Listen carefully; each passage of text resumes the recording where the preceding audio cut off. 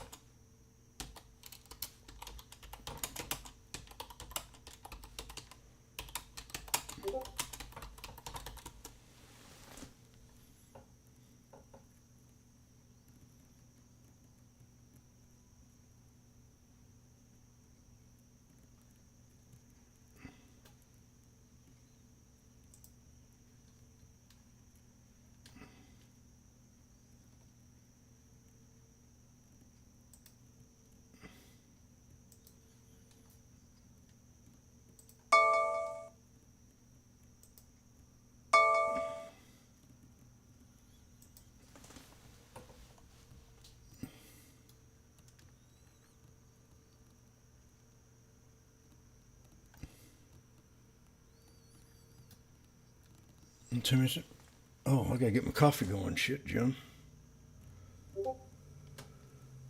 Okay. I'm gonna go get my water going in there, and I'm gonna come back and do a fast run through on the watch list. The fast one.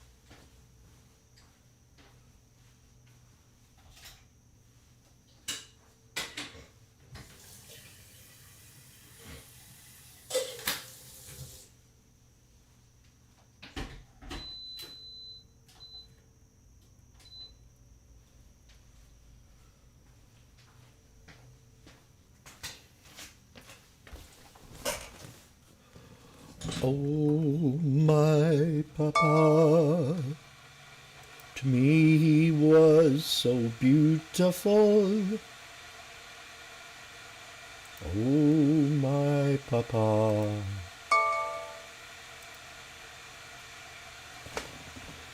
Do, do, do, do, do.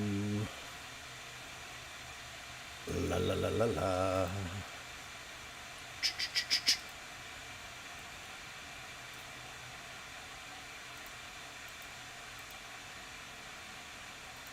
Ta-da.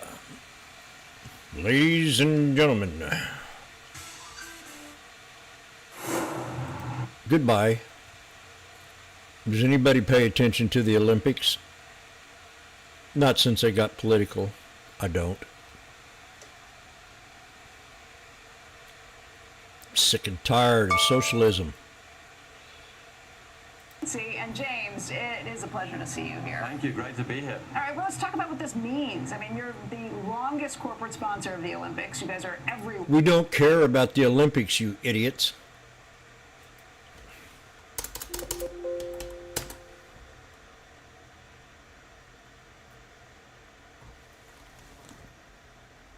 Especially Coca-Cola.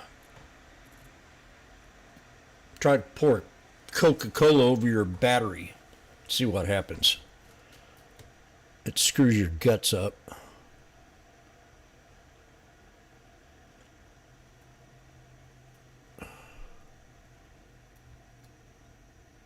Okay, well, I'm going to do this in 4 minutes. Munich, Paris, everybody talk about pop music, talk about. NVIDIA. Great call yesterday. I called to pull back to 104. We got down to $100, which I also mentioned $100, and we were just off 1 penny. These are called happy numbers. When you're in a sell-off, and let's say you're at 147.35, and you know that we've already sold off $20, and you think we're going to sell off more. I'm looking at 145, 140, 135. Oh, maybe even down to $100 on a lot of the, when I'm that number. It's at even 550, 555, 600, 575. I mean, between the 5 and the 0. And so I called this out to $100. Said 104, but we hit 100. This was just irrational exuberance. Fat cats, I guarantee it, loading up the boat on the video, because the way they yacked about it for 2 years like it was God. Okay? And I'm the one that said, no, it's not God. I've seen Intel do the same thing. I've seen Microsoft do it. I've seen all these big fat cats. They get on a roll, and they all get into it together, and then they sell it all at the same time. They have their backdoor meeting. Okay, we hit our target. Let's get out of it, pull it back to $100, and then jump back in it. Wall Street's very crooked. You got to understand that. Same with the federal government. You got to think like a criminal when you're trading it.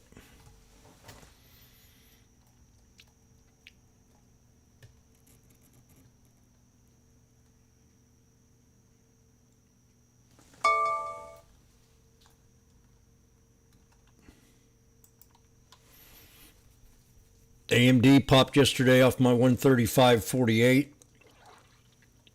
Called out Meta yesterday. Then we had a big knife after hours. I mean, this thing looks sexy. I keep a good eye on Meta. Meta's the one that they're very bullish on too, compared to the momentum and run that we've had. They've done a lot of spending in the last 2 quarters on AI. So when their earnings come out, if they cut back on AI spending, I guarantee it'll pop. Guarantee it. Apple the same way. They talk about Apple every day. Apple's their baby. You can't take it off your watch list.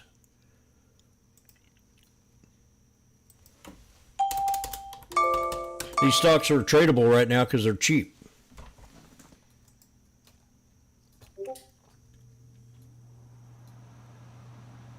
But we're going to get a lot of volatility.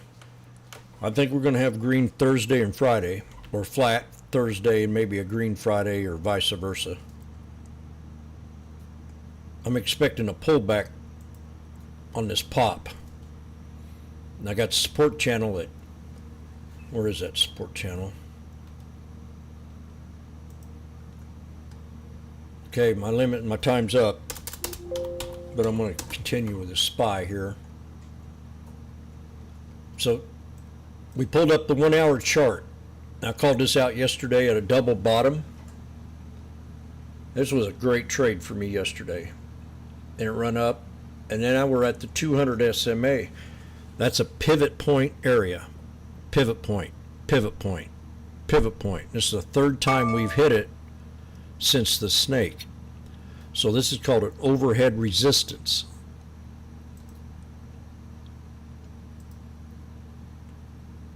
You take the body of that candle and run it to the body of that one. At 550 will be our resistance for the SPY today, if we break the 200. Now this is a channel. It's called a Darvas box. Now 5-day Darvas box with a double bottom, 3 black crows to the top, 3 black crows to the top. 3 black crows. I called this out, and I called this one out. So this is a Darvis box, which is a horizontal channel, which is can be bullish or bearish, but usually when they find a bottom, they like to bounce up and break that resistance. This is number 5.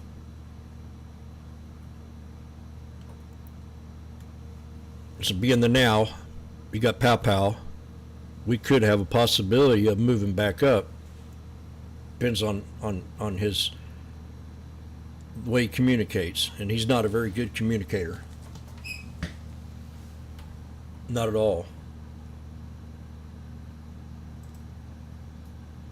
And that's it.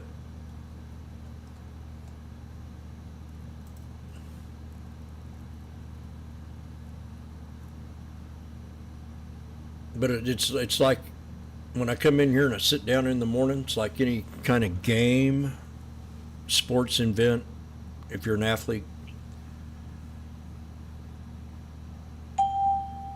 You got to know how to play the team. And right now you're playing a bunch of crooked fat cats. It's more crooked now than I've probably ever seen it in my lifetime. And we had Wall Street reform during the Obamacare, so that could tell you something. Wall Street reform during, I hated that. They allowed the banks to go in and write the reform bill out.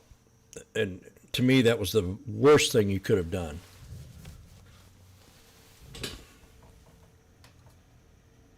There's just a bunch of stupid asses up there right now in the White House. On the East Coast, 1 p.m. right here in Paris. And you're watching Squawk Box right here on CNBC. I'm Andrew Ross Sorkin, along with Joe Kernan and Becky Quick. And we've got the Arc de Triomphe in the background, along with the Eiffel Tower. Among the big stories that are breaking overnight, I want to tell you about right now. Hamas leader assassinated in Tehran. This after attending the inauguration of the country's new president. Hamas saying, blow them motherfuckers up. Killed the group's top political leader. Blow them off the map. Supreme leader, I should say, vowing revenge now on Israel for that assassination. The news coming just hours after Israel said it had assassinated a senior Hezbollah commander in Beirut. So we're going to be watching to see what happens next. Tensions, of course, have been rising in the region, responsible for 1/3 of the world's oil supply. Crude at this moment up now nearly 3% on the back of this news as questions about whether and how this may escalate. Meantime, back to the other markets. The Federal Reserve's latest policy decision due out at 2 p.m. Eastern Time. Investors, as we've been talking about all week, expecting the central bank to keep short-term interest rates on hold, but we're going to be watching to understand the language and see what is said to start to lay out the groundwork perhaps for rate cuts to begin in September. At least that's the expectation, and the intensity of those cuts also remain up for debate about what may come later this calendar year. Also, the Consumer Product Safety Commission saying Amazon is responsible for hazardous products sold by third parties on its platform and shipped by the company. That means that Amazon is now legally on the hook for the recalls of more than 400,000 products. Amazon says it plans to appeal the decision in court. Let's get a check on the futures this morning. You'll see right now there is a big bounce for the NASDAQ in particular. That's indicated up by 280 plus points above fair value. Dow's getting a bounce too, up by more than 100 points. And the S&P futures up by 50. A lot of this coming from earnings last night. Very strong reports, especially when it comes to some of the chips. We want to get over to Dom Chu. He's got a look at some of the biggest pre-market movers. And Dom, big day. Big day, big earnings reports, Becky, Andrew, Joe, to your points here. So we'll get started on this Wednesday morning with a check on shares of Microsoft, the second biggest company out there. They're down roughly 3.25% right now, despite that huge company posting a beat on the top and bottom lines. The reason partially for that decline is being viewed as disappointing cloud results for the quarter. Revenue from that Azure unit and other cloud services grew by 29%. That's good, versus an expected 31%. That's the part that's maybe a little bit bad. Also, guidance for the next quarter came in slightly below estimates as well. So on balance, we're seeing a 3% decline in the second biggest company out there. Now let's take a look at the chip makers, as Becky alluded to. They're up pretty much across the board. First off, because of earnings by AMD. Those shares are up roughly 9% right now as the company saw its data center sales more than double in a year. Its rivals like NVIDIA, also Qualcomm. AMD never has bad sales. See here overall. overall, and ASML is also climbing more than 7% on a Reuters report that could be exempt from expanded export restrictions on chip making here to China. That's according to sources familiar with the matter. That foreign direct product rule will not have restrictions on the Netherlands, where ASML is headquartered, according to that report, as well as other partner countries. So keep an eye on chips overall. And finally, let's get a check on shares of Starbucks. They're up roughly, call it 3% right now, after the world's largest coffee chain reported earnings that were actually just in line with expectations. It was a slight miss on revenues. Same-store sales fell about 3% overall and sank 14% in China. But that stock is moving higher, perhaps due to the company reaffirming its full-year guidance and seeing a boost in the average ticket in the U.S. So remember, for a company that was down already 23% over the past year, a little bit of incremental good news, perhaps a bottoming taking hold there. We'll see, Joe. I'll send things back over to you guys. Yes, they got it reinvented again somehow. Supposedly it's starting to bear fruit. We'll see coming up. Thanks, Tom. Coming up, Delta CEO Ed Bastian. This is the official airline of Team USA. Then later, our parent company, Comcast. We will be joined by CEO Brian Roberts and President Michael Kavanaugh. Stay tuned. You're watching Slotbox live from the Summer Olympics in Paris.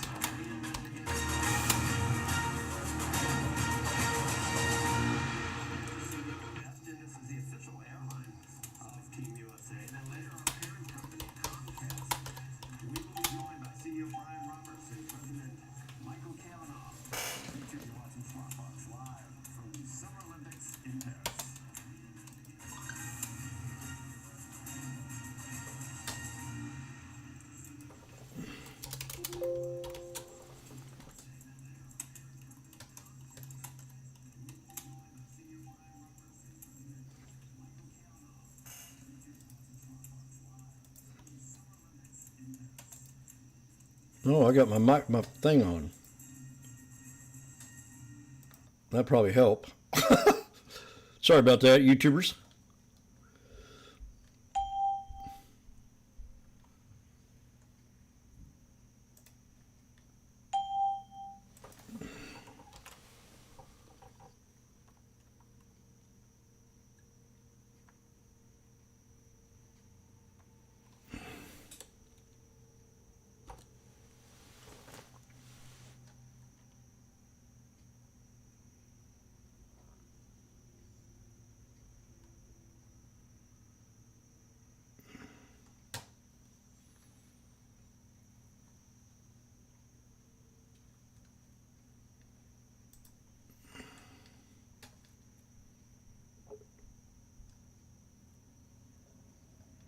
I gotta go.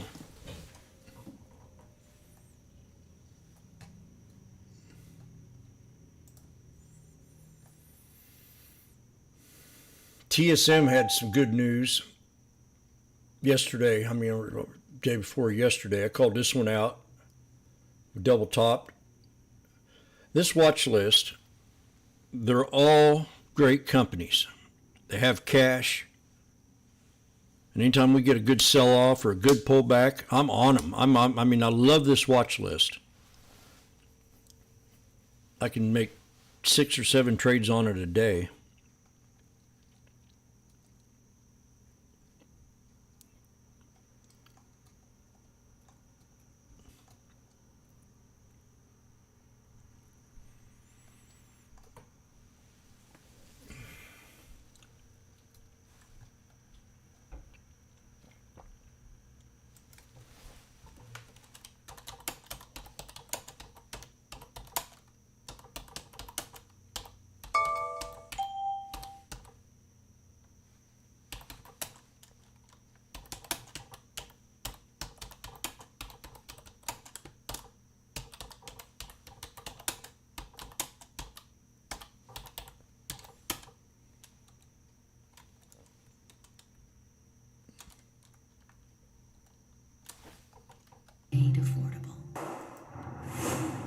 Welcome back to Squawk Box. Delta impacted by the longest of any major airline from the CrowdStrike outage earlier this month, and We want to talk about that and so many other things. It caused computers, as you know, to crash and led to thousands of flight cancellations. The outage occurred just as these Olympic Games in Paris were about to start. Delta, of course, the official airline of Team USA. And joining us right now for an exclusive interview is the Delta Airlines CEO, Ed Bastian, here in Paris. I also want to talk about, I went through JFK and flew on Delta and went to your amazing Delta Lounge, which I know we've been talking about for weeks now on the air. But let's start, though, with the CrowdStrike situation and what happened. Before we even get there, what's the state of play right now? Is everything, are all the computers back working? Yeah, everything, it sounds like, except for Joe's ability to enter the app, everything else is working. Yeah. And we've been up for over a week. We've had, over the last 7 days, I think less than 100 cancellations in aggregate, over 30,000 flights. So the system's working. It was terrible. It was terrible. And apologies again to our customers, our people, I mean, all of you guys. Right. And we brought so much of the production crews, the athletes over. It was just a really, really tough situation. What is the lesson of it? Obviously not your fault, but clearly you've used Microsoft, you used CrowdStrike. I wonder whether you have to rethink about how these systems are set up in the future. Absolutely. And it's funny because people go out and wonder how this could happen, whether we have redundancies. And we build hundreds of millions of dollars of investment in redundancies. The issue is exactly what you said. It's at Microsoft and CrowdStrike, and we are heavy with both. We're by far the heaviest in the industry with both, and so we got hit the hardest in terms of the recovery capability. People don't realize Microsoft and CrowdStrike are the top two competitors around cyber with each other. So they don't necessarily partner at the same level that we need them to. And so I think this is a call to the industry. Everyone talks about making sure big tech is responsible. Well, guys, this cost us $500 million. What's going to happen? You're suing. Well, we have no choice. Yeah. Over a period of 5 days, between not just the lost revenue, but the tens of millions of dollars per day in compensation and hotels, and we did everything we could to take care of our customers over that time frame. We have no. So, if you're going to be having priority access to the Delta ecosystem in terms of technology, you've got to test this stuff. You can't come into a mission critical 24/7 operation and tell us we have a bug. It doesn't work. What did they offer you? Did they say, "Oh, thanks, here's a meal voucher"? Do you really want to know? Yeah. No, we really want to know. We're here. I won't go there. But no, they haven't offered anything. Free consulting advice to help us. Right, exactly. So, but that's the extent of it. So anyway, so we have to protect our shareholders, we have to protect our customers, our employees for the damage, not just to the cost of it, but the brand, the reputational damage, and the physical.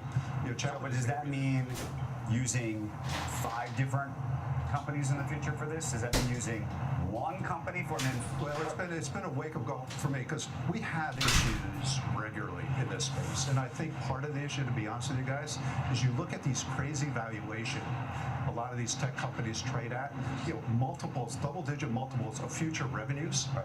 And so, where's their priority? Is it growing the business or delivering exceptional service to their existing customer base? I can tell you what they have not delivered exceptional service. And by the way, it's not just CrowdSoft and Microsoft, it's several other big names. Let me ask you though about Microsoft. I mean, Microsoft is one of those companies you almost can't get away from in some regards.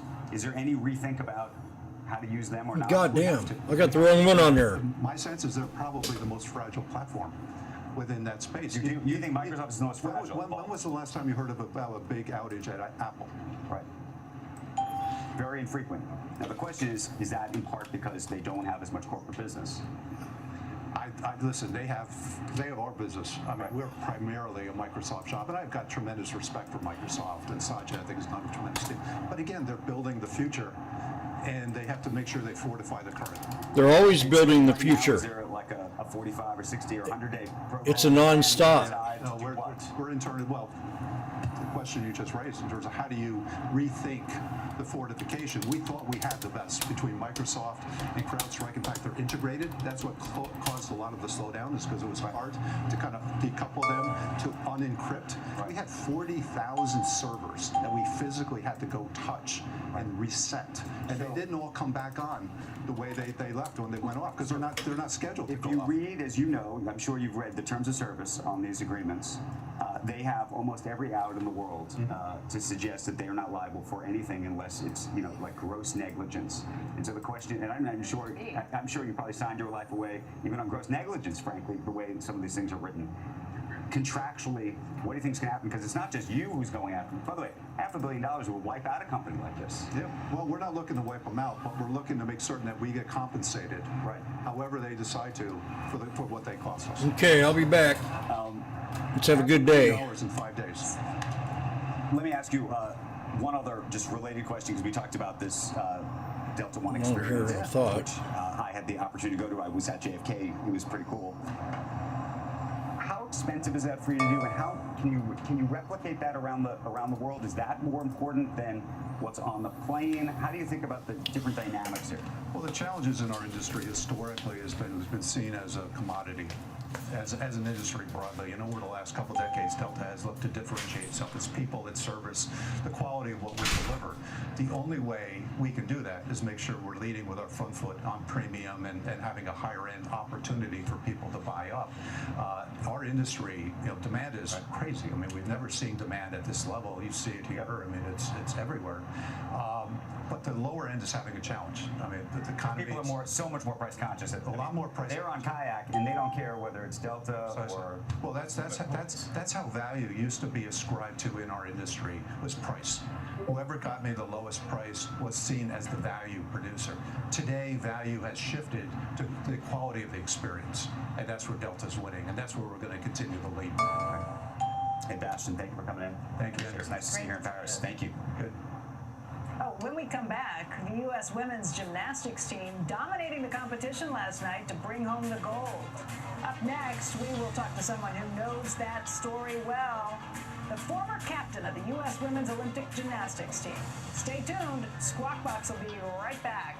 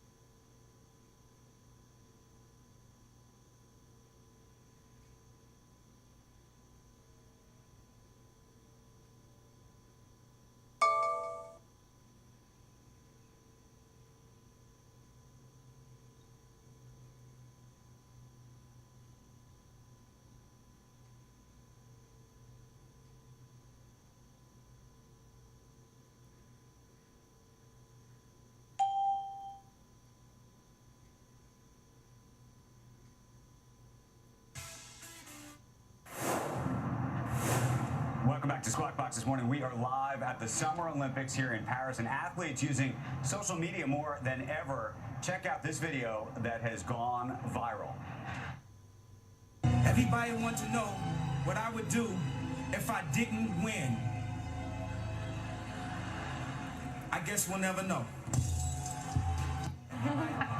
That was kind of my favorite one, I gotta say. After last night, we were there. Yeah. I think our next guest was there too. So we're going to talk about all this in just a minute, Jeff. She was there, I think, last night and a few other times. Yes. She competed in 2 Olympics, medaling 6 times, including 3 golds, and has become a mental health advocate following her gymnastics career. Joining us now, former 2012 and 2016 USA Women's Gymnastics Olympic team captain, Ali Reisman, and we try to somehow imagine what it must be like to be a gymnast. I just can't. There's no way I could understand the pressure or the actual fear that I would have of when you're 8, 9, 10 feet off the ground and you need to be in control of every part of your body. Mentally it's very difficult as well as physically, I think. Yeah, absolutely. Well, first of all, thank you guys so much for having me. This is so beautiful and so spectacular. Yeah, it is. Even when you're doing it and you're out there, I was still terrified and still nervous. Gymnastics is very scary, and I think that it takes so much amount of pressure. So much amount of hard work, and when you're under all that pressure, you kind of just want to rely on that muscle memory because it's so hard to be able to handle everything in that moment. But when I was watching them compete last night, the moment before the gymnast went up in beam at the team final, I was like, I am so glad I'm sitting in the stands right now because I did beam in the team final twice, and it's probably one of the most nervous I've ever been in my life both times. But I am so impressed with the way that they've been able to handle the pressure. I feel like everyone in the world is watching them. We were nervous for them. Yes. Yeah, I was very nervous. You must have been. I felt like my parents watching them. Must have been right back where. Yeah. Right back to where you were. Whenever that was, 8 years ago. Yeah, I can't believe it's been 8 years, but I was so nervous for them. I feel like I was doing every movement with them, but I also felt like I like to watch them when they're not actually competing and see their body language, and they were so relaxed and so calm, so I felt like it was going to go really well, and I felt like the entire arena was rooting for the U.S. It was really special. If you do it 1,000 times beforehand, does that you said muscle memory, can you stack the deck in your favor, or are you never sure, even no matter how much you do it? The preparation definitely makes a big difference. I think that when you get to that point at the Olympics, I think you need a little bit of luck because sometimes fluke things happen. For example, Jade Carey was sick and wasn't able to eat for a couple of days, and that impacted her floor routine on the first day of qualification. Sometimes injuries happen. Maybe you're jet lagged and don't sleep well the night before. I think obviously you need a lot of hard work, but I think you also need luck to have that day that you compete, that your body feels good, your mind feels good, everything kind of falls into place. But I think that all those years of hard work and giving yourself that confidence is really key and really important. I have a practical question that I just don't know if you appreciate when you're watching on TV. Because it's like a 4-ring circus and there's other athletes competing exactly at the same time, do you ever look over at them when or you try not to? And what happens if everyone's going crazy for somebody else? Yeah. Like, how do you even think about that? Yeah, it's really interesting because I feel like no matter how much hard work you put into it and how much you train, how much you try to simulate the environment, you only get one practice in the Olympic arena before you actually compete. And most of the gymnasts are training by themselves or with a small group of people, and it's quiet in the gym. So then you go into a crowd where it's so loud, and as you mentioned, you're going at the same time as other people. So it can be very distracting and disorienting. And I actually said to my mom when the U.S. gymnasts were on floor and Great Britain was on beam or other gymnasts were on bars, I was like, gosh, that has to be really hard. The crowd is like erupting, and then they're in the middle of a release move on bars, and it's really hard to block everything out. But when I was competing, I was somehow able to block out everything, and I could just hear my coach and my teammates. I don't know how I did it, but I think it just takes a lot of practice, and you kind of just have to learn to not let anything distract you. But it's really weird. And then when you compete on beam, oftentimes it's dead silent. And I think that's actually worse because you feel like you can hear a bag of chips opening. It's very, very weird. Knowing that, and you deal with the mental health aspects of it, do you think you understand the journey that Simone Biles went through, or do you think only she really understands? You might, obviously, you understand a lot better than we do, but what do you think really, and to come back and to conquer, I think, all the demons? Yeah, I think that only Simone knows what it feels like to be Simone because she's in such a unique position and has been through so much. I feel very fortunate that I'm very close with her, so we've talked a lot over the years, and we've talked a lot about what she's been through, and I'm so proud of how she's come back, and I feel like she's doing this for herself. She's worked so hard. I feel like this is the most calm and sure of herself I've ever seen her, and I think it really shows in her gymnastics. And at the age of 27, I feel like she's really gained so much experience and more confidence, so I am so proud of her, and it's just incredible to watch her, and I'm so excited to watch her tomorrow night. Because you could get to the point where you've done so much, it's like, why do I need this? And then, but then I think that the champion in you just says, I do need this, and I'm gonna do it again, which she eventually did, and I bet she's glad she did too. Yeah, I think this Part of this whole, that's why we're here, and that's why we're watching the human spirit at work. That's what's so, I don't know, it's amazing. Yeah. Okay, so I have a tip and trick question for you, which Yes. is there anything that you feel like you learned on the bars or in those moments, this is like a mental health thing, to actually focus in like regular life that folks who are watching us can actually use? Like dealing with anxiety. Dealing with anxiety? Yeah. I have anxiety all the time. I do too. I think it's about finding things that work for you and recognizing that everyone is different. So, for example, what works for me might not work for Simone. If Simone, for example, last night I was watching, and Simone, when she's waiting to go, she sits down.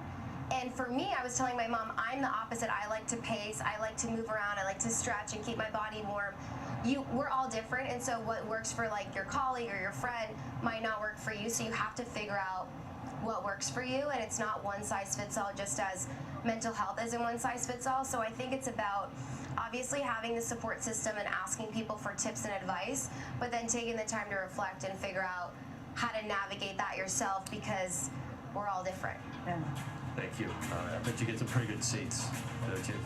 I got to sit next to my parents. I was very happy about that. Well, Yeah. those are good seats. Yes. All right, great. Thank you. Thank you so much. We come back a lot more right here on Squawk in Paris. We are waiting for quarterly results from Boeing. We'll bring you that. Plus, we're going to be joined by the CEO of French pharma giant Sanofi, Paul Hudson, and then in the next hour, CNBC parent company Comcast. We're going to be joined by the company's CEO Brian Roberts and President Michael Kavanaugh. And we've got a special little video we're going to show you too. So not just verbal fencing, but some real fencing with all three of us. You're watching Squawk Box. This is CNBC from the Olympic Games in Paris. Time now for today's AFLAC trivia question. Including 2024, how many times has Paris hosted the Olympics? The answer when Squawk Box returns.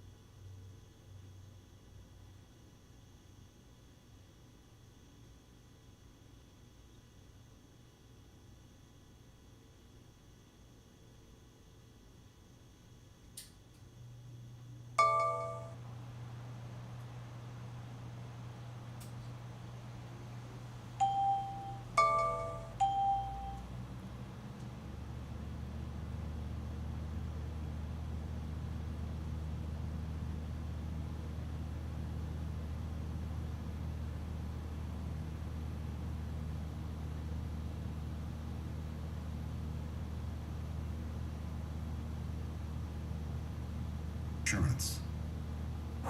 And now the answer to today's AFLAC trivia question. Including 2024, how many times has Paris hosted the Olympics? The answer, 3, 1900, 1924, and 2024.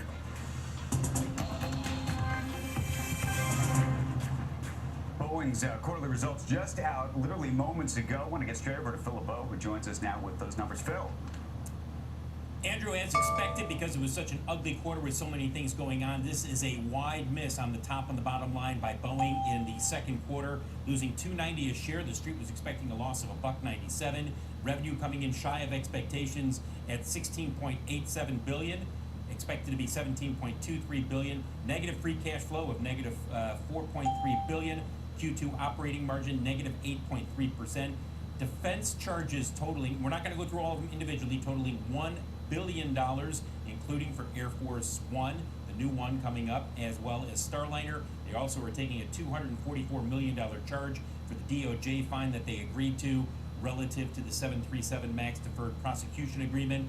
They do reiterate the goal of 737 MAX production by the end of the year of 38 per month and 787 production by the end of the year of 5 per month. But again, a miss by a wide margin on the top and the bottom line of Q2. And we have one other piece of news. Andrew, we thought they were getting close, and now we have a new CEO has been named by Boeing. It'll be Kelly Ortberg. Kelly Ortberg, who is on the RTX board, former Collins Aerospace CEO. He brings a lot of experience both in terms of commercial aviation as well as defense. He ran Rockwell Collins as CEO from 13 to 21. In 2018, he was in charge of Rockwell Collins when it was sold to United Technologies, then became Collins Aerospace. He retired in 2021, highly respected within the industry, not just the commercial industry, but the defense industry as well. He's got his work cut out, guys. Kelly Ortberg will be the new CEO of Boeing. We're waiting to find out the exact start date. I wouldn't imagine it's going to be too long into the future. He's got a lot of work to do and a very short amount of time to start stabilizing things in terms of production. Okay, Phil, thank you. Thank you very much. When we come back, a lot more right here in Paris. The CEO of French pharma giant Sanofi is going to be here. And then the co-CEOs of Swiss shoe company On. It's backed by Roger Federer, and it's debuting some very cool new sneaker technology in Paris that may revolutionize running forever. Stay tuned, Squawk Box. We're coming right back live from the Summer Olympic Games.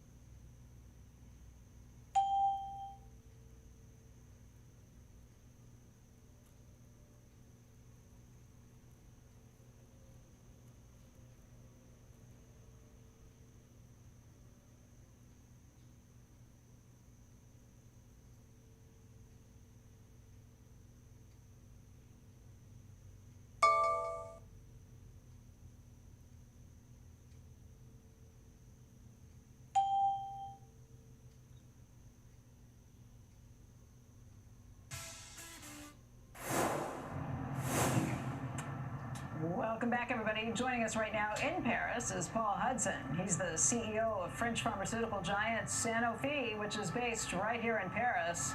Just a few days ago, the company reported earnings that topped the street's expectations. It was driven by record sales of its powerhouse drug, Dupixent. We're going to talk about that and much more with Paul. And Paul, thanks for joining us this morning.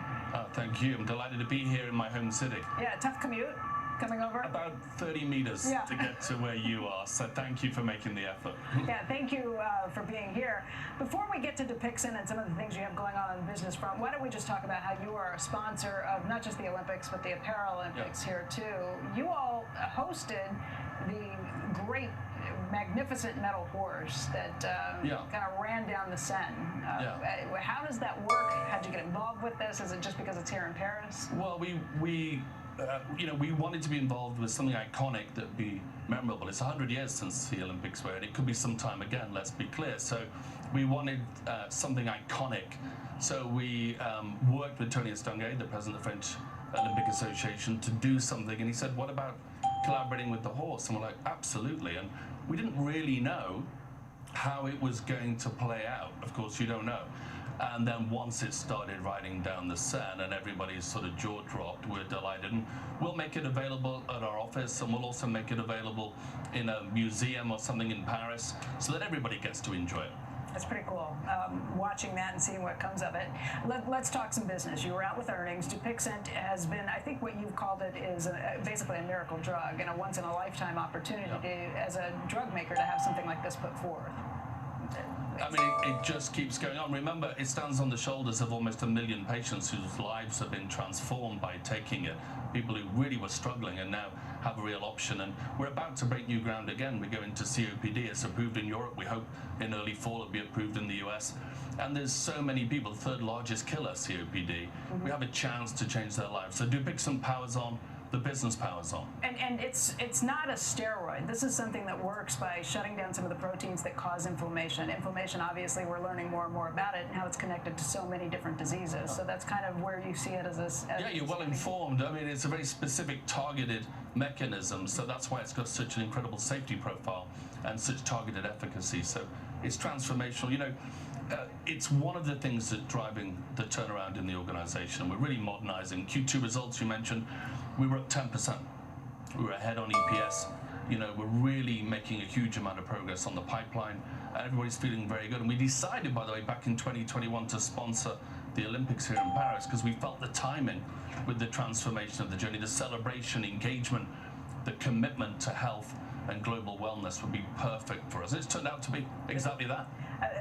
Paul, you had something, I think it was in Stat News yesterday, a piece you wrote where you really talked about competitiveness here in Europe. You called it a crisis of competitiveness, pointed out that it used to be 25 years ago, 1 out of every 2 drugs was discovered here in Europe. Now it's 1 in 6. What happened? How do you fix it? Well, look, there's no debating how good the universities are and the researchers and the basic science and the publications, but there's a huge amount of work to do to make sure that those drugs that are discovered in countries like France, UK, Germany, etc., are available for patients in the end. And only 1 in 2 drugs approved in Europe are available for patients in Europe. So I'm trying to crusade a little for the attention to the fact that there's brilliant innovation that patients could benefit from. And we play a part too, and being responsible in how we bring those drugs forward. But you know, there's so much innovation that's untapped, and if Europe leaves it too long, the gap could get big because the US powers ahead, and we need to be careful. Is it a regulatory problem? Is it a research and investment problem? Where does it come down? Well, it's not a research investment problem, and often the regulators are seeing the merits and approving these medicines, and they do that at a European level. But by country, it gets more complicated. They have budget pressures, they have different things to consider, and often it's sort of deprioritized. Hard to imagine, but it's true. In France, we make great progress with the French government to make innovation. We just launched a vaccine for RSV, and the French government, one of the earliest adopters in the world, in fact, not just in Europe. But in general, in Europe, it's falling behind in terms of bringing innovation forward. And we're one of the biggest research-based pharma companies in Europe, and I feel a sense of responsibility to try and bring that to people's attention. You asked investors to be patient. When was that you were on? Last year. Was that last year? Yeah. And there was going to be some spending before you reaped the benefits. The stock's near a high, so They were well rewarded. Do you feel like you're past that period? Well, I remember coming on the day where we decided to double down on science because we felt it was high quality enough, and the street took a little while to understand it. Let's say The stock fell off a cliff that day. well, it was, and it's come back up. Yeah, but the truth is, you try and do the right thing. We're a development-driven, tech-powered company, committed to patients and driving growth, and we're in that transformation period. We have one of the best growth profiles in all of big pharma. We're never nervous. Well, I think if you do the right thing, you can manage to sleep at night. So I was pretty confident, but I'm glad to see that we're moving in the right direction, and frankly, that it's being well received. Some Ambien, maybe. We have to run, but I do need to ask you what your plans are with your consumer health business at this point. Will you sell it? Will you spin it off? Do you know? Well, we know that it wants to be on its own. We know it can create more value for everybody there for doing that. So we said that we'll be ready to let it go as early as Q4 2024. And we're running a dual track process, the public and private routes, and there's a huge amount of interest in it. It's a great business, well led. And so it's an opportunity for us to double down on science and for them to go after, an even better performance. I'm thrilled for them. Thank you, Paul. Thank you. Thank you. Nice to see you. Okay, folks, when we come back, it's the moment, I don't know if you've all been waiting for it, but we've all been waiting for it. We're going to prove our metal, or in this case, our metal, in the arena. We suited up for fencing. I know we do a lot of verbal fencing here. This is the real thing, and we're going to bring you the highlights right after the break. Some of the lowlights, too. And then we should mention in the next hour, Comcast CEO Brian Robertson, company's president Mike Cavanaugh, will join us. We'll talk about the media landscape, the Olympics, and so much more. You're watching Squawk Box live from the Summer Games in Paris. And we're coming back with swords in our hands.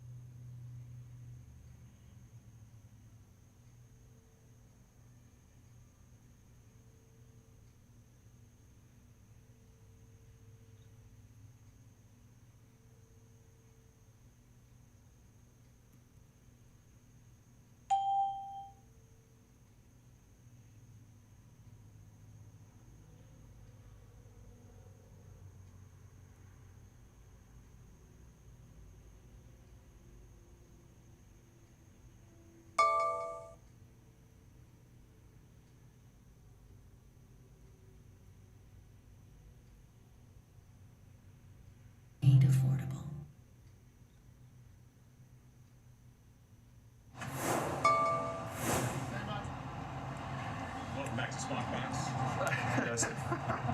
Nice to see you here. Thank you. That was my Good to fault. see you. Welcome back to Squawk Box Live from. I want to welcome you personally. I think Becky would like to welcome everyone personally too. And Andrew, you already did. I already did, but You already did. That's fine. well, welcome to the show. Welcome to the show, and this is going to be fun. I hope. We had the opportunity to visit the Team USA training facility. It was on the outskirts of Paris, and it was to grab a sword. Fencing is the fastest growing Olympic and Paralympic sport, and USA Fencing has added more than 10,000 youth members in the last 8 years. That's a 68% increase. It's a combat sport. It has several variations, if you don't know. There's foil and épée. Both use lightweight swords with blunted ends, and the objective is to touch your opponent in the designated attack area. Now, with the tip of the blade to score a point, and saber, which we tried out, that employs a wider blade, and we were shown swordsmanship by two members of Team USA, foil fencer Miles Chamley Watson, the first American man to win an individual fencing gold at a world championship, and he is also a model who partners with brands like Red Bull and Tinder. We had a lot in common, except the athlete and the male model. The model part. Other than that, the height, but actually, there may have been nothing in common. And saber fencer Maya Chamberlain, a first-time Olympian and three-time NCAA All-American. Here it is.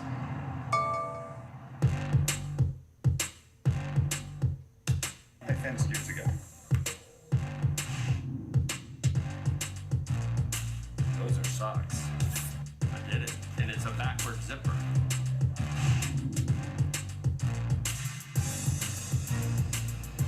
What's going on here? Tuck it under. Yeah. Is that okay?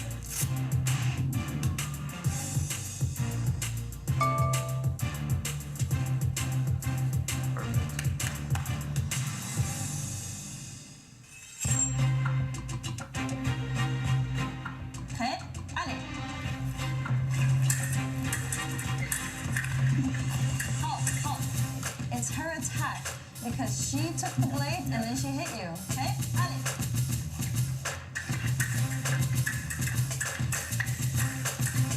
Good action. Go. Good job. I think you got my arm. Allez.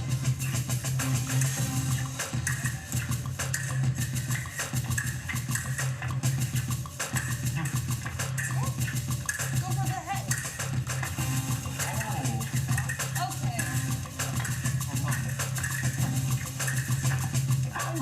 Alright, got the It head. doesn't hurt at all. Allez.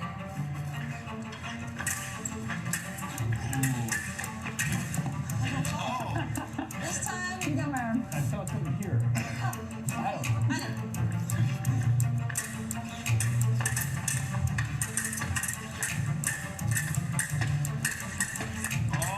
You got my hand. On guard. Okay, allez. Go.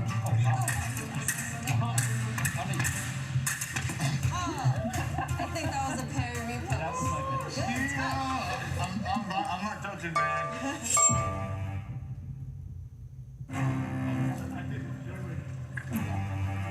Oh boy. Here we go. Allez. You got my arm. I think Allez. Alright. It looks like you got the attack. Allez. Try it.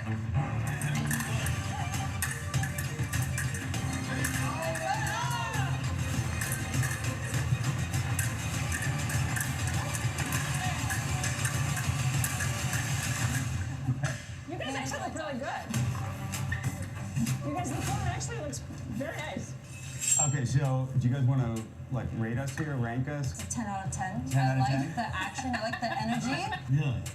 We love It's you. on a curve. It's on a big curve. Clearly. You took the average, honestly, it was good. It's not an easy sport to get into, like, be thrown into it. So you did good. So when you are fencing a competitor, how often are they like your best friends, and how often do you really want to hate them? On the trip, is that why ours? I hate them all. You hate them all. Even my roommate, one of my best friends, I want to kill him on the trip. And afterwards, I love you. Okay, it's Kind of like our show. Like this show. Exactly. Like the show. Right. Exactly.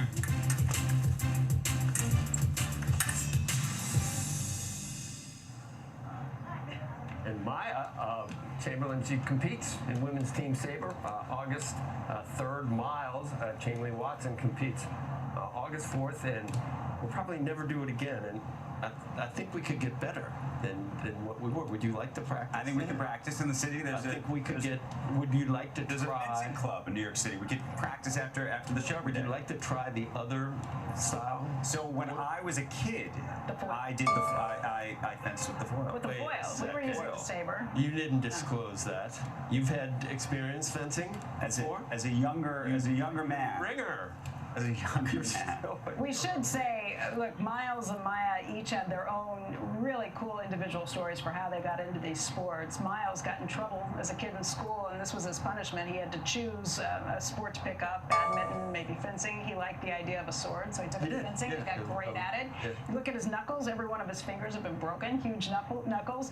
Maya got into this because she was at a birthday party, and she really loved fencing from Star Wars and from Pirates of the Caribbean. Right. So she picked it up and ran with it. They were amazing. They were excellent coaches, and we appreciate their time. We're rooting for them. Coming up in just a few days. When we come back right here on Squawk Box, we have much more on breaking news from Boeing. Also, that hiring that was just announced, Kelly Ortberg as its new CEO. We'll talk more about that. You see the stock up by 3.7%. Also, the co-CEOs of shoe company On, the Roger Federer-backed brand, debuting new sneaker technology right here in Paris. We will bring you an inside look next. And then in the next hour, don't miss a special conversation with the CEO of McDonald's, Chris Kempczinski. Stay tuned. You're watching Squawk Box, and this is CNBC.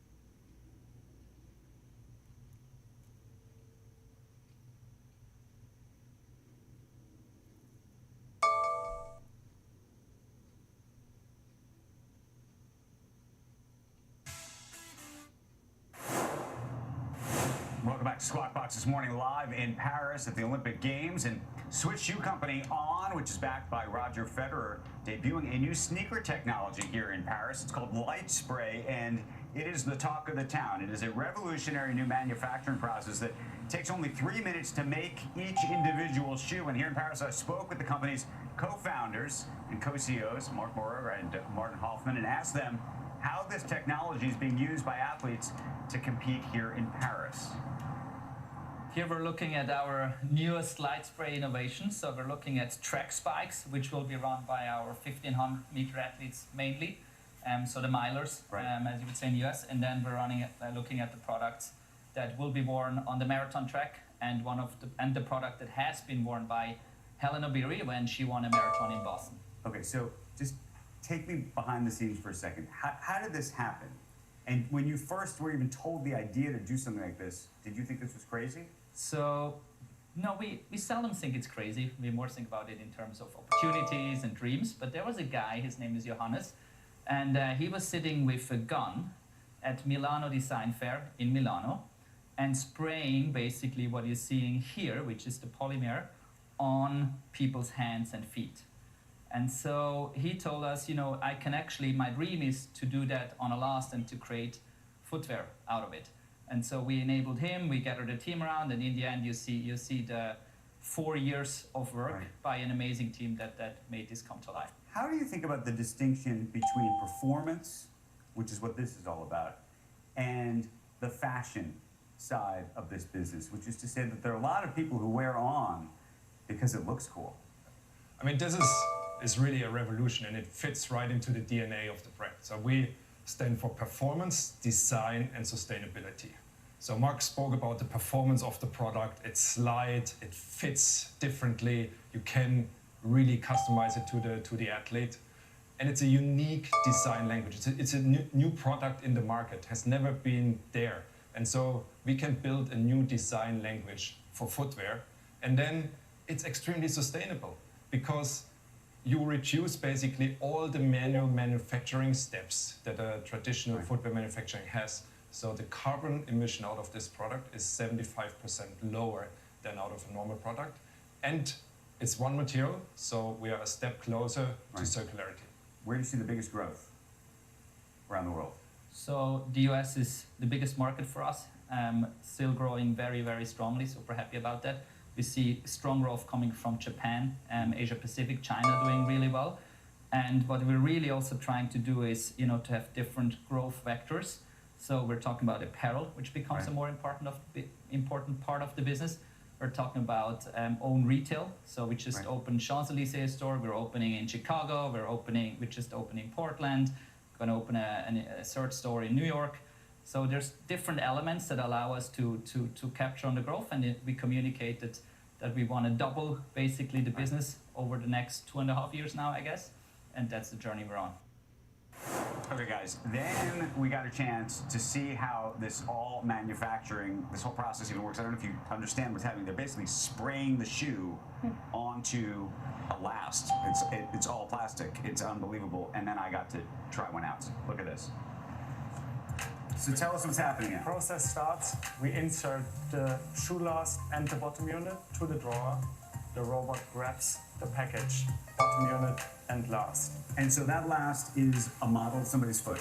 Exactly. And it takes roughly 3 minutes to make a product, which is roughly the same time that it takes our athletes to run a mile in track and field. So it all comes together.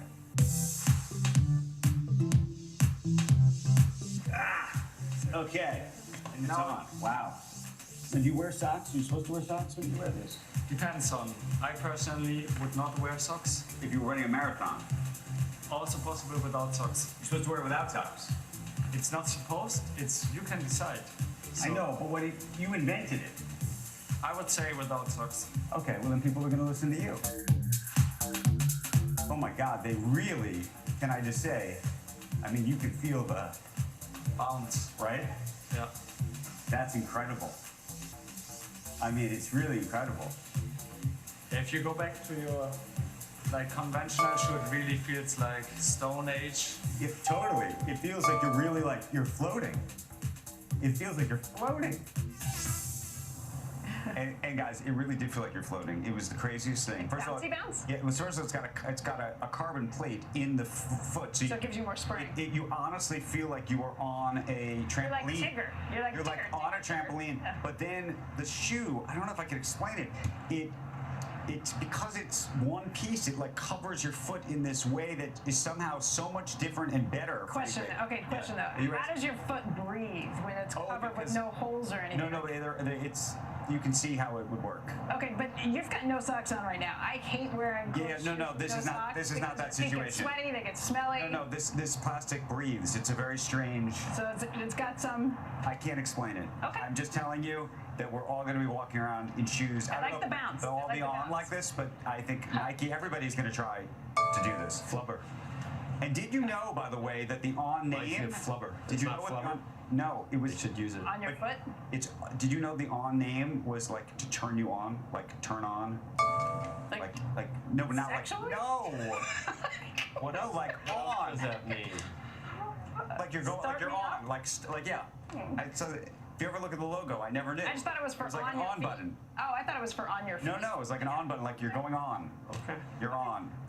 You're on? Turning on. Yeah, got it. See the way you think. Tune in, turn on, drop out. That was about acid. 60s, yeah, all right. It is 8 a.m. on the East Coast, and you are watching Squawk Box right here on CNBC. I'm Becky Quick, along with Joe Kernan and Andrew Ross Sorkin, and we are live from the Summer Olympics in Paris. Among today's top stories, the Federal Reserve set for its latest interest rate decision today. Most economists not forecasting a rate cut here, but they do generally see the Fed teeing up one for September. We'll see if the language holds out and continues those market expectations. One data point the Fed will be watching, July ADP employment. That number is due at 8:15 a.m. Eastern time, and economists are looking for an addition of 150,000 private sector jobs. Also, check out shares of Microsoft. They're down after fiscal fourth quarter earnings. Investors focusing on disappointing cloud results from the tech giant. That stock right now down by just under 3%. And news just out in the last half hour, Boeing naming a new CEO. Finally, Phil LeBeau has all the details. Was this guy in your running, in your top 5? So it's like the sweepstakes almost. Did you know? Well, you know, his name really didn't leak out in terms of the search process until a few days ago when there were a couple of reports that he was considered a strong candidate. So they kept this under wraps as they were considering Kelly Ortberg, who is now the new CEO of Boeing. He officially takes over next week. And you might be saying to yourself, well, who's Kelly Ortberg? You know, he's not somebody that we see on our air a lot right now. In fact, you really don't see him very often, but you did in the past. We interviewed him many times at the Farnborough Air Show and at other times during the year when he was the CEO of Rockwell Collins from 2013 to 2021. While he was there, he oversaw Rockwell's merger with United Technologies. Then they renamed the company Collins Aerospace. It's a division of what was UTX, now RTX. His college degree from the University of Iowa is mechanical engineering. That's crucial. Many people have said, look, when Boeing goes out and hires a CEO, don't bring in a finance person. Don't bring in somebody who's going to be focused on, okay, how do we cut the losses here and just grow sales? You've got to go back to just making sure you do the nuts and bolts of manufacturing correctly, and then you can grow the company. And that's the background of Kelly Ortberg, which is the reason why the shares are getting a little bit of a bounce today. This is not a huge surprise, but it's going to be a welcome one by most investors in Boeing because he is an outsider who can come in with a fresh set of eyes and who has experience running a large manufacturing company within the aviation industry. And remember, Rockwell Collins, a huge supplier before it was merged into RTX, defense as well as commercial. That's the background that he had at Rockwell Collins. He will bring that expertise now to Boeing. And again, he starts next week, next Wednesday, as a matter of fact, or Thursday. August 8th is the first day that he'll be on the job. He will also be joining the Boeing Board of Directors, guys. So we will not be hearing from him anytime soon. Boeing is not doing a call with him today. He's not going to be on the company's quarterly results call. That will simply be outgoing CEO Dave Calhoun and the CEO and the CFO of the company, not Kelly Ortberg. But at some point, once he has a sense of what he plans on doing or the imprint he plans to put on the company, we will hear from Kelly Ortberg. be a bit of a honeymoon probably, Phil, and maybe a couple of kitchen sink quarters, right? That's the way this always plays. I would. I would just do wonder that. what it's going to look like. Look, I would do that. And Joe, this was a bit of a kitchen sink quarter. They got a lot of stuff that they threw into this quarter. That said, they've got so many things that they need to fix at Boeing that Kelly Ortberg, first and foremost, he has got to get the manufacturing of the 737 MAX stabilized and then move higher from there. That was close. I started with, I would say chicken something instead of kitchen sink, Phil, but luckily at the last minute. Ernie Onesta. Yeah, I know. Yeah, Ernie Onesta, as we know, he's still on though. Somehow he survived. Thank you, Andrew. Coming up when we return live here in Paris, Comcast CEO Brian Roberts and President Mike Cavanaugh. Comcast, of course, the parent company of NBC Universal. The two executives will join us live right here from the Olympic Games, where ratings have been sky high. We're coming back from Paris, France, after this.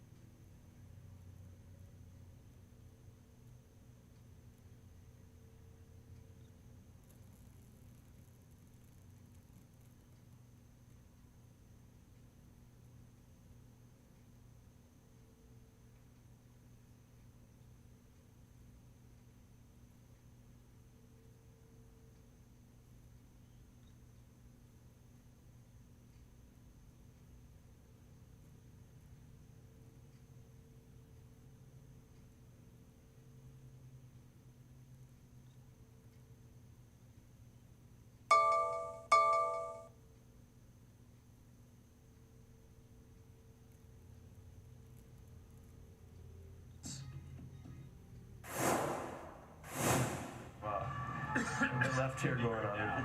The 2024 Paris Games are NBC's 18th Olympics. They're off to a solid start, to say the least, for the company. According to Nielsen and Adobe Analytics, Friday's opening ceremony drew 28.6 million viewers on NBC and Peacock. That's more than 10 million above the opening of the last summer Games in Tokyo.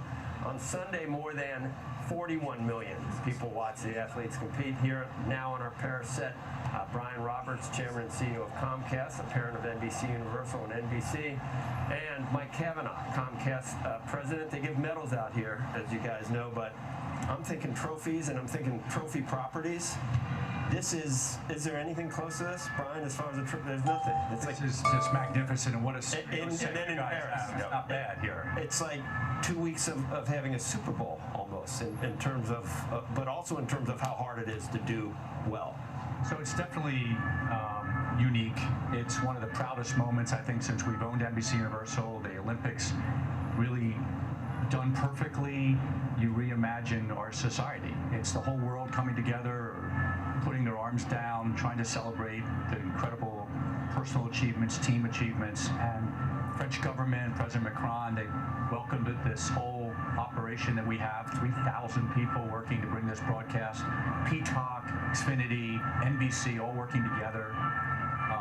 And then when it works, and you have innovation like Gold Zone, or Squawk here with that noise in the background when you're in a real life city. We don't hear it anymore. And the Eiffel Tower and surfing from Tahiti. I can't think of anything that makes me prouder. And the results so far are every reason we do this. It helps Peacock, helps NBC, the advertisers and our partners, and Mike and his team are just doing a great job. The way it's covered keeps changing, and now you can see basically everything you want, however you want to see it. But the feeling and the spirit of human endeavor, it's been around for like this for 100 years. We felt it last night. Right. Felt it last night, Mike. We've talked a lot. For Brazil. Exactly. They were behind us. We're like, yay, Brazil. We talked about it a lot in the lead up. I mean, how important the Olympics movement is, and are a small piece of it. So it's obviously great that the ratings are strong, and that bodes really well for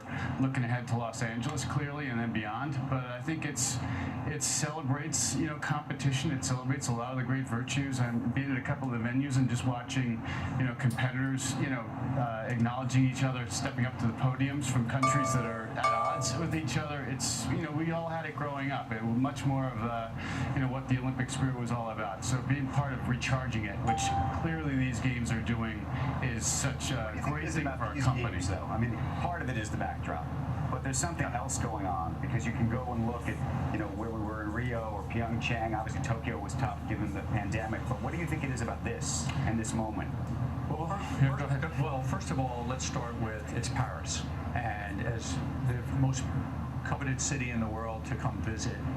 And one of the things that our team developed was, let's infuse that sense of everybody wants to be here right now. So whether it's some of the social media, whether it's some of the celebrities, Snoop Dogg, and the talent, and just movie stars, and just this is the place to be right now for the next 2 weeks.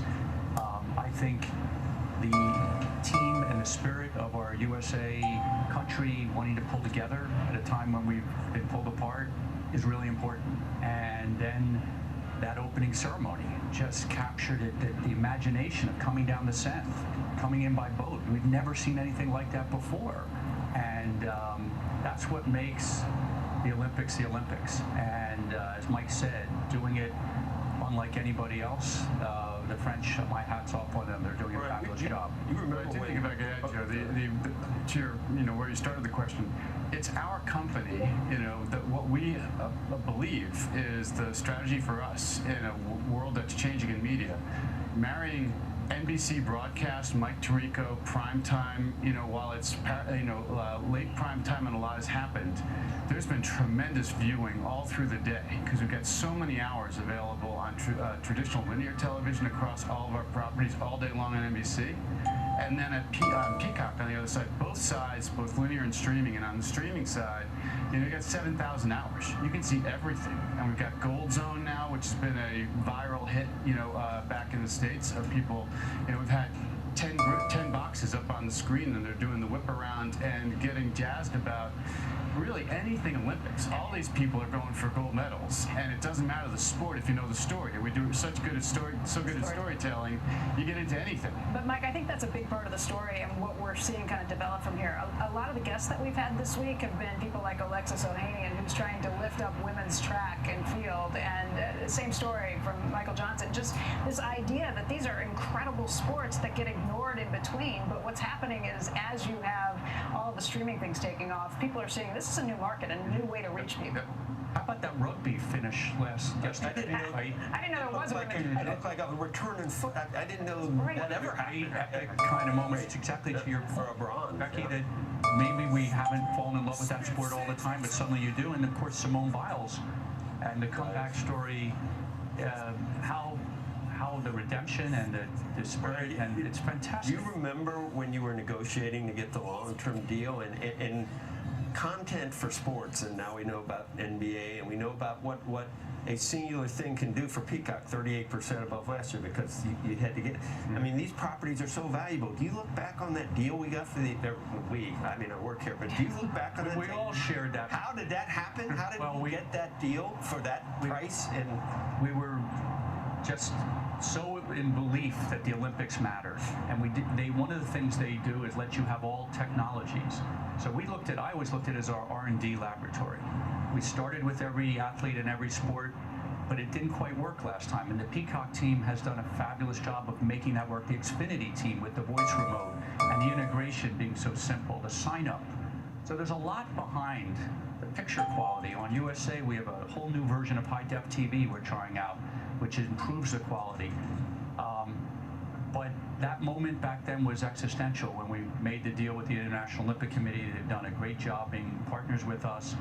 America is a really important part of the Olympic movement. The NBC brand helped back then because they got less money. And it still does. We met with them the other day, and they're very proud of what the coverage and the emotion that we bring to the broadcasts, and then the whole company, CNBC here, and NBC News, and Lester. And so, again, I just echo, could there be a prouder moment in our company, and then to have it work this well beyond our highest expectations? Right.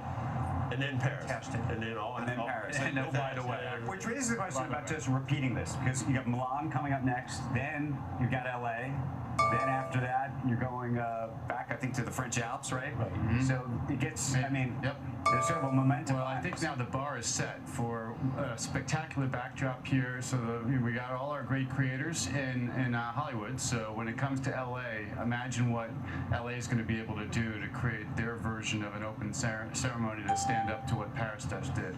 I think we'll be up for it, but it's going to be fun to watch it happen. I wish it solved all of our problems for media, though, and I'm not saying we have problems, but it is a daunting business that we're in right now. The most recent report, Brian, there's bright spots across the board. Some maybe studios you can't count on. You got comps from last year. You can't count on the same movies every year, obviously. Theme parks, that always comes back. Maybe it was so hot after the pandemic that you can't expect that to keep up. But where do we find growth from here on out? Well, let me start. I think, Mike, feel free to partner on this, but I think we have seen this transition in the business coming. So let's start with our broadband business. We have 32 million broadbands. I think we're in an enviable position. We have more fiber, more connections, and yes, now more competition. But we're surviving that in a way where the bet we're making is that people will use broadband more and more. So just take these Olympics. All the streaming we're talking about, all that volume all requires you to have a great broadband connection. Double-digit growth in bits per home every month. And 70% of those bits are streamed entertainment. And as you now start to see sports move, and more sports are going to be streamed and available, just looking at the ability, more camera angles, alternative telecast, even if it's not the Olympics. But the Olympics really shows you what's possible, streaming sports. That's going to be fantastic for our high-quality broadband business. Then go on to your favorite NBC Universal. What's happening with media? Well, we've added more customers in Peacock than people have cord cut in the last 12 months, the last 24 months. We have a plan to make it to the other side, the digital side. And so, and then being sports as essential, one of the reasons the NBA makes so much sense for us, and I believe we got the best package because we have the most regular season games and the most playoff games. And if you're looking for continuity when you buy a streaming service, you want to have the NFL on Sunday night. Now you have the NBA the next quarter on Sunday. Then you go into an Olympics or a Premier League or a Tour de France, or then you go to college football. and we have, and on and on and on. So it keeps them from ever dropping. And then in between, you're watching Jurassic, and you're watching SNL and Poker Face, and very soon, well, we have that too. And then we have coming out Day of the Jackal. We have Wicked. We have more from Chris Meledandri. How about the Minions in the opening ceremony? They were fantastic. So the company writ large, it starts with broadband, works into content with a hybrid streaming between NBC and Peacock working so well together.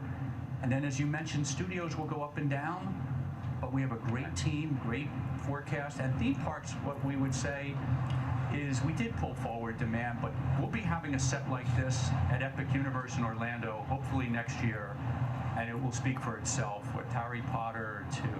We'll even have air conditioning for you guys. NBA question. Barry Diller was sitting where you were last week, and he effectively made the argument he thinks that there's going to be some kind of settlement made with Warner Brothers and TNT, and that possibly they come back to everybody and say, look, we got to actually create a fourth package. We're going to have to like recarve all of this up. What do you think? I think the NBA is super thorough in how they do their work. We've been very impressed with everything that Adam Silver has organized. We're excited about our world. We'll stay tuned, but I'm pretty confident that we'll have our package moving along here in a year from now. We wish it was a year sooner. The games, we just had the USA basketball game had a rating almost equivalent with the NBA Finals. Just their first. I said I think tonight the South Sudan game may actually be one of our rating winners. Yeah, like big time. A little payback for that scare. What do you guys do while you're here? Do you get out and see the games yet? Is this more about business and checking in to see what things are doing? It's a little bit of all the above. Spent a lot of time with the International Olympic Committee, the U.S. Olympic Committee, getting ready for the L.A. Games. So a good amount of business, but then have had some fun. You know, I got to see the women's gymnastics last night, so a great moment for the U.S. Seeing the flag go up, hearing the national anthem will be a big memory. Being at the beach volleyball the other night, one of the best venues in sports, the electricity of the environment, and then I got to see a little bit of Nadal Djokovic. So, you know, hopefully not his last, but maybe. Mike's having too much fun. I'm having a lot of fun. How about you, Brian? Well, my family's coming over in a few days, and we're going to go out then and really see a lot of sporting events. I came over several times before, and again, I just can't say enough wonderful things about our team. Has said no country has ever been quite as organized as France has been, and Paris, and President Macron and what he's done. The operation's running smoothly. We got a long way to go, and I can't wait to be part of it. We wish everything was. I'm thinking about sports in the NBA and how excited I am to. I wasn't before betting, and I always say people get tired of me talking about it, but I watch all the NBA games now because I have a stake, and it's going to go state to state eventually. Everybody's going to have it, and I can't. Maybe I'll bet on rugby, like you said. I mean, sports is so incredibly valuable, especially when you have $5 on the game. Well, I think what you're seeing with Peacock having every sporting event there, and you're in control as a viewer, or you can sit back on NBC and just have the traditional broadcast. We're trying to appeal to every demographic, every taste. That's only going to get better and better. Technology makes it so seamless. This was a milestone moment for our company, and I'm so proud we delivered. That playoff game with Kansas City, it was the largest streamed event in history. That's what this is now becoming. And so what imagines in the future, whether it's betting or whether it's camera angles or whether it's higher def quality or more choices, we want to be the company to bring you that. Do you want to buy something? Are you jonesing to do anything like that? No. No, I'm not. And I said this on the earnings call. And we have the making of a great company, so we'd rather invest in something as purely positive, such as the NBA. Big investment. We think we have a great partnership in the making. We're excited about where they're taking the sport. All the other things out there, there's some good and some negatives, and this is just good. So I think that's the trajectory we hope to stay on. And just to emphasize that, I mean, we got strong businesses across the board. Each one of our businesses is in its own strong position, making money. There's no piece of our business that we would say we're a laggard in. And we push our teams to say, where can we grow, where should we invest? And we put a tremendous amount of money back into our own business. So we're going to add, 1 million passings in the cable business this year. More footprint growth. We're driving the business services business. We're driving the wireless business all on the cable side of the business. And at NBC, Christopher Nolan coming over to our studio, thanks to the great work by the team there, it's a way to grow. It's get a great director like, and lo and behold, you end up with a pile of Oscars. Going after the NBA. There'll be more, and then putting quite a few billions of dollars into Epic Universe in Florida. That's the better. That and returning capital to our shareholders has been a good formula for us. And it starts with having great businesses that you can make better and invest in them organically. And so when we look around at the chessboard that everybody wants to ask us about, inheriting a lot of other people's problems it's a tough way to do it versus just go build around the great assets we already have. Well, I was going to ask you about those problems, though. Do you expect there to be more? Maybe we, meaning NBC, you and Comcast won't be part of it, but do you expect there to be a lot more consolidation, or do you think that actually, given the regulatory environment, there won't be? And by the way, maybe some of these companies are going to continue to have problems, in which case, maybe there's an opportunity in the future. You can't control those kind of things. So what you do is what Mike just said very articulately: play your own game. And we just saw with Paramount, somebody came in and said, we think there's a better way. And so we wish them well. And met David Ellison once or twice. And these are very smart, capable people. So maybe consolidation. You could say you hope there's consolidation, but on the other hand, new energy, new thinking, that's also good. So we can't control any of that. What we can do is try to build a company with 6 growth tracks and several businesses in transition, have the strongest balance sheet, return capital to shareholders, and be consistent. I would say if you said pick a word that has defined us for a long time, it's trying to be consistent and patient and try to build a very, very special and unique company. When it all comes together, a moment like this, it's a chance to celebrate. Our viewers are going to be watching Jay Powell later today and his decision on interest rates. I know fundamentally you guys are just playing your own game and doing those things, but what do you look out when you look at the interest rate environment, what that might mean? I think it's more about what's happening with the consumer. Because I saw we had a little softness in parks, and as I read some other companies' results, maybe there's a little, finding the right balance between getting inflation under control and keeping the economy going. I think the Fed's done a good job personally, and I think we're getting closer to the time where we'll likely see some moves. If the regulatory hurdles were gone, something changes, I don't know what, and you could do whatever you wanted, there's nothing you would do. Right this minute, that hasn't impeded our thinking. That's not what it is. You're right, other companies, I think about the mergers, and the first 2 years you're paying down debt, trying to somehow hope that eventually it's going to pay off, but there's no guarantee. I love our company and the team that we've assembled, and we've got a plan, and we're going to go out and execute. We have Squawk Box. You got Squawk Box, but what else do you need? And it's, we could, if you want, we'll go to 9 o'clock. If that's, you tell us. We're out of here.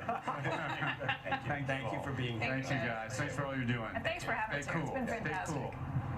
All right, we have much more to come from Paris this morning. We're going to be speaking with the president of the U.S. Olympic and Paralympic Foundation and the CEO of McDonald's on the state of the consumer, what they're seeing right now. Right now, as we head to a break, though, we do have some breaking news for you. That ADP employment report showing an increase of 122,000 private payrolls in July. That was short of what had been expected, 150, so a slightly weaker job market than had been anticipated. You know what that spells for the Fed today as well. Take a look at what's been happening with the futures, and you can see right now, NASDAQ futures up by 357 points. We were up more than 200 points earlier. That was because of the strength of some of the chip stocks, earnings that were reported last night. Obviously, this ADP report really juicing things as well, because it does seem like that would clear the way for the Fed to potentially cut later this year. Dow futures right now up by 88. The S&P futures up by 62. Stay tuned. You are watching Squawk Box right here on CNBC. We're live from the Summer Olympic Games in Paris.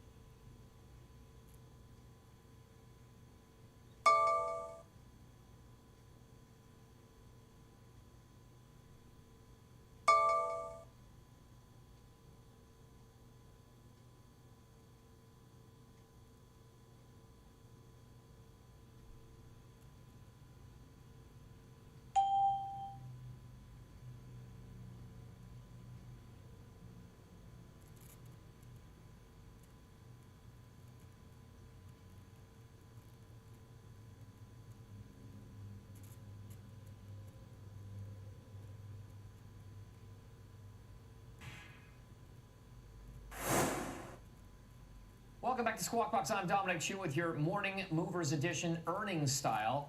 We'll start now with a check on shares of Humana. Those shares are down about roughly 7.5% despite the health insurer posting a beat on earnings and revenues. That drop is due in part to Humana warning of higher than expected inpatient hospital admissions that could raise costs for the company. They also lowered their full year profit guidance as well.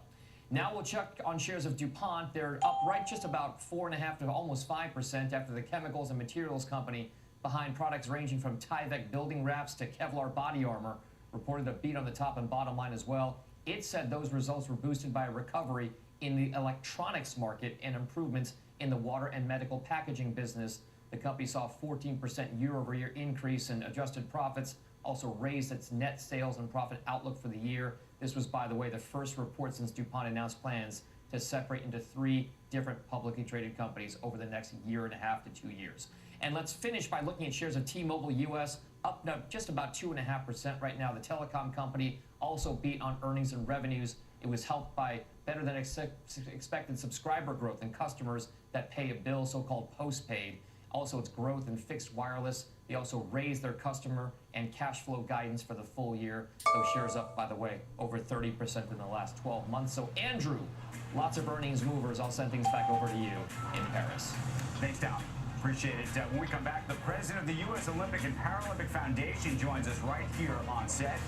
We're going to talk about her organization's work, the growth of women's sports, and what's ahead in L.A. 4 years from now. Stay tuned. You're watching Squawk. We're coming back from Paris after this.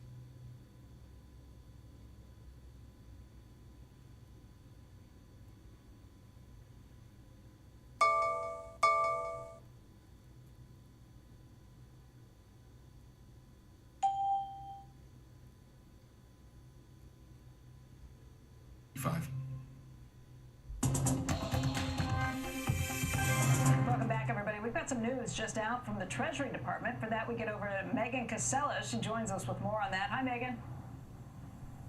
Hey, Becky, Treasury has just announced its refunding plans for the coming quarter, saying it will be auctioning off $125 billion in securities. Now, that is exactly in line with expectations. Treasury had said last quarter they expected to be able to hold auction sizes steady, so the fact that they followed through here today should come as a relief to the Treasury market, which in recent months had been overwhelmed by some unexpected supply. To break down the auction, Treasury says they'll be refunding around $111 billion and raising $14 billion in new cash. The breakdown in tenors will also hold steady from previous quarters, so that's a $58 billion auction for the 3-year, $42 billion for the 10-year, and $25 billion for the 30-year. Now, Treasury says they should again be able to hold auction sizes steady moving forward for at least the next several quarters, they say, so much more stability here all around than we were seeing late last year. Andrew, back over to you guys. 433. Okay, thank you for that. Bex, what were you just saying about this? Well, I mean, if you're looking at the 10-year yield, we didn't show that when ADP was reported. You'll see right now 411, so it's even lower for the 10-year, 2-year too, 433. All of this gearing up for what we hear from the Fed later today too. Meantime, we are here on day 5 now of the Paris Olympics, all in full swing. And joining us right now is a very important voice at the Games. The U.S. Olympic and Paralympic Foundation President Christine Walsh is here. She joins us to talk about the work of the foundation and much, much more. It's great to see you. Thank you. And I don't know if everybody realizes, but Team USA is not funded by the government. This is so very different than a lot of other countries. That's right. It's funded effectively by fans and sponsors. That's exactly right. What's the total budget of Team USA? It's for 4 years, it's about $1 billion, but that's not that much money when you think about the 55 sports that make up Team USA. So it's a little bit like private equity in sport, and we have to dull out $100 million a year to about 55 sports. And what does this cost? We were fencing I just earlier. got my stamp off from Team USA House. Well, we were at what we were saying is we were actually at your practice facility here, which is extraordinary. Yeah. And I'm looking around thinking this must cost a small fortune. Yeah, it's not a small fortune, but it's a necessity for our athletes to have cutting-edge performance here at the Games.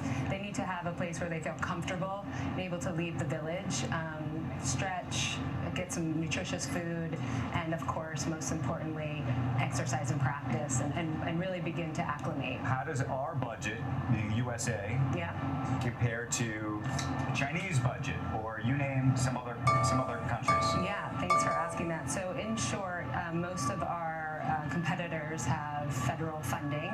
Many of the athletes are put on the police force or receive large stipends from their government. So we really are fan funded, and thanks to NBC and our sponsors, they make up a huge part of our funding. The reality is we need more, and these athletes, 57% of them are living below $50,000 a year. And that's exactly why the foundation is in a $500 million campaign, the largest campaign in its history. We're only 10 years old. We've raised 190 towards that $500 million, 100% of which goes directly to athletes and athlete programs. We also spent a lot of time here talking about the Olympics, but just let's talk about the Paralympics. Yes. I mean, it's one of the most vibrant and emotionally sort of I don't know, exciting things to watch.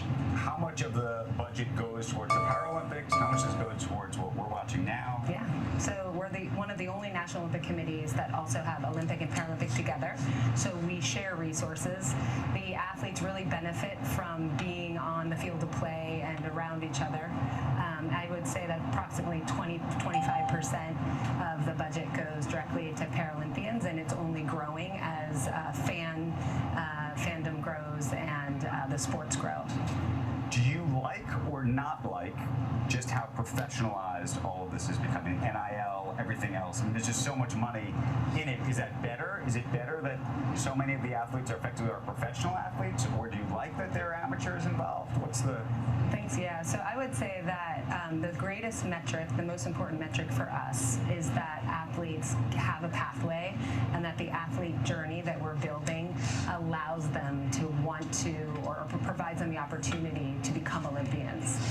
NIL is not a problem. It helps support athletes along the way. What we don't want is athletes to stop there because there isn't enough funding on the Olympic and Paralympic side. So our job is to help them have better resources in mental health, performance on the field of play, and then career transition and athlete earnings. Well, we are supporting. Got to tell us, what's your favorite? What's your favorite sports? Yeah, do you have a favorite sport? Are you allowed to say? It's like Well, your it's children, softball. right? Softball. Yeah. Softball. Did you play? Yeah, I played softball, team captain, loved the sport, made huge difference in my life, and there's nothing like the power of sport. What position? Center field and third base. Go to That's a safe. Now That's a big one. Go Team USA and really fast. Beyonce doing her work to help you guys. Thank you all. Thank you very much. Appreciate it. All right, when we come back, we've got McDonald's president Chris Kempczinski. He's going to be joining us live right here on set. He will weigh in on the company's latest results, the state of the consumer, and much more. Stay tuned. You're watching Squawk Box right here on CNBC.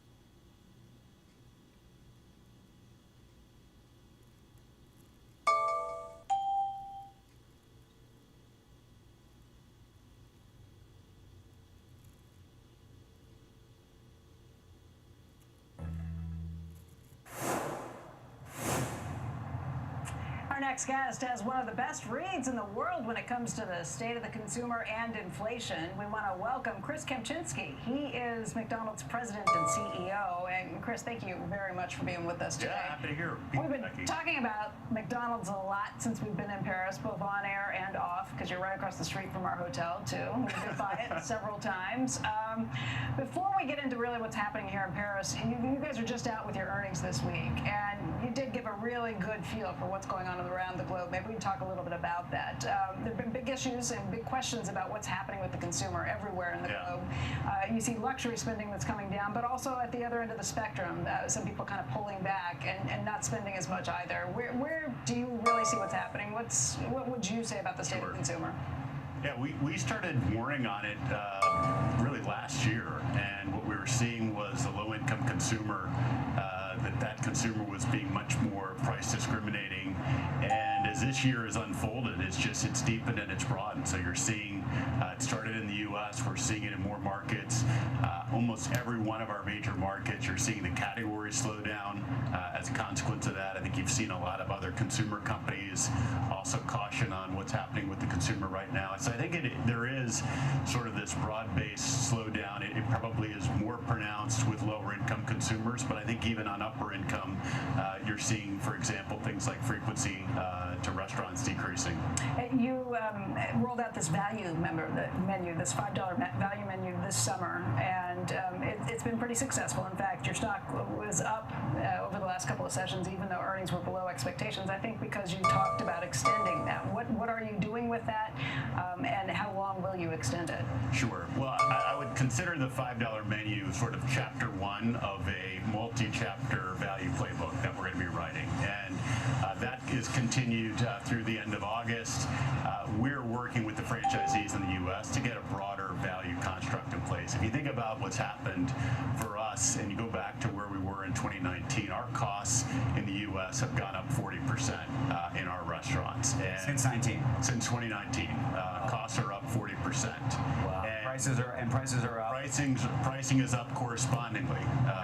And so what you now have is you have to have a value reset where, you know, what we had before was a $1, $1, $2, $3 menu. Well, the $1, $1, $2, $3 menu is a little less compelling when your prices have had to go up 40%. And so what we're working on right now with the franchisees is what's next. I'd consider the $5 meal a bridge value program, and then what we'll be doing is putting in place a more permanent value program, much like we had previously.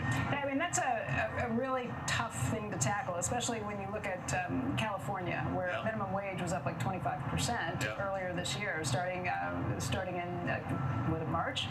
How do you combat that? I mean, how do you offer value when you've got prices up like that? Yeah, well, I think what happened in California, I hope, is a unique situation. It was a piece of, you know, very lopsided legislation that was targeting one industry, our industry, and actually targeting only one segment of the industry, which was large companies. Smaller restaurants were exempted from all of that. And so you did see there was a big move on minimum wage. We've had to do everything in the playbook, basically, in California, from finding productivity opportunities in the restaurants, looking at staffing, looking at hours, and then, yes, you do have to look at pricing. So when you're a franchisee, these businesses are all locally owned. I mean, I think that's one of the things that often gets forgotten.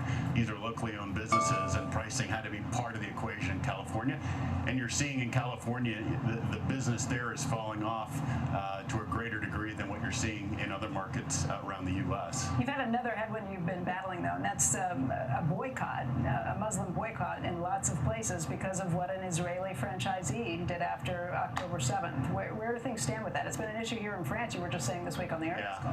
Well, I wouldn't characterize it as something that was related to an act of a single franchisee. I think you're seeing broadly Western brands have been a target for some of what's happened after the outbreak of the war in the Middle East. You know, this is a terrible situation that's going on over there, and it is impacting our business in some markets. Again, I'd say the thing to remember is in these markets where we're having some of those boycotts, these are businesses that are owned by local franchisees. We typically are the largest employer in that market, and most of our supply chain is sourced from in that market. So here in France, for example, 3/4 of our supply chain is sourced from within the country. We have 28,000 farmers in France who supply our restaurants. So I think we, like a lot of Western brands, are sort of working our way through this. But the important point is, you know, McDonald's is not taking a side on this. And I think, you know, for us, we're about supporting communities, and that's what we're going to continue to do. Is there another restaurant chain you look at you think that's done it better? By the way, Starbucks has been struggling with similar issues in certain ways.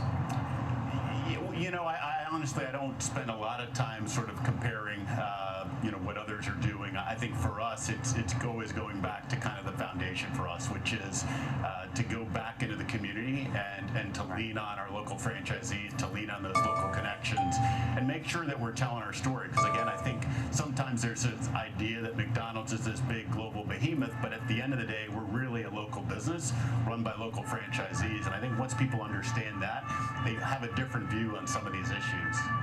Very quickly, you are no longer a sponsor of the Olympics. You were up until about 2018. You're here anyway. What's the, I guess, the reason to sponsor to not sponsor? It's pretty expensive, I guess. When you're McDonald's, we don't have an awareness problem. So everybody knows McDonald's. And these big properties like the Olympics are great at driving awareness, but our business is about driving frequency. It's about how do we get people to come into the restaurant one more time. And so a property like the Olympics is more of a reach, it's more of an awareness driving mechanism. It doesn't work as well for us on frequency, and so it's for us just a business Can I ask you a question? So we had Quincy on from Coca-Cola, who's your partner. Yeah. They've been with the Olympics forever. They don't have an awareness problem either in that regard. Yeah. But I think he would tell you there's one of the great branding moments for a company like that in the world, and there's a feel-good thing that happens as a result of it.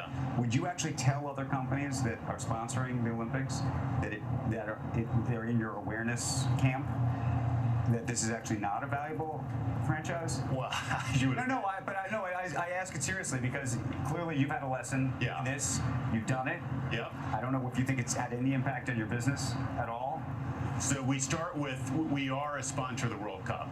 So we are one of 3 global sponsors for the World Cup. So why do you do that? Well, because I think to your exact point, that is a global opportunity to come together.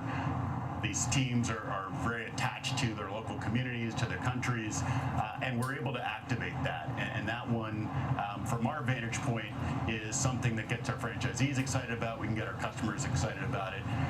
We had a great relationship with the Olympics. I think for us, it just made more sense to go in a different direction. I'm glad James is thrilled with the Olympics partnership, and I know I'll see him later. I think every company has to make decisions about how they're going to go spend their dollars. Hey, Chris, it's really been a pleasure. Thank you so much for joining us here, and we really appreciate it. All right, thanks, guys. Thank Good you. to see you. Coming up, we're going to wrap up our Team Squawk Box coverage that we've had in Paris and get you ready for the trading day. Really hasn't started yet?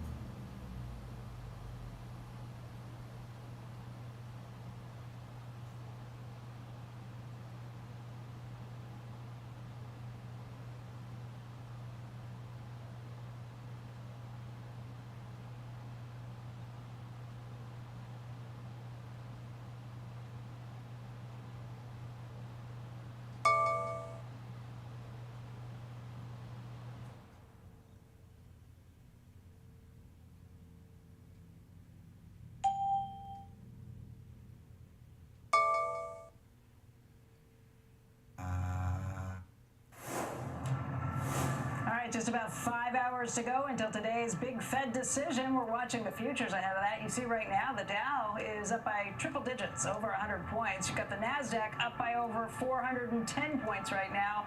And then the S&P 500 up by about 70 points. So it is off to the races. Treasuries, the yields have been lower. We've been watching that. Looks like the 10 years at 410, the 2 years at 433. Guys, it's been a phenomenal. It doesn't bother me. I don't even hear it anymore. I feel Parisian when I hear it now. Yeah, it's great. It was. It's been a fantastic trip. It's been wonderful to be here. And well, I'm not going anywhere. I'll be here tomorrow, and I'll be here on Friday, and I'll be talking to you guys back home. You got a good package coming. We got a lot of fun things coming up. You're going to see. That does it for Squawk Box. We'll see you right back here tomorrow.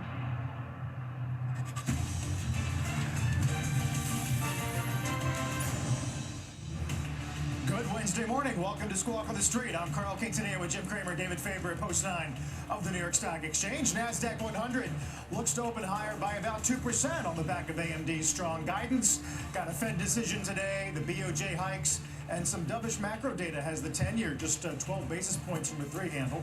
Our roadmap begins with a flood of corporate results, including Microsoft, new CEO at Boeing, Starbucks with a cautious consumer, and Pinterest tumbling on weak guidance. Plus, we, of course, are awaiting the Fed. Futures are rallying on this last trading day of July as investors seek new clues for the rate cut path ahead.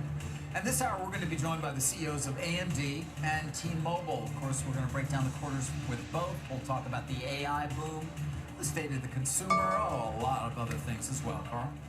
Let's begin with Microsoft this morning, beating earnings and revenue estimates, but this miss on cloud a bit, pressuring the stock in the pre-market. Certainly on the call last night, Satya Nadella did discuss Azure AI growth and CapEx. Obviously, the Azure AI growth, that's the first place we look at. That then drives bulk of the CapEx spend. Basically, that's the demand signal. Because you got to remember, even in the capital spend, there is land and there is data center build, but 60+% is the kit.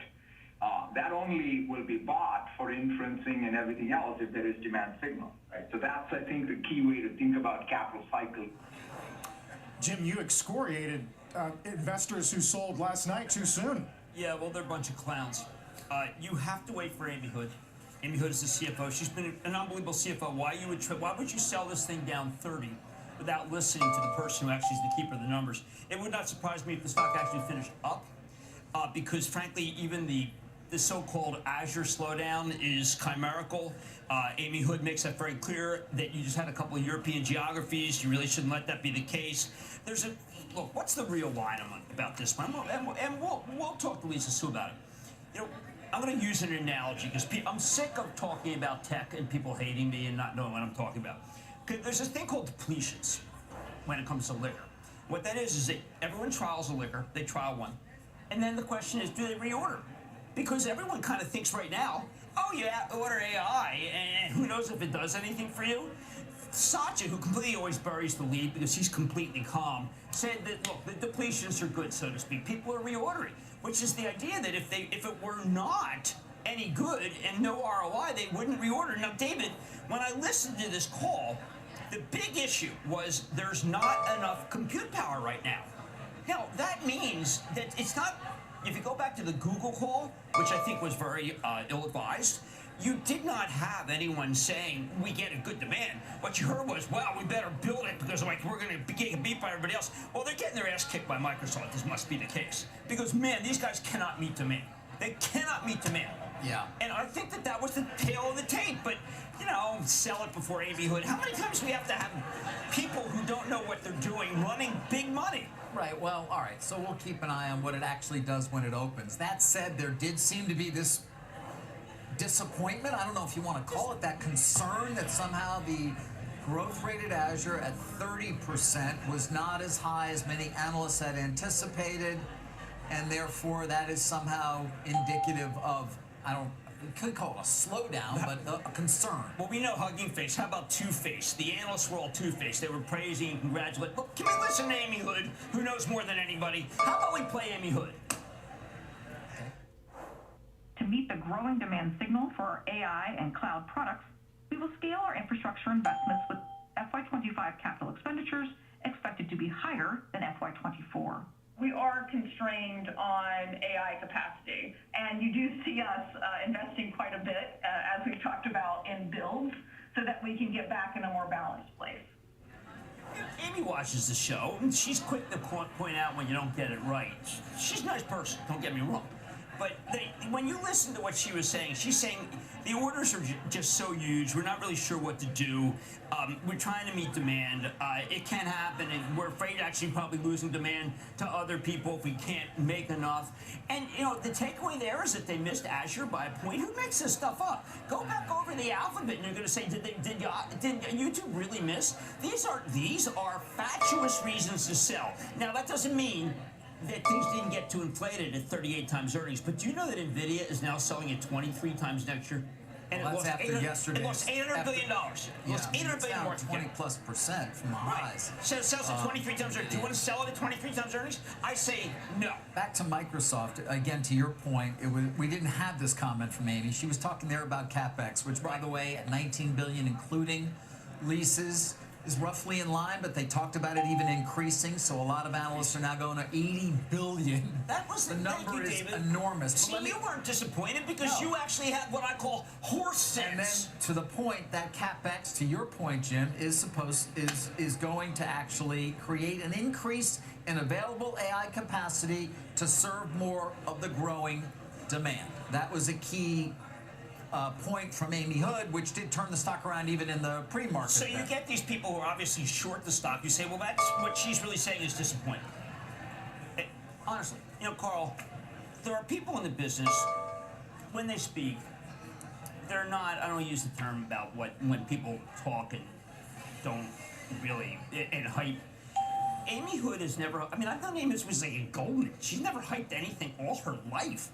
She won't hype her kids. I mean, she doesn't hype anything. And here we are, people say, you know, it's not that good. Not that good. 30% growth, 31% growth, maybe a little bit shaky. Right. I mean, what do people think this is? Bethlehem Steel, which is now a defunct steel company?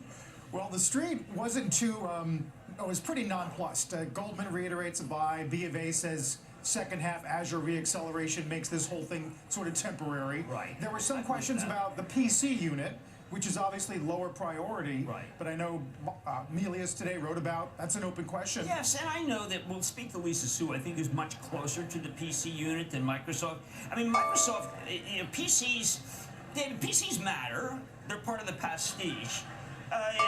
You know, Xbox matters.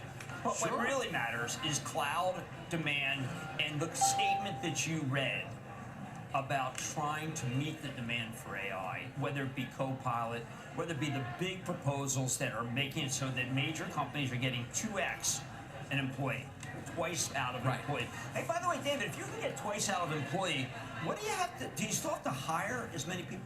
I wouldn't think you do. Why don't people talk about that? Because it's disappointing, sad? It's sad. It's a concern that people don't want to perhaps address publicly, yeah.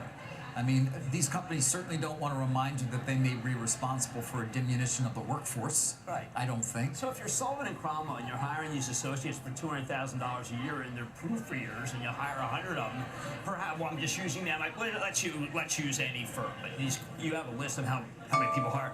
Do you need as many proofreaders that make $200,000 a year? And the answer is no. Do people know that they're proofreaders? Have you ever been at one of these firms?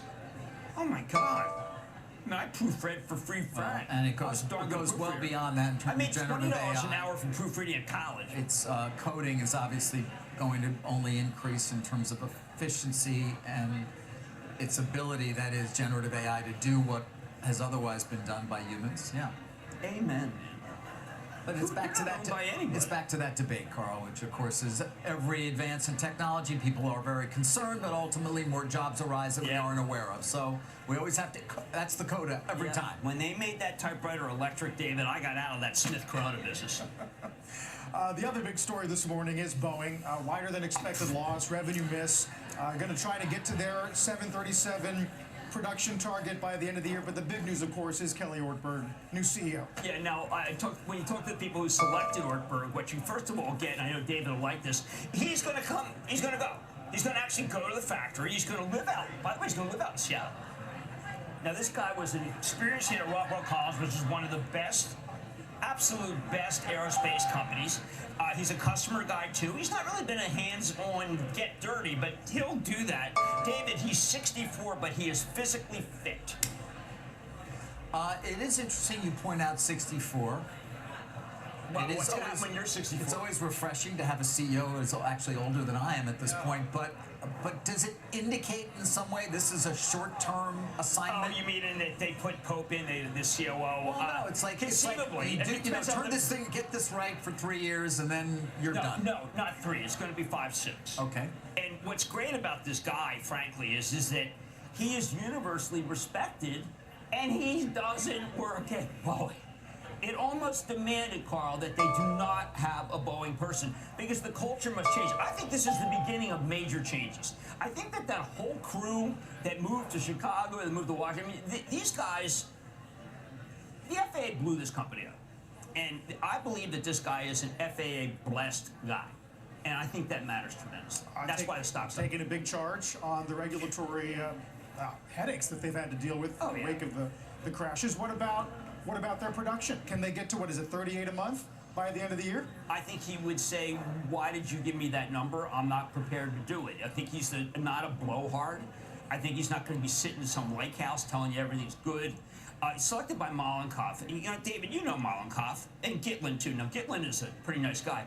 Malenkov, I would not describe him as a nice guy. He's a scrappy Baltimore guy that I don't want to cross. He's a serious He's gentleman. on Apple. Steve Mollenkopf is a serious gentleman. Yeah, he really is. He is a nice guy, actually. Once you get to know him, Jim. It's just as bad when you... No, I haven't liked Steve, but I would not be on the other side of Steve. Like, for instance, he ran Qualcomm. Why don't we speak to someone who runs AMD? That would be amazing because AMD's earnings, of course, are getting a positive response in the marketplace this morning. David, there's a backstory. I mean, these guys who... That said, the who are stock has short been AMD. down 22% over not a very short period of You're time. doing that Mrs. Lincoln, how was the play stuff. Come on, let's go back to All right, let's get to Lisa Sue. Go ahead. AMD reporting a super strong quarter. Sending shares much higher. Of course, when it was first announced, the stock was actually down. A lot of this is around AI adoption. We're also going to have to PC. CEO Lisa Sue joins us now, first on CNBC, to discuss the quarter. Hey, Lisa, it's great to see you. Hey, good morning. It's great to see you guys.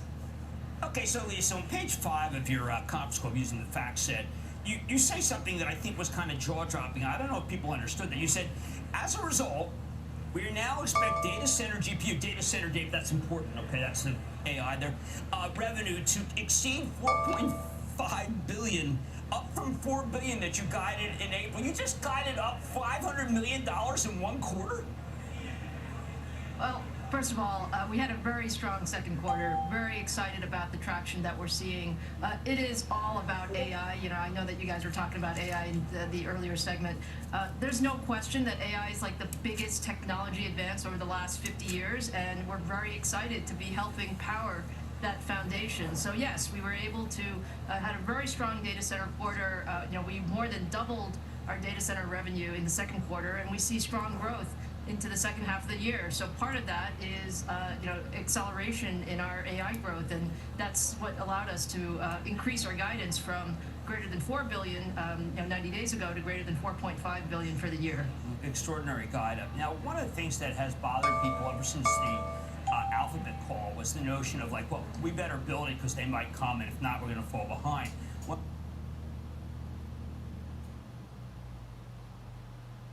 When I listen to your call, when I listen to you, I feel it's the opposite. I think customers are desperate for compute power, whether it be from you or NVIDIA. They got to have it, which of course you're taking share when it comes to some parts. Is it not true that the real issue is can you meet compute demand? It is absolutely true that compute is really the foundation for what unlocks all of this, AI capability. It is true that the supply chain is very tight right now, and frankly, people need more compute. We're in a very, very strong position in the sense that we're continuing to ramp up our MI300, which is our AI compute chip. But we also see actually, broader demand trends that say even in traditional compute that had taken, a little bit of a slower start for the year has actually now seen some very positive signals. So we see that on the traditional data center CPU side as well. So overall, when I talk to CEOs and CIOs across the enterprise, I think this is an opportunity to invest. It's an opportunity to invest to really capture all of the capability of AI, and it's also an opportunity to refresh data centers that have been aging for some time. So these are some of the trends that we're excited about going into the second half. So Lisa, maybe because you're a plain-spoken person like my friend David Faber, both from Queens, I might add, can you please explain to people that even though AI is not necessarily curing cancer or putting a man on Jupiter right now, it is integral to many of the organizations that you deal with and talk to every day? Absolutely. First of all, it's great to see David and Carl as well. When I look at AI, I really look at AI as trying to really help every enterprise, every company, every sector really become more productive. And we see it in many different ways. From simple things, you'll hear people talk about call centers and customer response, and I call those very low-hanging fruit, to much more complex things like designing better chips. That's something that we do and our semiconductor peers do, or designing better factories, or actually even helping discover the next big drug discoveries and the healthcare things that you mentioned. I do think this is a long-term arc, so people are always expecting things that happen overnight. This won't happen overnight, but the time to invest is now, so that we see the payoff in the 1, 2, 3, 4, 5-year time frame. And that's what companies are doing, because we see the huge potential for using AI in all of our businesses. Lisa, it is David. Back to the M1300 and the guide to $4.5 billion that Jim pointed out that I think is being embraced by investors. I've had a couple this morning actually ask why it isn't even higher. Given if you annualize the quarter and you add in a growth rate, it would seemingly get you perhaps as high as $5 billion. Are you being conservative? Well, David, the way we look at these things is, we call it like it is today. And what we see is it was very important when we started the year to pass some important customer milestones. We have some great partnerships out there. We've talked about Microsoft being a very strong partner for us across the data center and especially in AI. We've talked about Meta. We've talked about Oracle. We've talked about a lot of the OEM partners as well that have adopted MI300, and we wanted to go through some of the key milestones. So the fact that we're sitting here at the middle of the year and calling over $4.5 billion for the full year, I think is a great place to be, thinking about just where we are in this trajectory, and we'll continue to call it like it is as we see every quarter. This came up, something about a high bandwidth memory problem that had you losing some yield. It was not you, it was related to a supplier. Was that an issue that's been resolved, or is there anything you can comment on or clarify? David, I would say that there's a lot of noise in the system, and I would really not pay attention to those kinds of things. These are extremely complex products. I mean, MI300 is like over 150 billion transistors. Of course, we're always working things real time, but as far as we look at this is a very, very successful production ramp. We're very excited. We're seeing MI300 now in our customers' data centers in volume, running production traffic, giving great results. And that's what gives us the confidence for the growth trajectory in the second half of the year. Hey, Lisa, you might have heard me and Jim talking about PCs a moment ago. Where are you right now in terms of whether or not AI-empowered PCs will drive consumer demand? Yeah, absolutely, Carl. I'm bullish on AI PCs. I view AI PCs as really a category changer for the PC market, where we see an opportunity not just to do the things that we normally do with PCs, like gaming as well as enterprise productivity type applications, but AI will give us yet another capability with the PC that allows us to do things locally. And a lot of people actually, although we like working in the cloud, there is some latency involved with that, and the idea that you can do things on your PC with your personal data, I think is a positive. Now again, the way to think about this is we're very excited about AI PCs. We just launched a bunch over the weekend. It will take some time to go fully through the PC ecosystem, so I see second half as a positive for PCs, and then as we go into 2025, even more excitement around AI PCs. All right, Lisa, let's talk share, both high end when it comes to what I would regard as being accelerated computing, and also lower end that we just talked about with PC. I see, you can tell me if I'm wrong, that there's so much business that I'm not concerned about you in NVIDIA. I think that everybody is completely overwhelmed when it comes to compute power, both you and NVIDIA. On the lower end, when Intel was at 5, when you were at 5 and Intel was at 40, you schooled me in a way that made me think that one day you'll be at 40 and Intel would be at 5. The latter hasn't happened yet. But are you taking a lot of share from Intel on the lower end, and you're taking whatever you can do to meet the demand on the high end? Yeah, I mean, the best way to think about it, Jim, is, I think about computing as end-to-end compute. You need the most powerful stuff, in the cloud, and we certainly, love the work that we do with all of the hyperscalers. And you also need the right compute at the edge and in the client. And we have an end-to-end computing portfolio that allows us to really service all those needs. Certainly, I'm very excited about the market. We called the AI market last year at upwards of $400 billion over the next 5 years, and we see that. We see that there is just tremendous need for more compute for high-end AI, but we also see need for compute across the edge as well as the client. So these are all great opportunities. Yes, I love the large market. I also love the fact that I think we have a very competitive product portfolio, which gives us the opportunity to gain share. We have seen a pullback in some of the hyperscalers lately in the stock market, in part because of this continuing question, Lisa, as to whether all of this enormous spend will actually get a significant return on what's being invested. And the worry is at some point you hit a wall and the spending slows. So how do you think about that from the larger perspective? I will say, David, from the conversations that I have with our customer set and sort of the broader industry, we can see that AI is a multi-year, I would call it a super cycle, frankly. There's tremendous need for more compute. Now, how it goes on a quarter-by-quarter basis, obviously you guys are hypersensitive to a percent here or there. I wouldn't be hypersensitive in those areas. I would say, are more customers using it? Is every enterprise asking for it? Are we seeing more applications on a daily, weekly, monthly basis? The answer to that is absolutely yes. Everywhere I go, everybody wants to talk about how can we incorporate AI into our businesses faster and more efficiently, and we're all learning along the way. So that's the beauty of technology this early in the cycle. There's a lot of learning and experimentation, but definitely there will be the return on the investment on the other side of it. Okay, so we know that Jensen Huang says the return on investment CEO of NVIDIA is almost instant.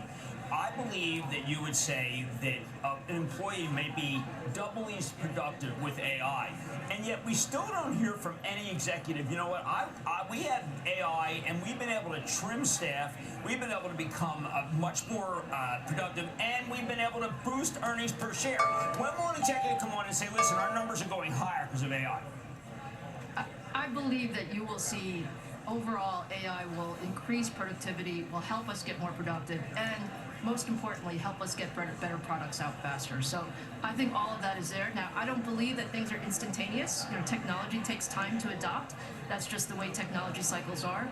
We're investing today for the return in a couple of years, and I think that's absolutely the right thing to do. That is, that's the way we think about these investment cycles. So not quite instantaneous, but they're definitely coming, Jim. Well, Lisa Su, thank you, and the guide-up was amazing, even though, of course, David wanted double the guide-up. But we're gonna let you have just the guide-up as you did, since it's the biggest one I've ever seen from your company. Lisa Su, CEO of AMD, thank you so much.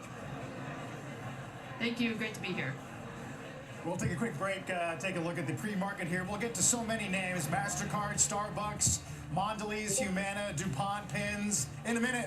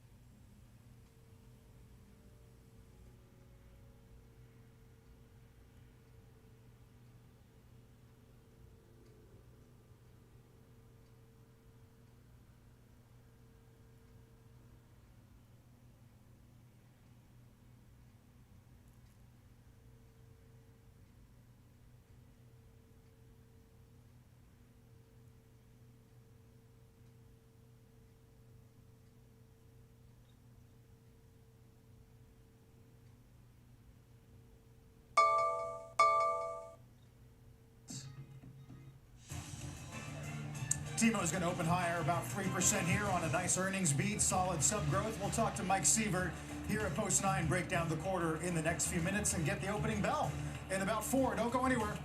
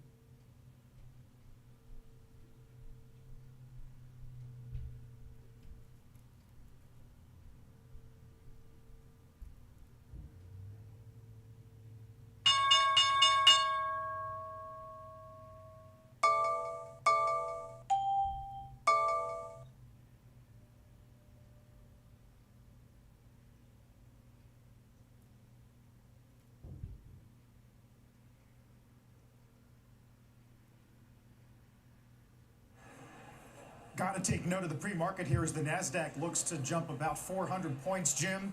Although the Qs are now lagging the spiders year to date. Yeah, and look, you're still dealing with the notion of a NVIDIA that's lost 800 billion in market cap.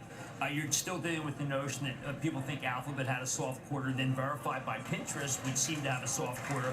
We're still dealing with the notion that these companies do not benefit from rate cuts versus a Stanley Black & Decker where the report says basically an okay number and then goes up $9. So Good morning. The market still would rather prefer something that's legal to lower rates and speaks today. Then they will see what we get at 2 o'clock. Bank of Japan, of course, hiking. Quarter point. Bank of England tomorrow. Right. Cashing in. The big board is BlackBerry. Under the NASDAQ, Armada Acquisition Corp, a blank check company, as we're back above 50. Good morning, retail traders. About got into a road rage this morning.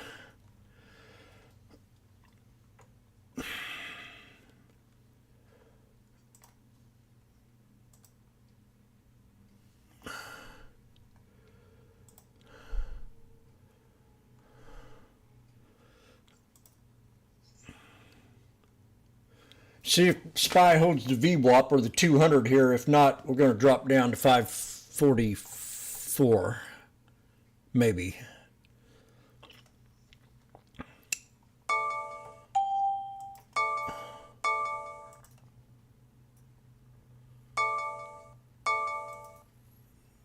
SPX had a little bounce. IWM has a little bounce at resistance.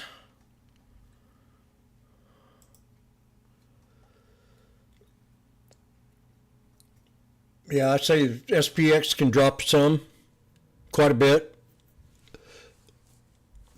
54.84.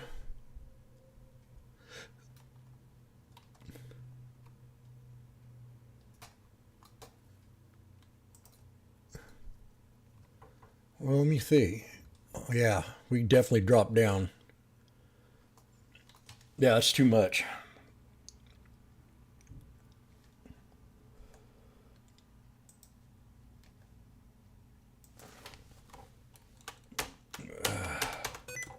What? If you want to turn on sticky key, what the hell is that?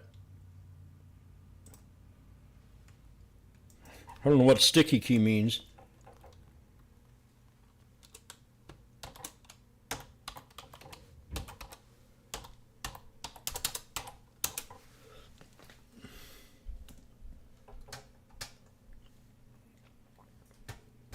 Yeah, that's just too big of a bounce.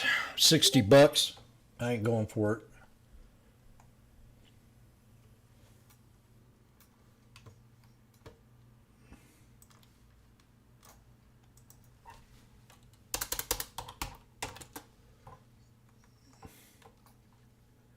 So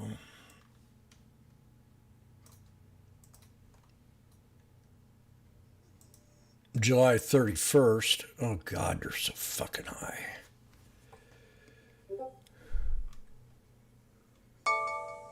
I can't believe how high these are.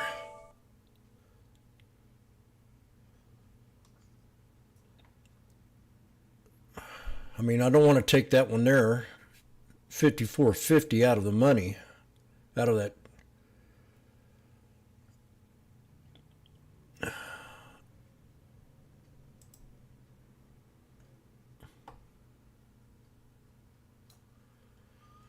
See, I really don't want to take that. 54.50. The next one would be at 1200. 54.75.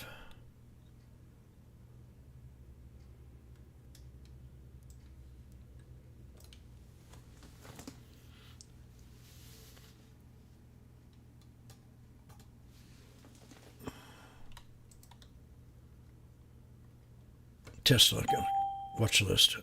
Man, I'm getting everything back. Okay. SPX just had a little bounce. I'm not falling for this. I'm getting ready to get in SPX. Put.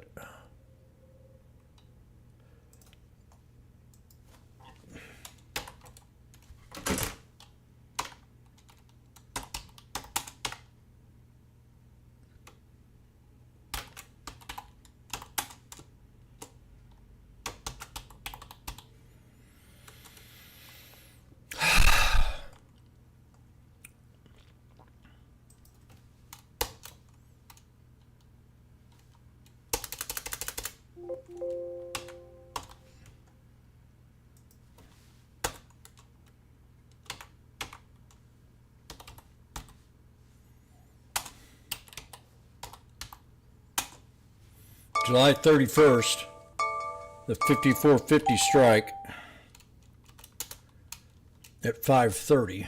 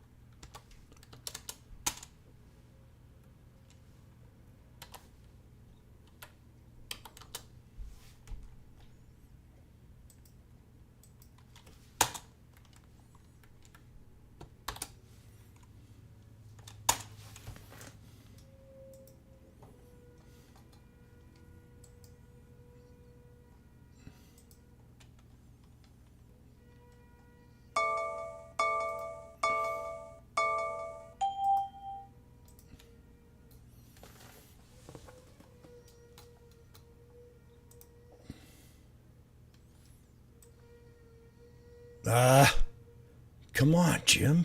What the fuck? Ugh. I don't want that either.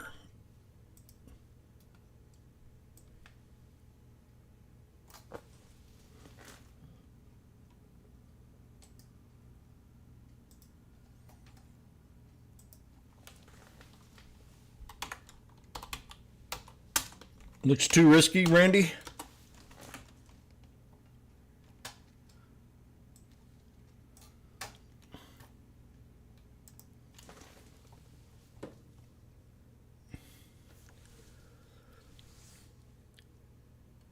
We got this big. I should have jumped on it right at open, but I wasn't ready with that hammer. Inverted hammer. So that's what's getting me into the trade. Anyway, we'll see if it works. I'm only going to buy one more contract if I have to.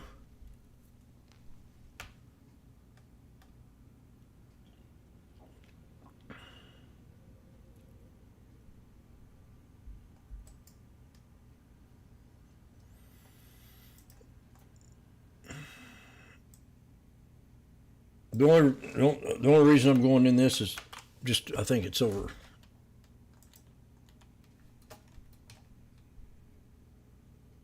And the bulls jumped on it a little bit too soon maybe, but we'll see. The volume is very low. Very low volume.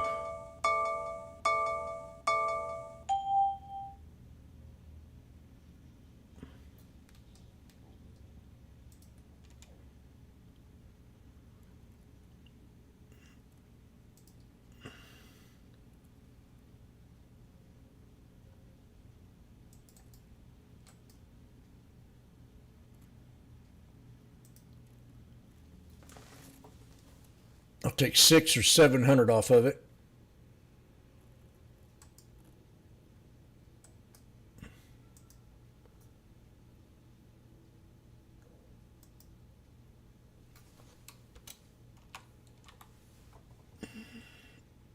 It'll be peace.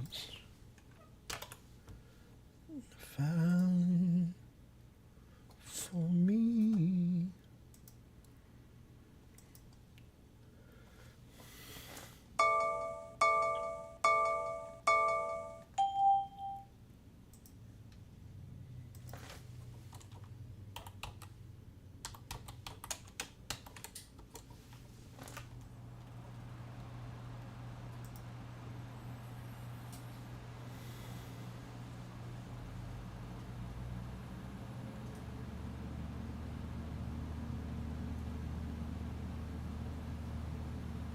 Okay, I'm going to add my other one right here.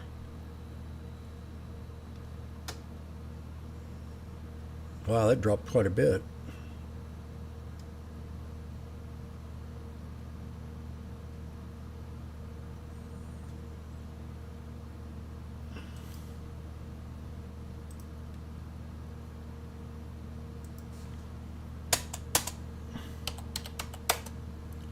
My other one at 420. So I got two of them.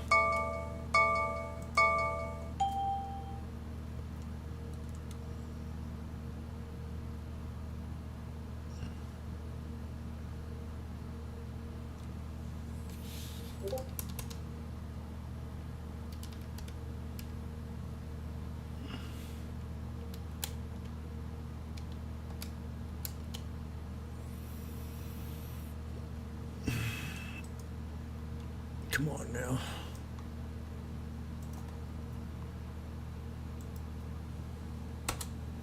Should I get another? Two more?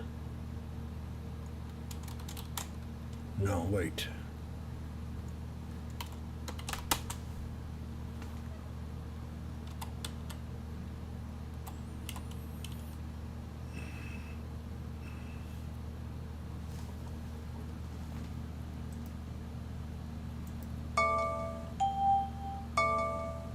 Got a double top on NVIDIA. We're hitting resistance on AMD. Meta double top. And Apple has a new high on the intraday.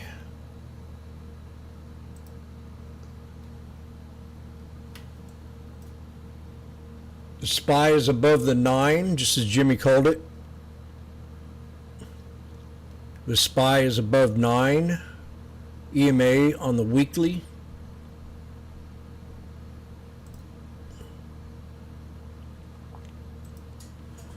And I got an average of 475 on my SPX.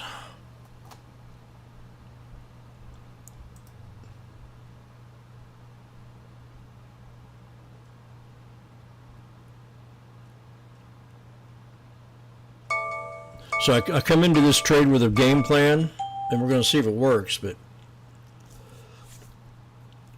to buy one contract and then to buy another on the dip if it dipped.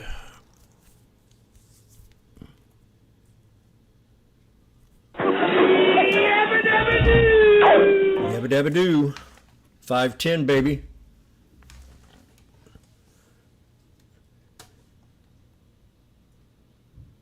Now we're going to maybe get one more crow, and it'll retest.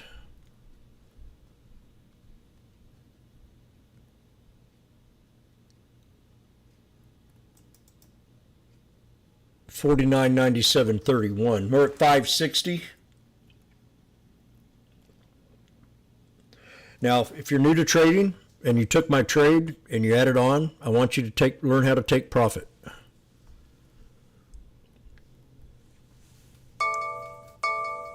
We're at a double bottom. What does double bottom mean? What's a double bottom?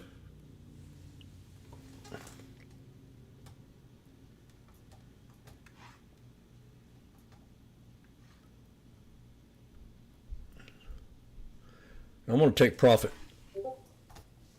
I don't know, man. This could be a big day. We got PAL coming up. We could hit 54.61. This thing will be up at 1,200. Right now you're at 650.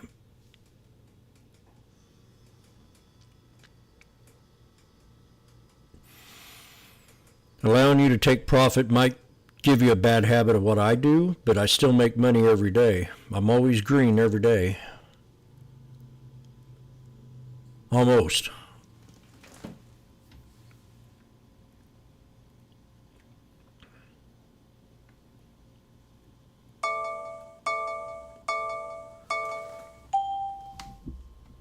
So here's your 3 black crows. What does 3 black crows mean? That's right.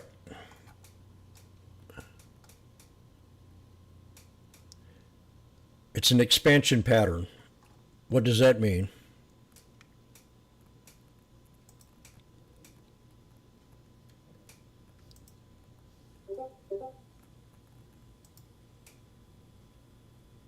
It means you got to count to 3.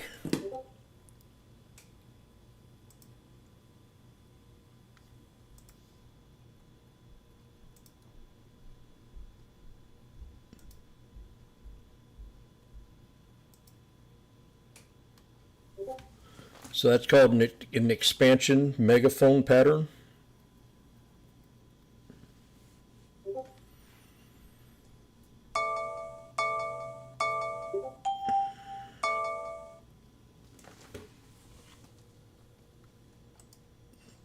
So it'll automatically come back up.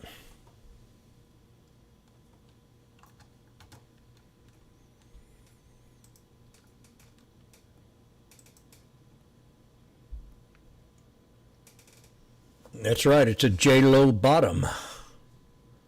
A double bottom is a J-low bottom.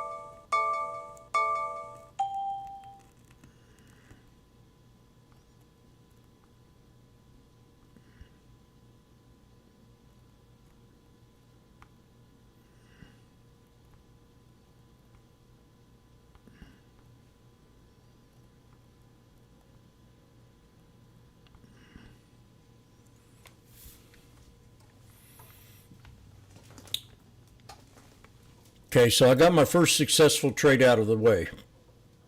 That's called breaking the ice, which is nice. Ice, ice. Who needs ice? Take me to the porta potty. That'll be nice.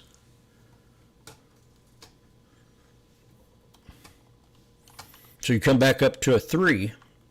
That's a reversal. You could get into the call. Maybe, but look at that gap.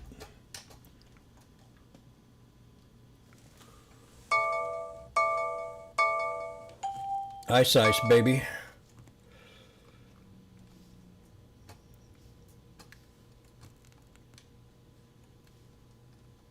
So we got real low volume. All they're doing is waiting for Powell. They think that they're going to get an interest rate cut in September.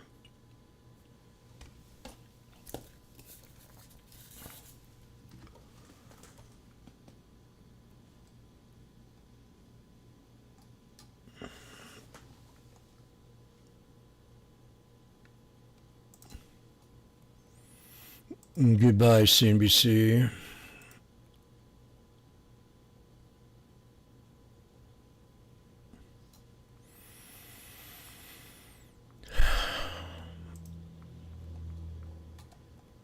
SPY hit the 200 here. I mean, that's a huge run.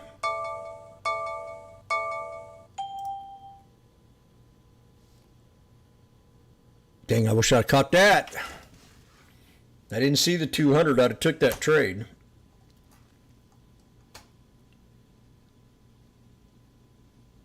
I should have looked at it right when I was watching that, seen that double bottom on the SPX.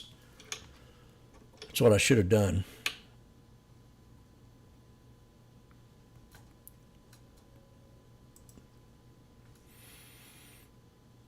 IWM is at a pivot point.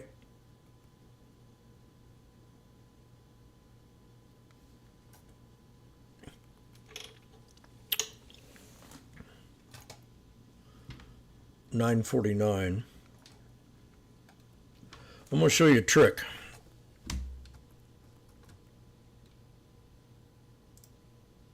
Something I started back in 2014.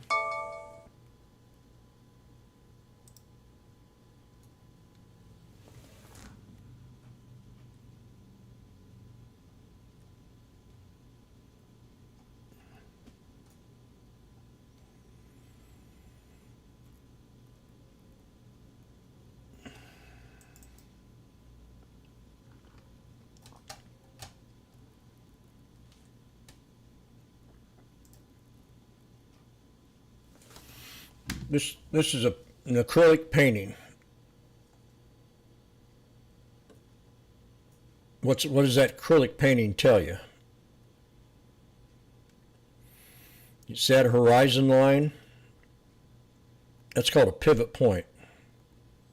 Anything below it is support, which is the ocean. Anything above it is the sky, where you can fly. So I painted 100 paintings back in 2014 to kind of balance me out when it comes to trading. So I always had that horizon line as a pivot point.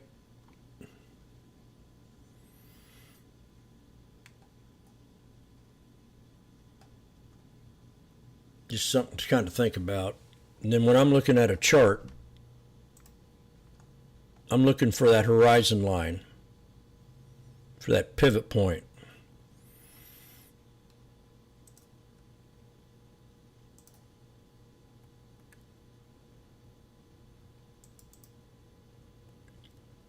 That right there, or that right there, or that right there. So there's my 3 pivot points. You can see it now, can't you? So if this thing drops down to 544.43, I'm going to set an alert right above it.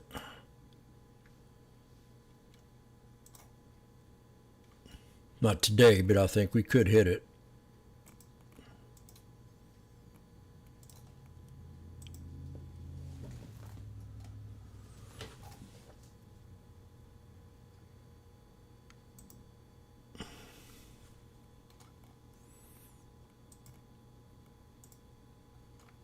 Not too much red at all today on my watch list. Walmart down 88 cents.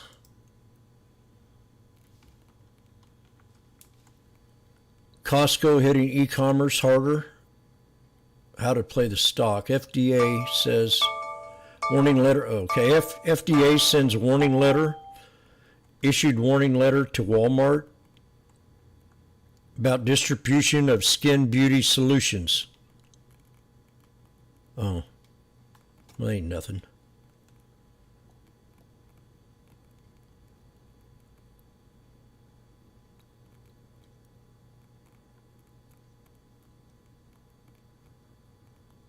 Gas stations are booming despite Americans fueling up less.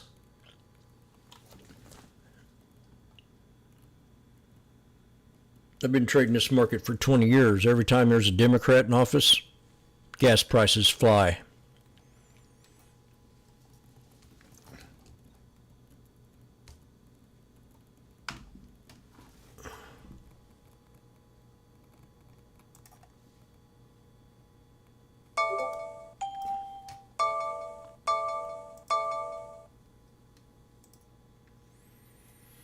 And XOM, we got that situation in Israel right now.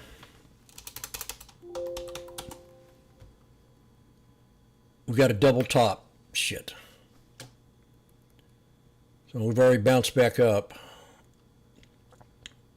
off the 200 XOM, and what else? That means gasoline will go up, airlines will go down.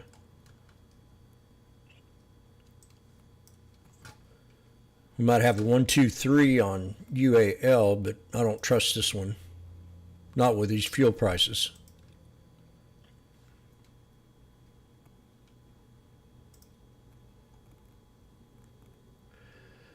La la la la la la.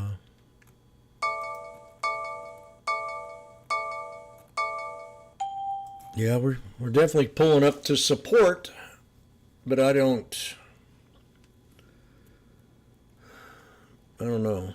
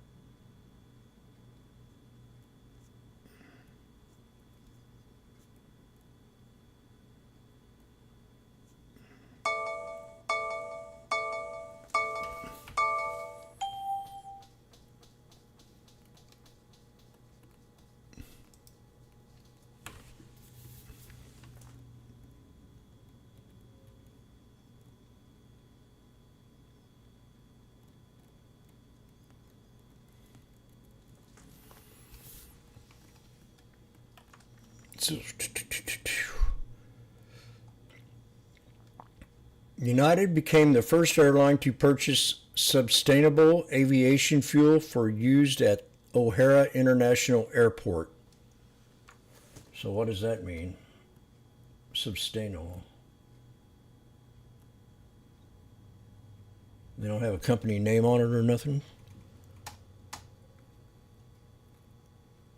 United Airline purchased sustainable. Airline purchased sustainable. JetBlue's rising tide. Oh yeah, JetBlue had a good run yesterday. 1 million gallons of Nest My Suitable Aviation Fuel.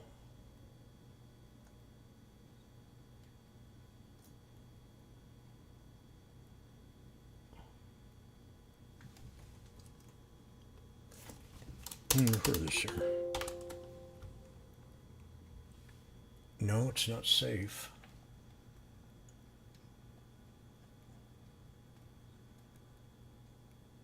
They'll reduce CHE emissions. Okay, well, I ain't gonna worry about it. I ain't got time to study that.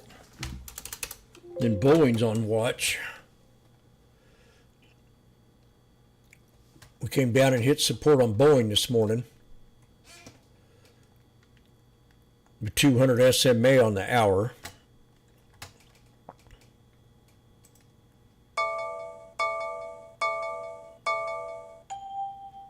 We're at a pivot point in the SPX expansion pattern.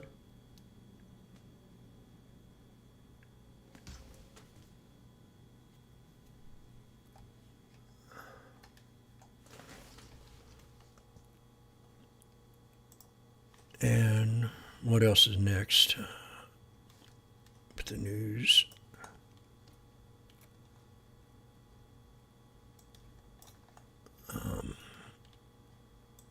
Oh, let's see what's running. AMD, baby.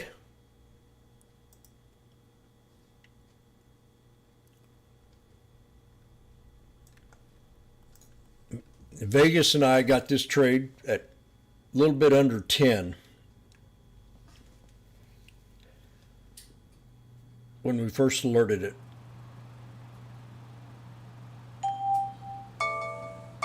So we just hit my resistance of 153 something.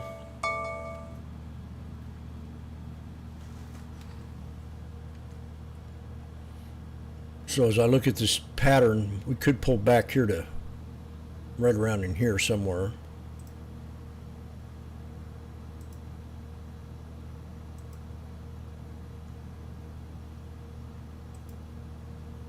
I'm going to set my alert right at 147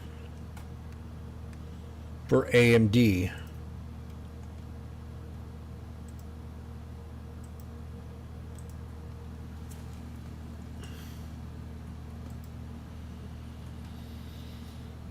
Okay, Chipotle.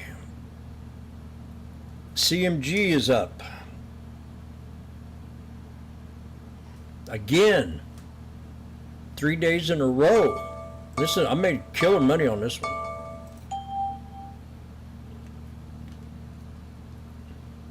And we're now at, we hit the 200 SMA today, so this is a strategy of exit idea. That's where I have my alert set to get out of the trade.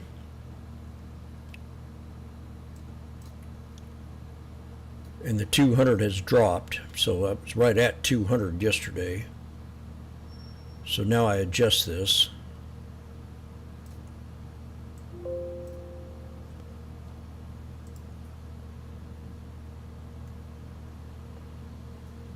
Where was I going to adjust it at? To the 200. Right there. See if I catch it next time. So I got an alert set for 53.41 for a triple top pullback on the 1 hour time frame.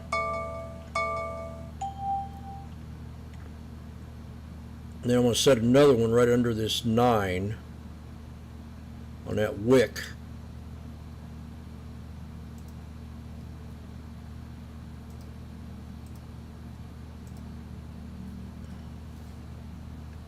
To buy the put to go to 63.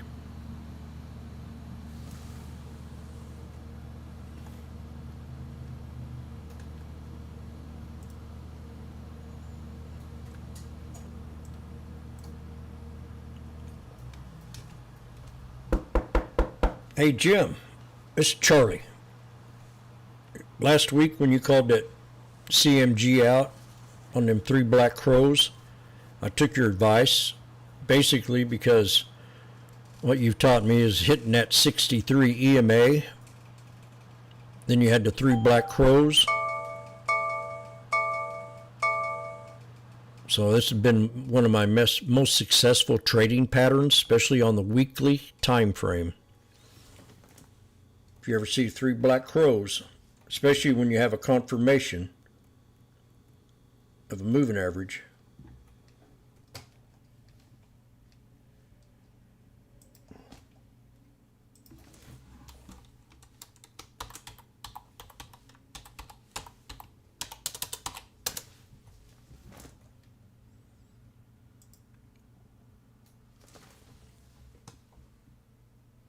We definitely are at the third crow, so that could be an exit idea.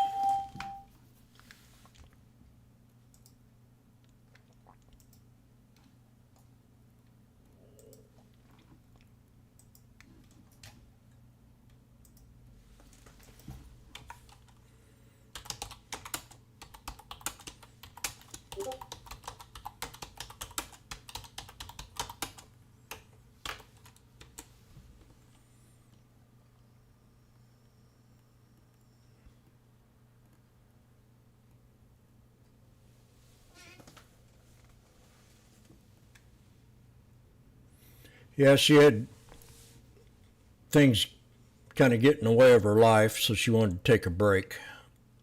She had that foot problem, and just she wanted to take care of herself first.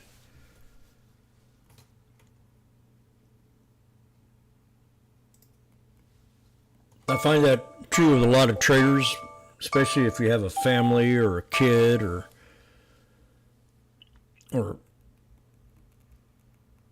a job that you got to kind of work your way around the market if you still want to do it. But number one thing is to take care of yourself first, mentally.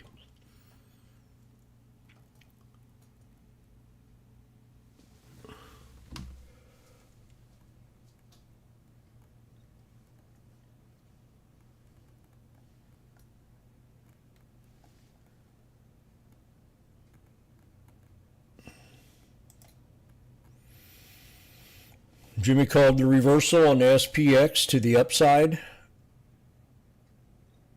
1, 2, 3.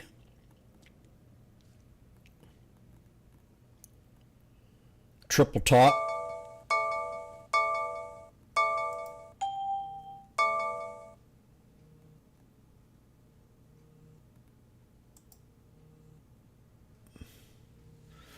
Triple top.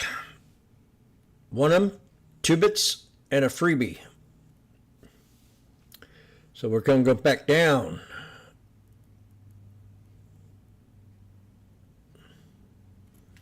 Let me look at the puts again.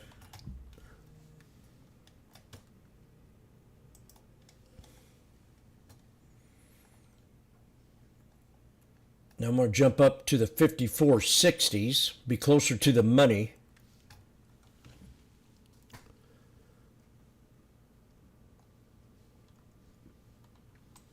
Oh, yeah. Oh, I can't tell. I got to take that off. What the hell?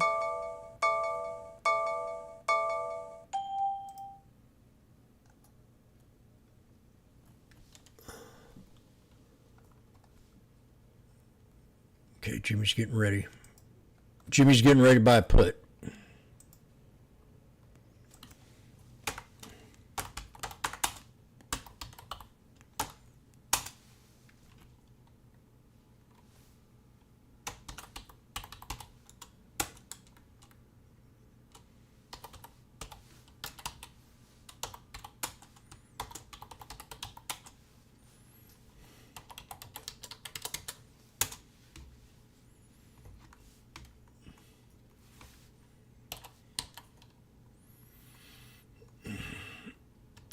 $5.20.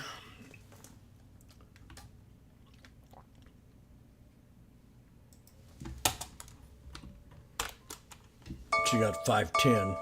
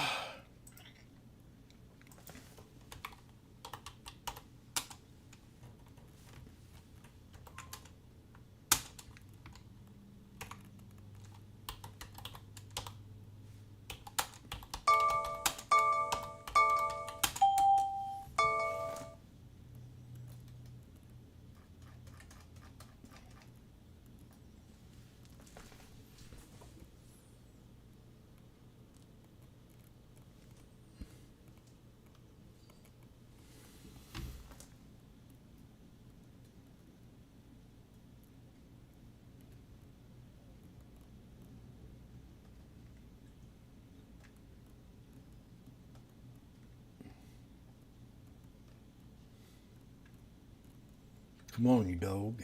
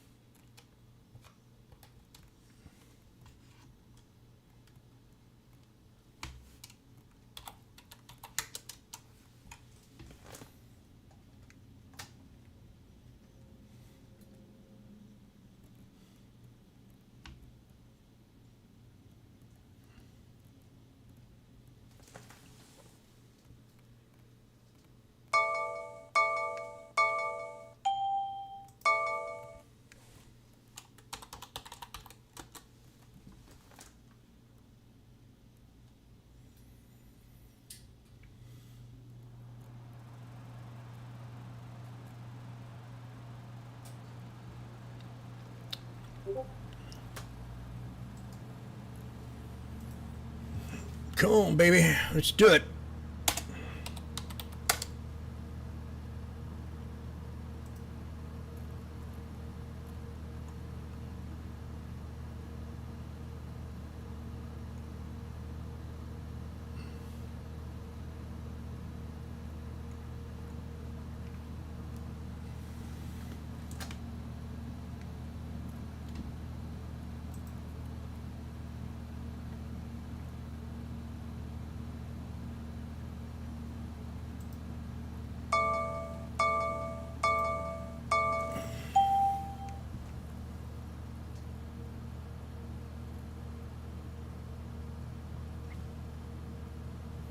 Come on, red light.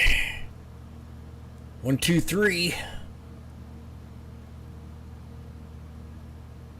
I'm gonna go nuke my coffee from this morning, take off my shoes, which I haven't done yet.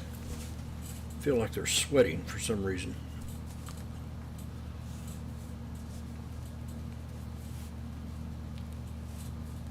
Fascinating. So far, I got 980 invested in this SPX with an average of 490.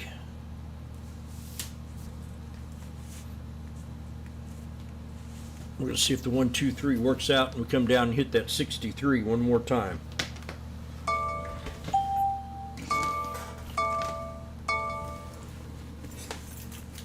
$460 right now, $450. I gotta go in there and nuke my coffee and I'll be right back. Oh, please, please, please.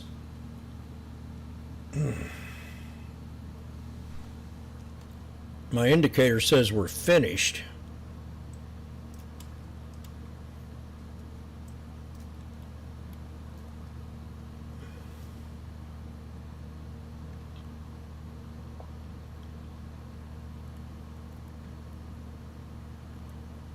Or I might be finished.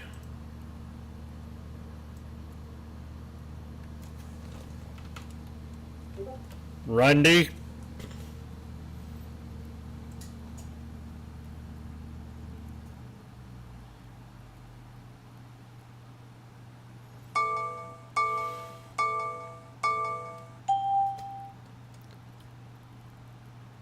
Today I'm going to read a poem.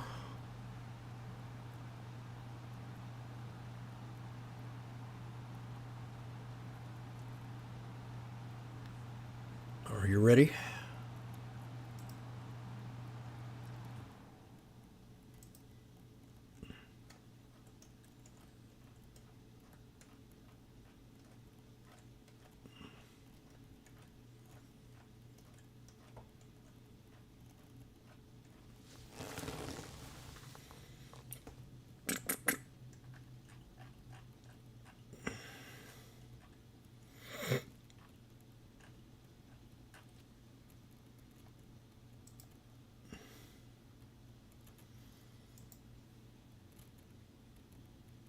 We want you to drop.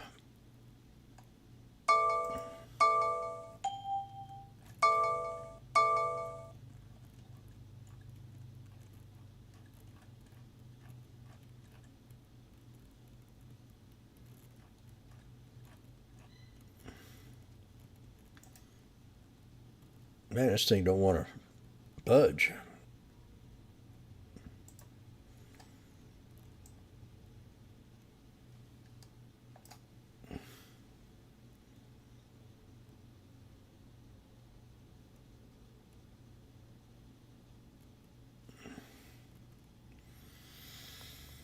Yeah. I'll get one more.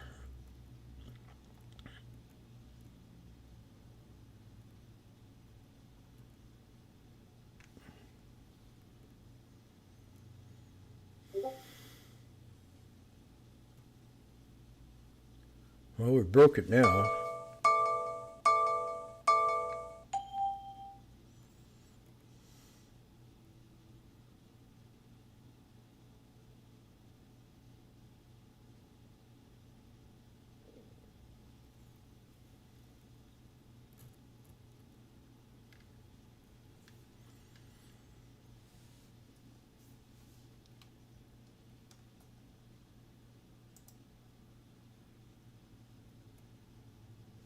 Tesla.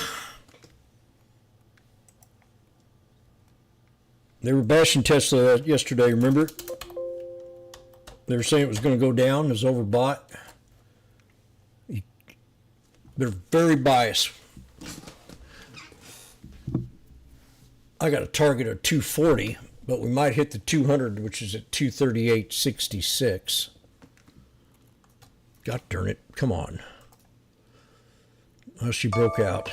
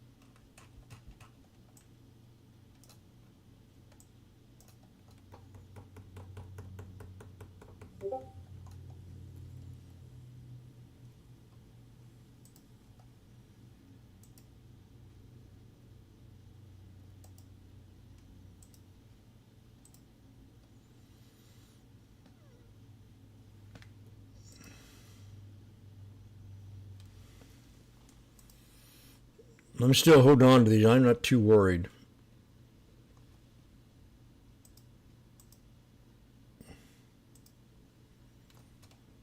For now, in a way.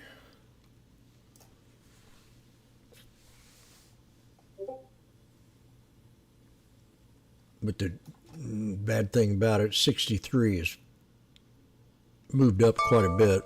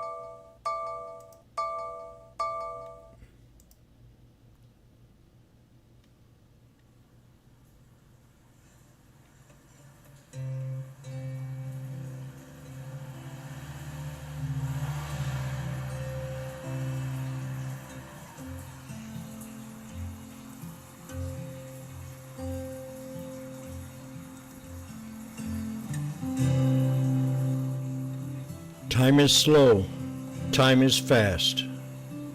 It never stops, but it never lasts. It's time for bed, it's time for school. To waste your time is to be a fool.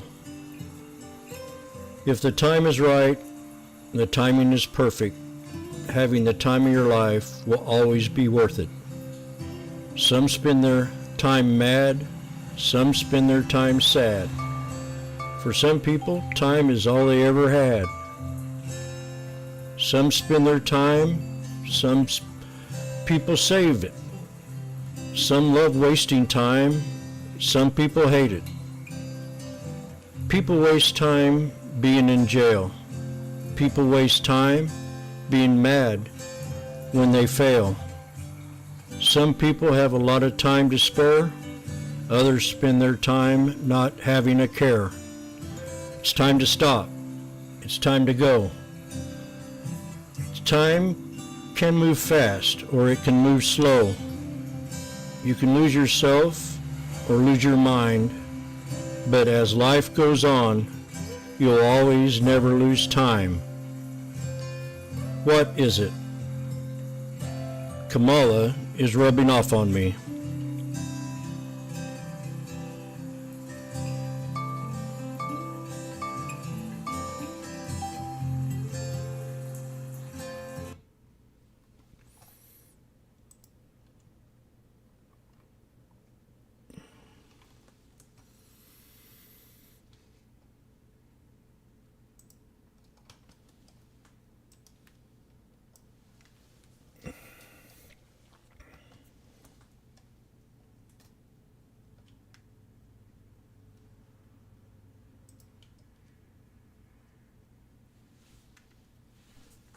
Carvana ripping again, was alerted.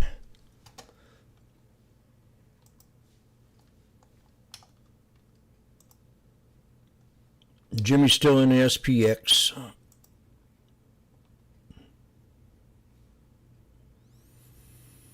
Thinking about getting two more. Now give me 1,800 in the trade.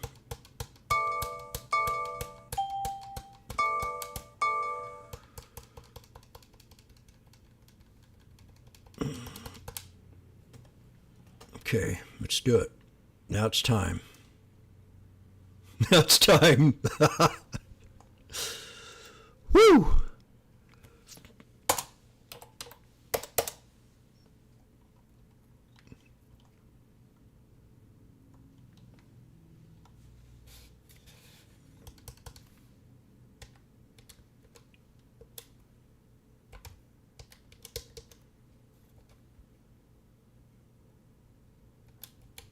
That 445 average.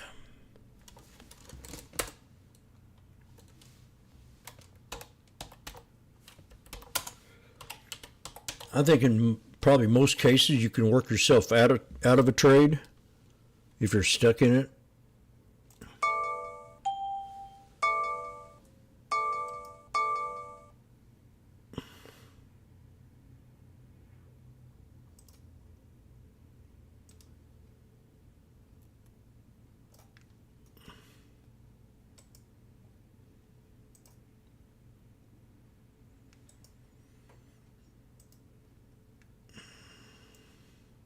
What's that DA? Wow, where'd that come from?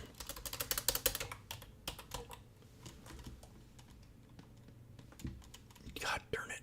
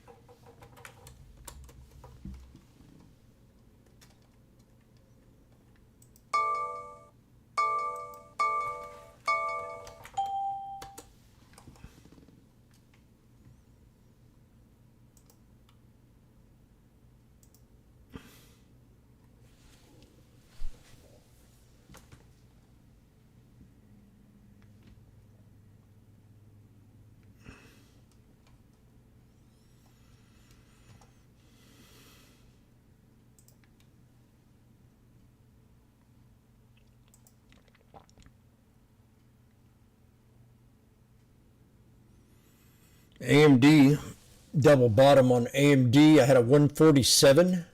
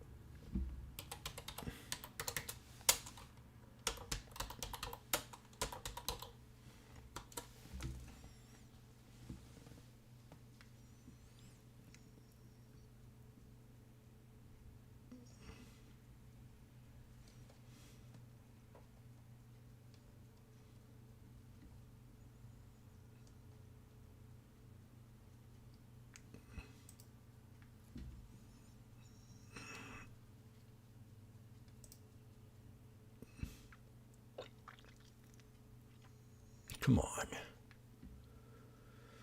Okay.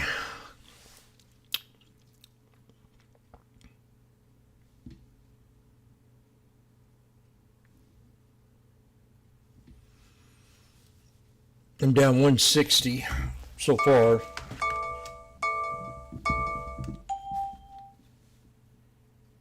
The market seems pretty confident in Pow today. Very low volume. So very low.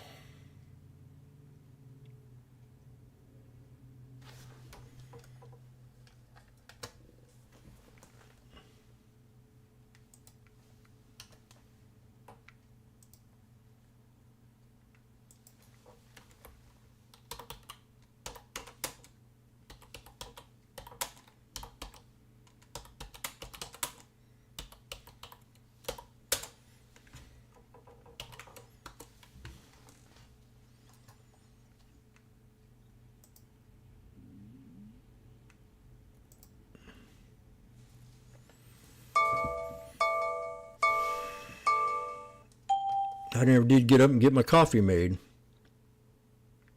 I got interested in that poem.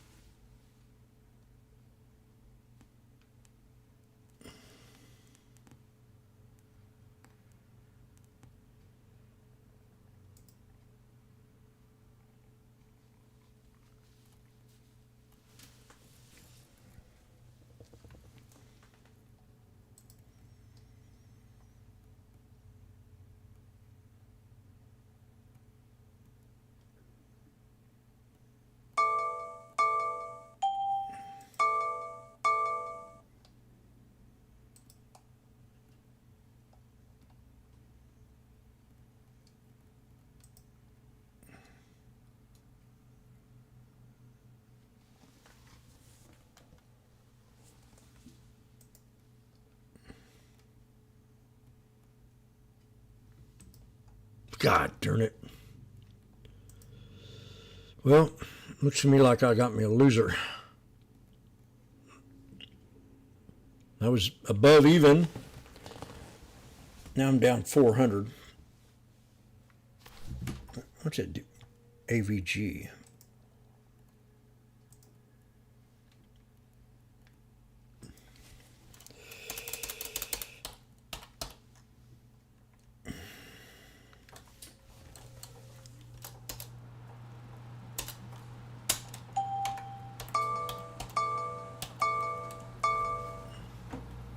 Luck.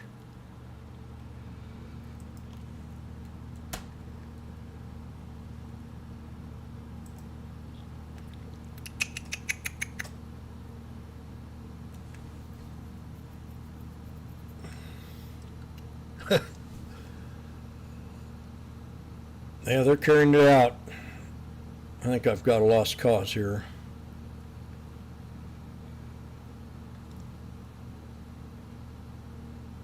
Go get my coffee and then come back and think about it.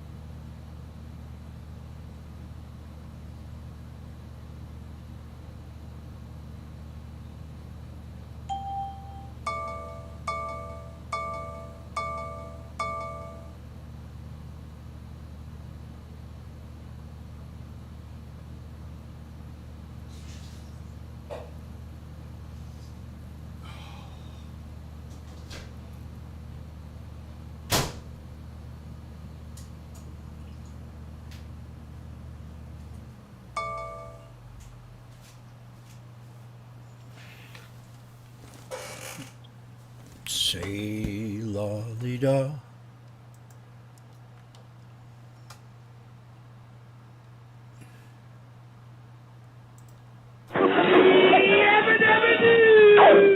Yabba dabba doo.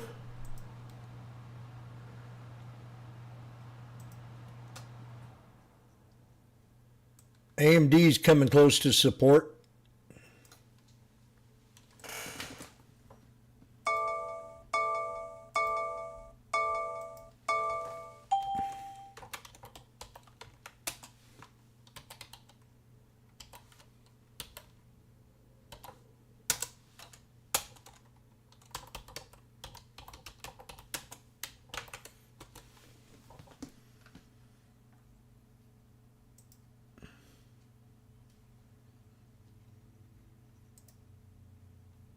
God. Well. Been tough couple weeks. Not tough, but I mean, been stuck in a few more than I have.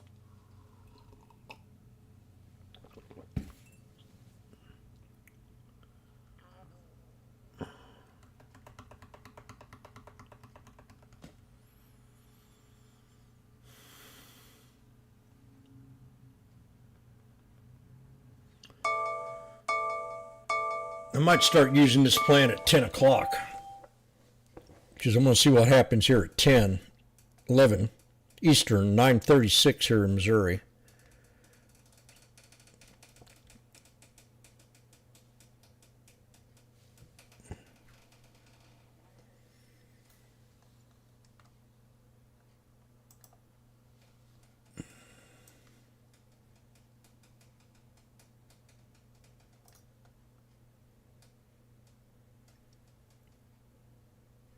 Did AVGO have a split? It looks like it did, didn't it? Mike.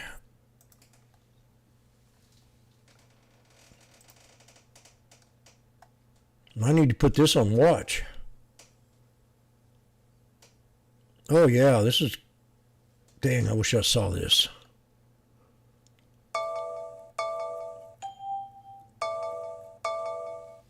I mean, I wish I'd have saw this.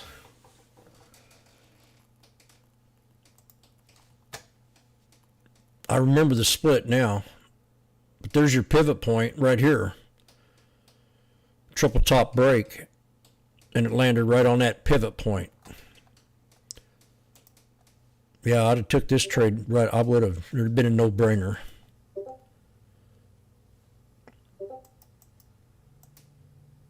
There ain't no doubt.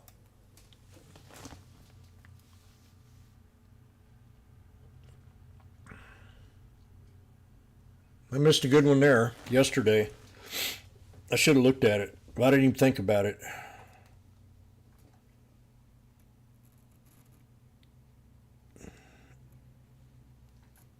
Huh. Well,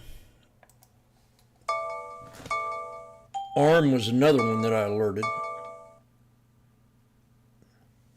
I did alert this one. It's up 12.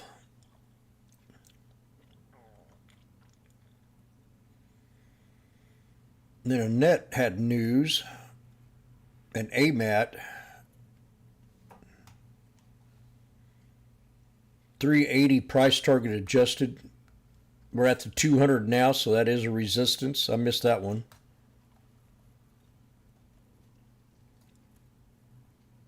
What about coin? Bitcoin Mara.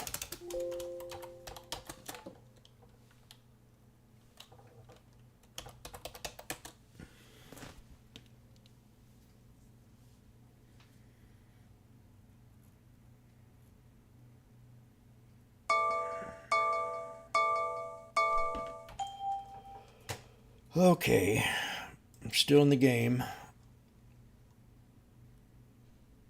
IWM down, alert.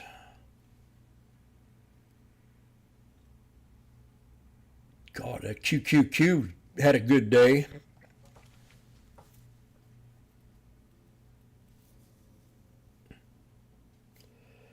So the market thinks that everything's going to be all chunky glory on Pow Pow speech.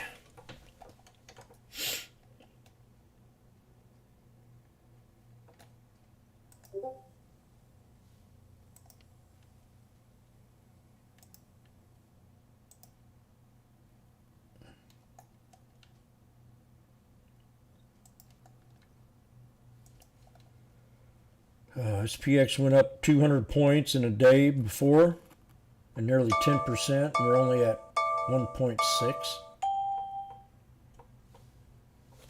God, what are you trying to tell me? I'm in a bad trade, Randy? I think you are, in a polite way.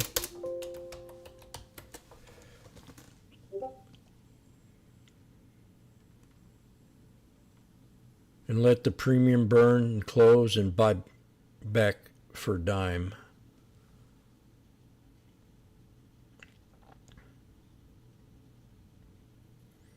We nailed NVIDIA yesterday.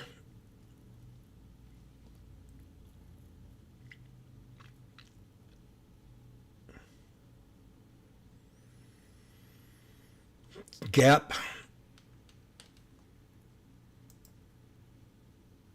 Well, she's coming back some here.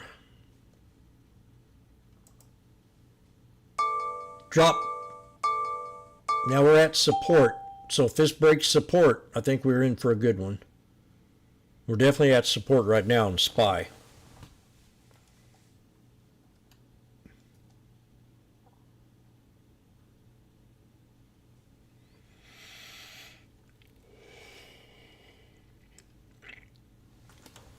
It's 9:41, so at 19 more minutes before me and the fat cats go to lunch.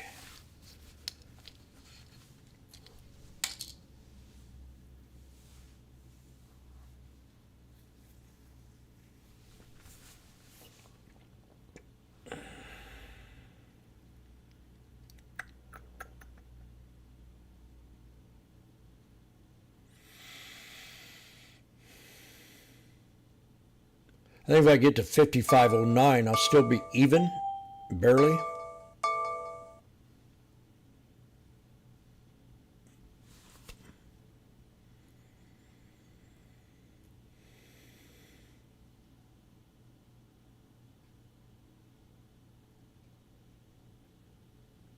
Should have bought 4 more at $3.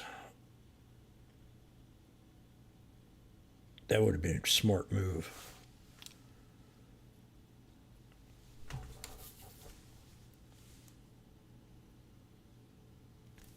My phone volume was down again.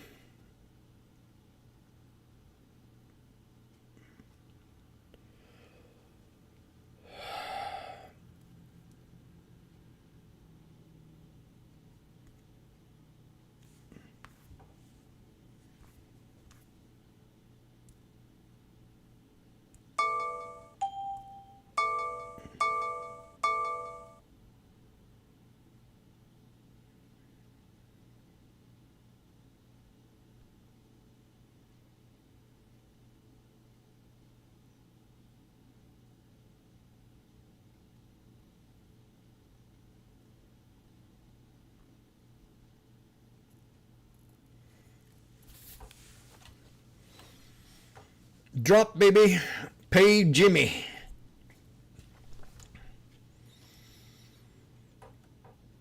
I mean, I'm trading a bullish little trend right now, so anybody in this trade with me?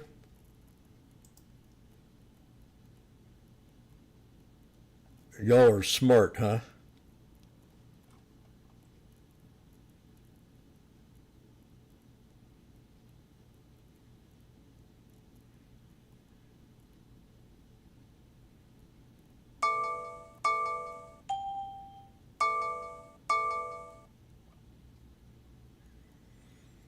AMD weak, no reason to mess with it, despite the earnings. No, Jim.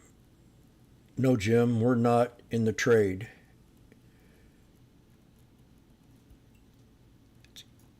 We're not. Oh, I gotta. What's that word mean? Are you calling me Kamala?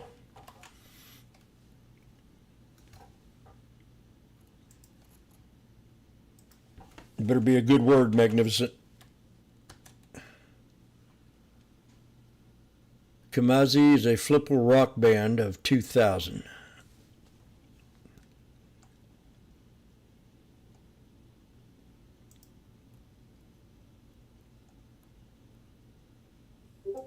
They have such a great quality, and the prices, chef's kiss. One more bag. Your managed status.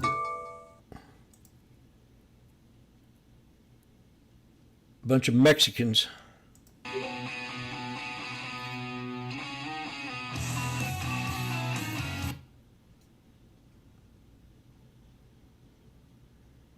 Kamikaze.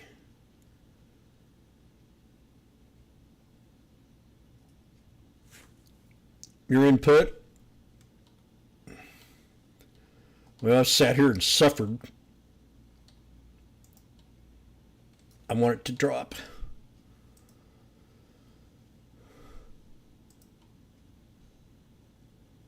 Be careful. Don't get. I'm down 400 on this.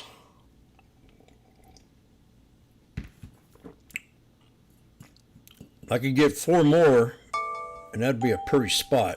That'd be right around 480. But then I'd have almost $3,000 in it. I don't want to do that. I don't like spending money on this stock.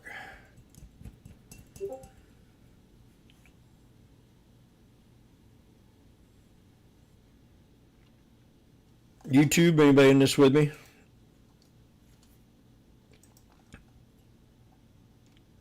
Nope.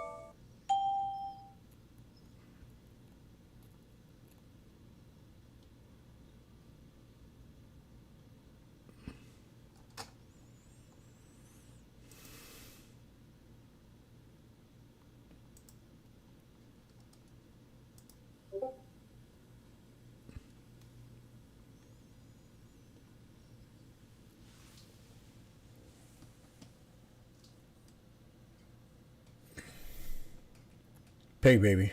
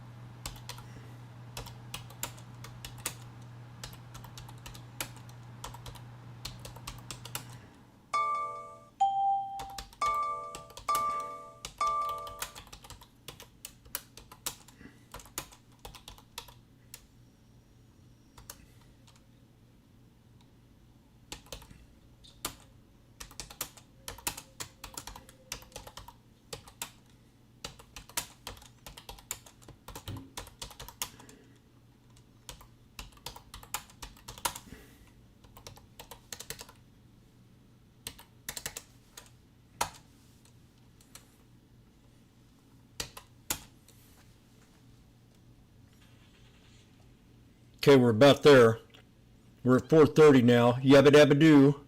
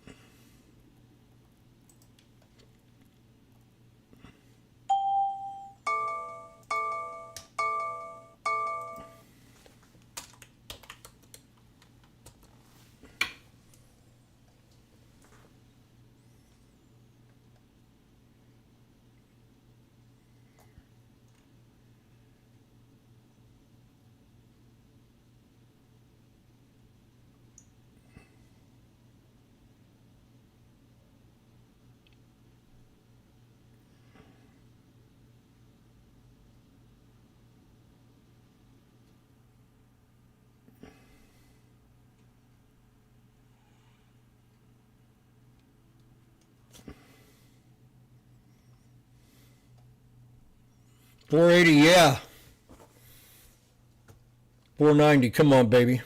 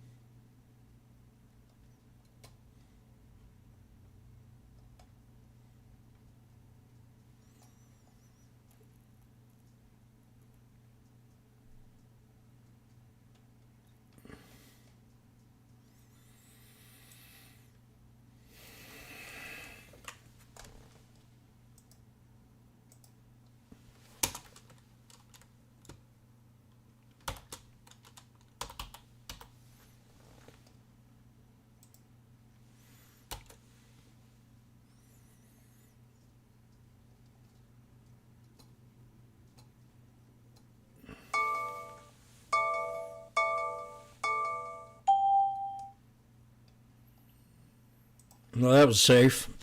490. We hit my target. I called this target. Now we can drop more, but I scaled out. $160.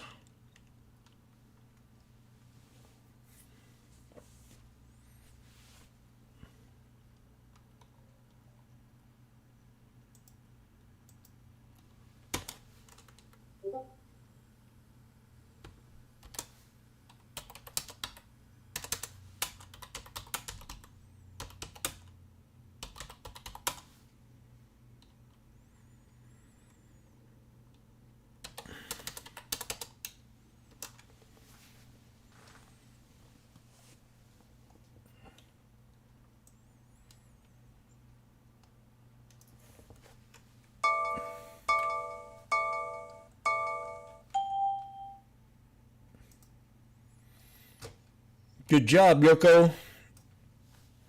Your timing was a lot better than mine.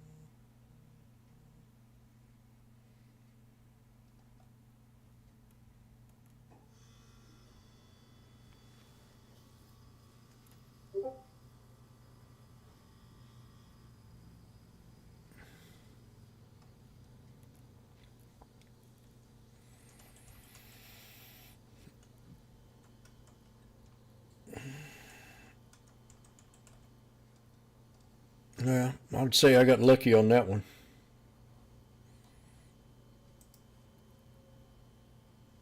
Wouldn't you, Mike?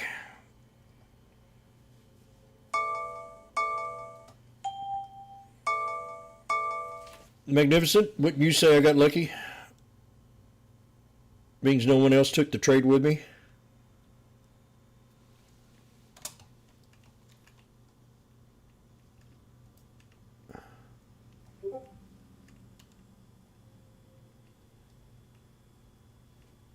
I want to sing it, but I want Mike to stay in here a little longer.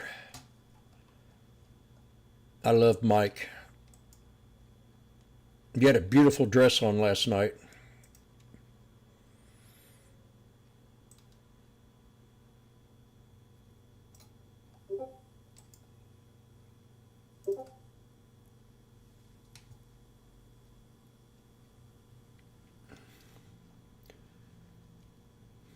Red, it was a little bit too much, though. Next time, wear a blue one.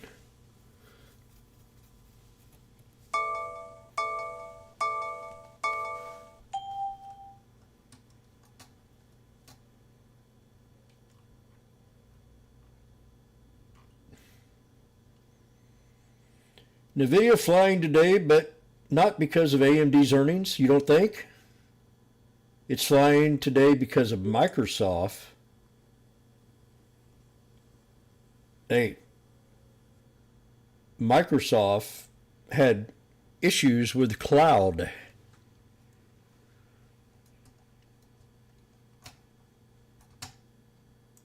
I don't know if I'd want to say it was Microsoft.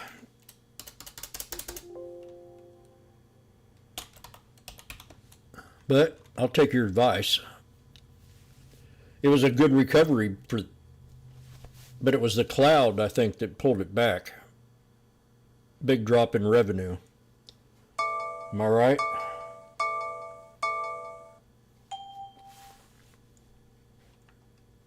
Maintains a $500 price target.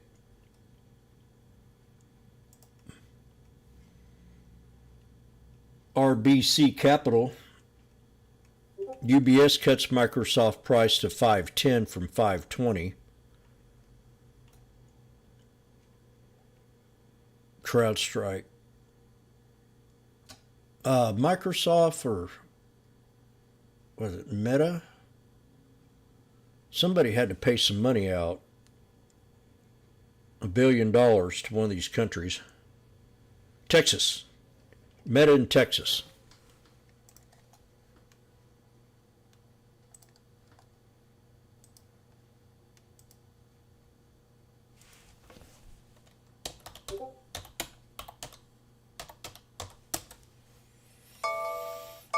Meta agrees to pay $1.4 billion settlement with Texas.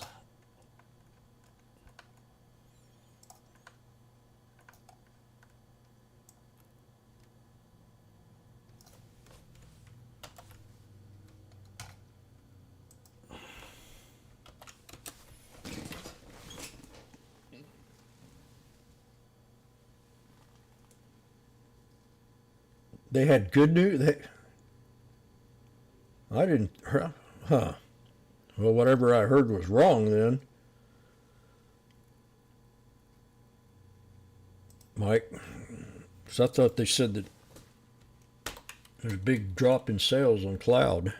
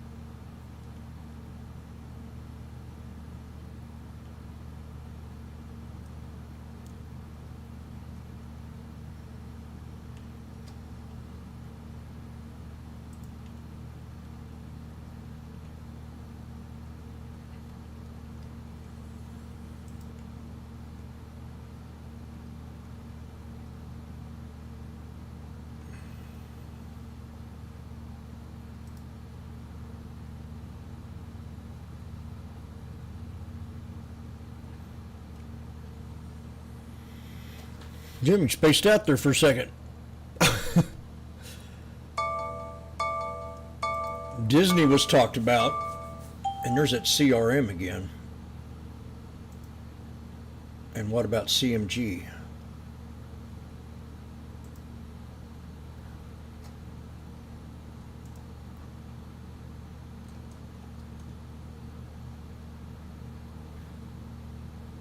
I'm so happy I got out of that trade. I was down 500 and some points on it. I just patiently waited. Once I hit that well, I don't know. Once I hit the 63, I got out.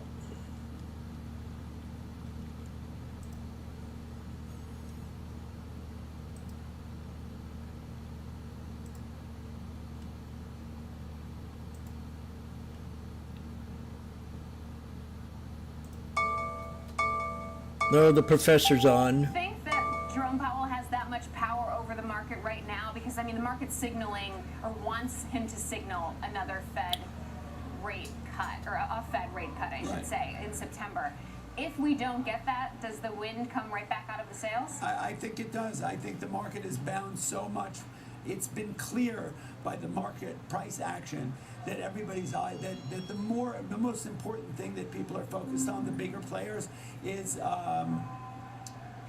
the Federal Reserve, is the interest rate cut, and markets can handle anything except expectations that are not fulfilled, and so that whole idea of higher for That's longer bullcrap, is buddy. something that's been weighing on people's minds for a while. I think people are really expecting. The expectations are.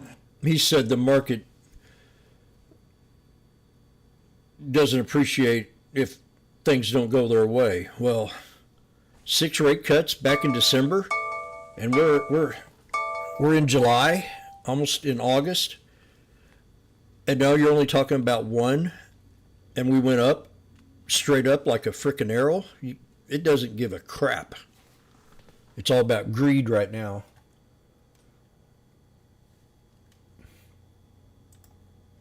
When it comes to this kind of great rotation that we've been seeing, though, can we see a resumption of the tech rally as we're seeing today, and a rotation into some of those other, beaten down sectors? 100%. They can happen at the same time, and I think that's probably what you're going to see. But there's so many different tranches in the market buying it. We've got this new huge, retail presence in the marketplace. You've got the big institutions. You've got the hedge funds, right? Everybody is positioning themselves. You've got this massive option market that people are playing with. You've got ETFs. So there's just so many different players in the game that you can definitely have. I mean, the rotation can happen fairly quickly. I think that the resumption, is that a word? The resumption of the tech rally is happening. It's happening here today. Is that going to continue? I think all eyes right now are on what Jay Powell has to say and a cut. But fundamentally speaking, can you make the case that this is a rally that should continue? Absolutely. Why? You can't. My belief is, and the investigation that I've done with Dan Ives, who comes on your show a lot. He'll be on in a little bit. Right, who are way smarter than I am. That this is the second inning of a much longer game, that the trillions of dollars that are going into tech are real. This is not a bubble moment. As Dan will always say, it's not a 1999 moment, it's a 95 moment. So this is just this is a healthy pebble in your shoe, bump in the road, consolidation, rotation for what it is, and that the long game is that a rally is still in the wings. And we heard from Microsoft. I agree with him in a way. Amazon, Apple, and Meta. Because of all the liquidity that's been printed. He said it himself. But the interest that we have to pay on that is atrocious. If we weren't in debt, this country would be if we weren't a welfare country, this country would be in great shape.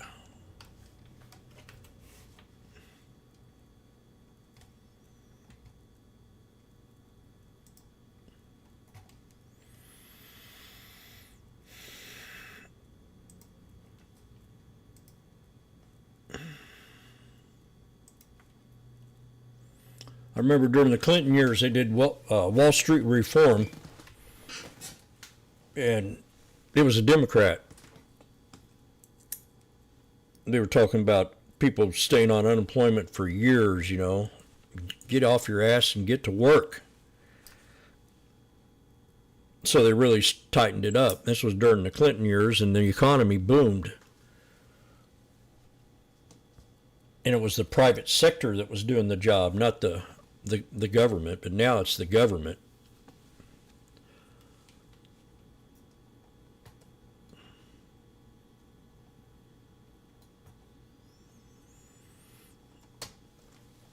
I was trading. I just started trading back then.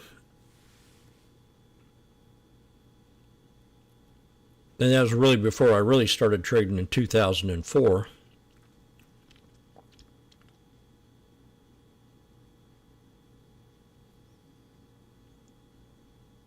I bought my first Walmart stock in 1979. 1981.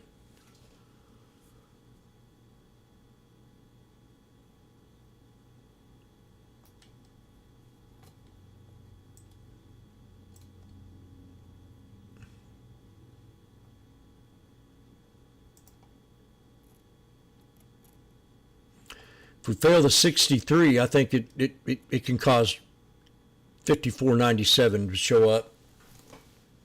If we fail the 63, and that's where I'll buy the put, if it does. But I agree with that old man there, in a way, but because they printed so much frickin' money, but it's gonna kick us in the ass eventually.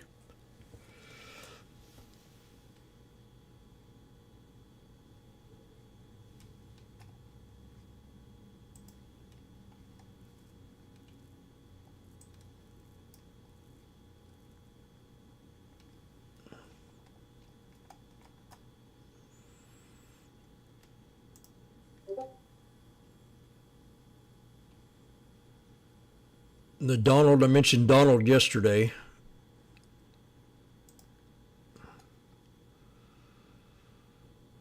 I'd have probably took that trade this morning.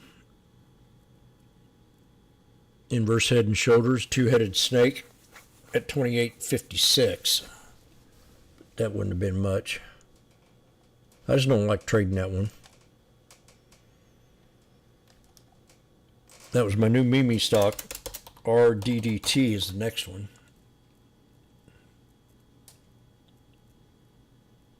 It's up $5 from yesterday. I mentioned this one yesterday at 57.55 on triple bottom.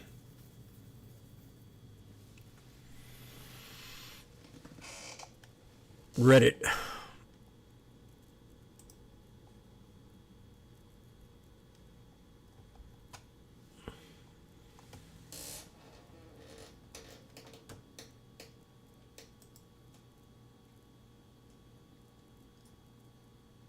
Okay, what are we looking at in the video?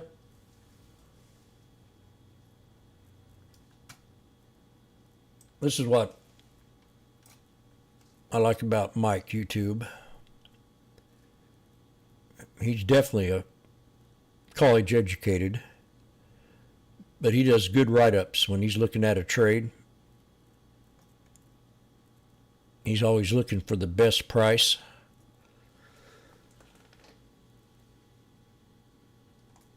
See how clean that chart is?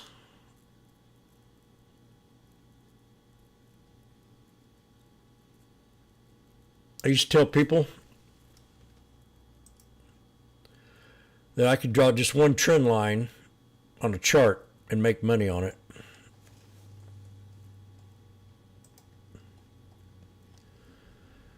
This is not a guaranteed trade. Nothing ever is. But the pattern is a big upside. If you can count to 4, you can make a little more.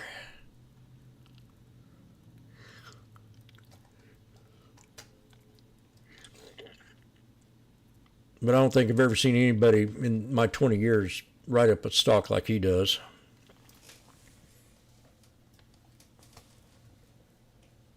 Which is good. Dr. Frankenstein. Two phases of price development, and if you look at price through this lens, it kind of simplifies things because there's only two phases. So let's add a little time on. You can see that that transition occurs 3 times here. 104 was the balance area that we formed, if you remember, back in the beginning of March, and then we broke down after earnings, went sideways into May, June, further weakness here, and again, that new area, the consolidation that's been forming around 74. Now, this is stock that has been coming under pressure for some time now. We're going to add a little bit of time on here and just taking a look at the double top that formed, top left corner of the screen. That was back in the summer of and fall of 2021. And I need this sucker to bounce bad. Not only a double top that formed, but also 179, a bit of resistance on I got the Nike. 160s where we formed balance on the bigger picture, 110. December. We went vertical into this summer, and I think the real question here again is, do we start to? And it appears as if we are establishing something a little bit more rotational here. So across multiple time frames here, unfortunately, it looks to me like the Bears are still in charge here. So Joel, Bears still in charge. Final thought on Nike. Is this just purely a valuation play or something a bit more fundamental that you think is changing? I think a bit more fundamental. I think, quite frankly, this is one that if you're going to be in the arena, I don't think that Nike really has someone that does what they do. They have just a plethora of athletes that are going to dominate TV, shoe sales, etc. for basketball and other media outlets and other things like that. So this is one that I like for a bit of a long term. Any price action below $74 is what's attractive to me for a long-term hold of the shares. All right, trading at $74.93 right now. All right, Joel, your next trade is Wells Fargo, a winner this year. It's basically flat right now, but up 22% year to date. Tell us why you're trading this one. Yeah, definitely. This one has a 52-week high of about 62 and change, 62.55. I want to be bullish here, but I don't want to chase after those highs. I'm going to use some options to kind of trade around this position. But I think if you're going to be in the financials, this is one that's very attractive. Just for those reasons I mentioned, really approaching some 52-week highs. Definitely been bullish. And I think that, as we kind of get a broader view of the overall market, we see what the Mag 7 are doing. I think to have some diversification in my portfolio, I do want to have some bank holdings. And Wells Fargo is one of those names that's very attractive to me. All right, Ben, what's the chart show for Wells Fargo? Yeah, I like this one, Caroline. A little bit of bullishness.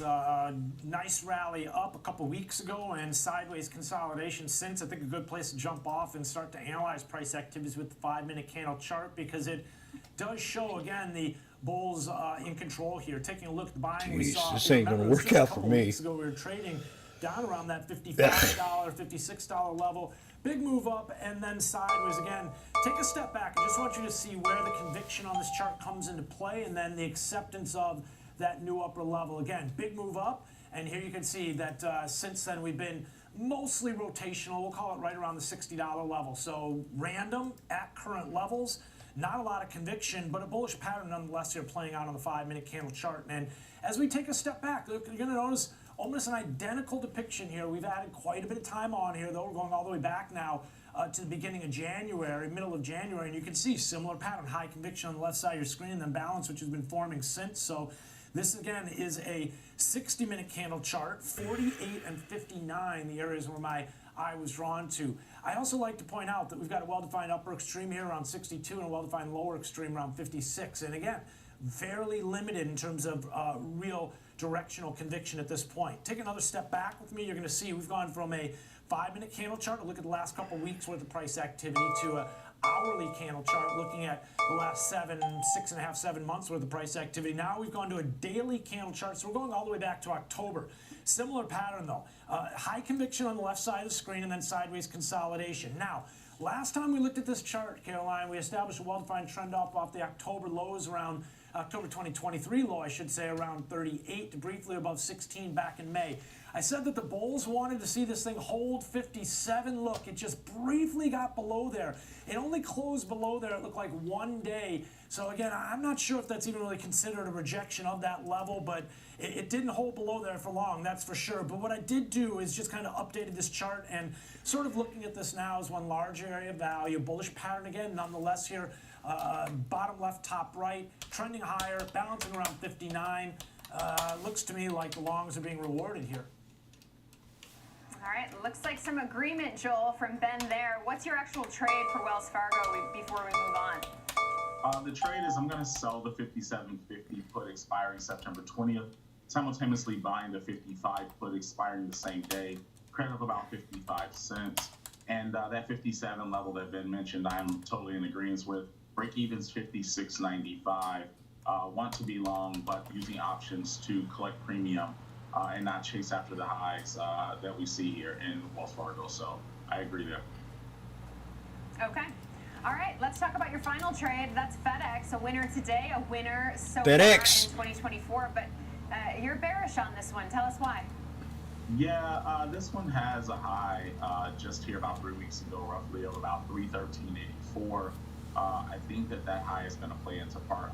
It's just more of me believing that we're going to kind of run out of steam at those levels. Not totally bearish on the stock overall, but just from a trader mindset, I think that level is going to run into a bit of resistance. And I think that we're either going to stop there, consolidate, or have some kind of a pullback there as we get later into the year. So I'm definitely looking to take advantage of what I think the price action is going to look like here in the next few weeks, next maybe 2 weeks or so. All right, so Ben, Joel doesn't see room to run for FedEx. What does the chart tell you? Looks to me like the bulls are running right now, holding on to the reins and enjoying some gains as of recent here. Let's just first and foremost start off with a 30-minute candle chart, almost a mirror image of what we established and looked at with Nike, right? That high conviction move lower here, you've got the exact opposite. Now, we're adding a little bit of time on here, so we've got a few weeks of price activity going back to when the stock was trading around 243. If you remember, that was in the middle of June. High conviction, big move up to 314, sideways consolidation. So this kind of feeds right into what I look for, Caroline, the two phases of price development and a high conviction trade to the upside. Again, a 30-minute candle chart, we see a big move as we retreat away from 250 and then start to consolidate here around this $300 level. So let's move away from this chart, the more granular look, and just add a bit of time on. I've got daily candles here for us now, and we're going all the way back to, we're talking the fall of 2022. Similar pattern though, this is what we've been looking at, right? High conviction, sideways consolidation, and then more recently we've actually started to break out again here. You can see above the range that we had been in, so an attempt to establish value at a new upper level. And simply put, this is what the bulls are going to look for, that acceptance, that kind of sideways consolidation. But I did want to direct your attention to the left side of the screen here, because we see this pattern repeat itself multiple times here, 3-4 times within this larger, bigger, longer term move up. Let's add a little bit of time on. You can see now we're going into a weekly candle chart, and you can see FedEx rewarding the bulls handsomely, going all the way back to 1998, rallying off that balance area that we formed into 2015, 2016, around that $16 area. Look at the big move up here. You can see all the way up to 319, and most of this has been somewhat limited in terms of real conviction since, but we're building momentum up through this 200 level. I always say opens up a door for a retest of those highs. That's 319, 320. We're not far off that right now. Oh, come on, guy. All right, Joel. Ben doesn't seem too much in agreement there. Says the bulls keep on. Me neither. Tell us about your bearish trade for FedEx. Absolutely. I'm looking at those same 320s. So I think that we're going to run into a bit of a ceiling. Going to sell that 320 call expiring roughly about 2 weeks from now, August 16th, simultaneously buying the 325 as a hedge. Same expiration date. August did break 16th, out. about 37 cents. Break even is 320.37. So love the charts. I think that those pullbacks is exactly what I'm looking at for possibly retesting some of those levels. And hopefully between now and that 16th of August, those pullbacks will allow my options to expire worthless. So I'm setting an alert on FedEx for the pullback. I agree with him. But appreciate those trades and the technicals. Joel Hawthorne, Retail Trader Magazine, and Ben Lichtenstein. 299.44. 290. Next, we're going to spotlight Flushing Financial, Caroline. joined by the CEO of the company to discuss I'm talking. earnings, the state of the business, and the impact. Caroline, I was talking. 299.44. Go ahead, honey. You're sleeping on the couch tonight, James.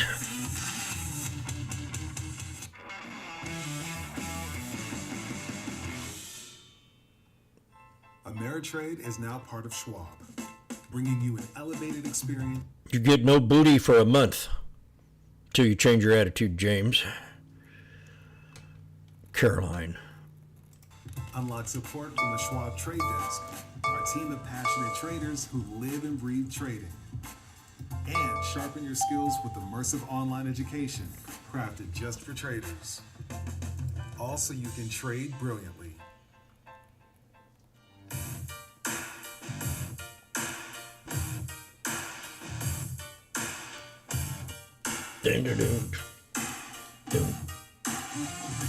From the pictures community of Reddit, Kim Jong-un stuck in a flood. Ha ha ha ha ha.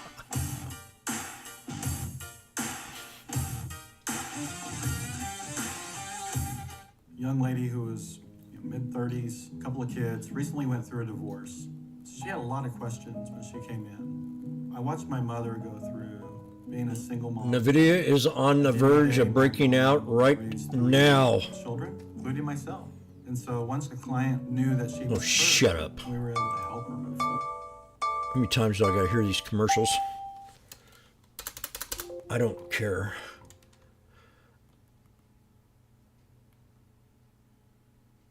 And what was I looking at? NVIDIA.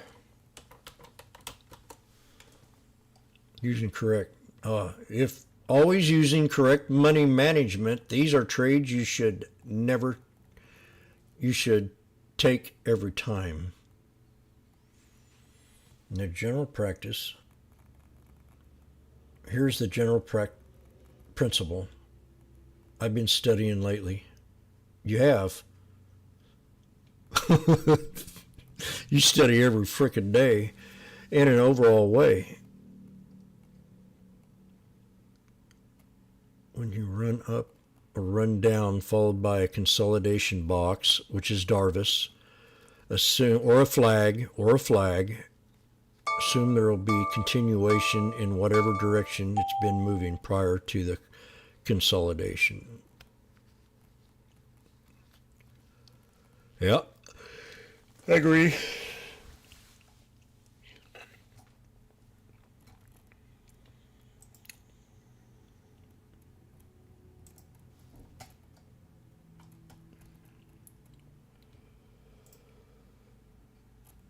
SMCI's down, mannequin.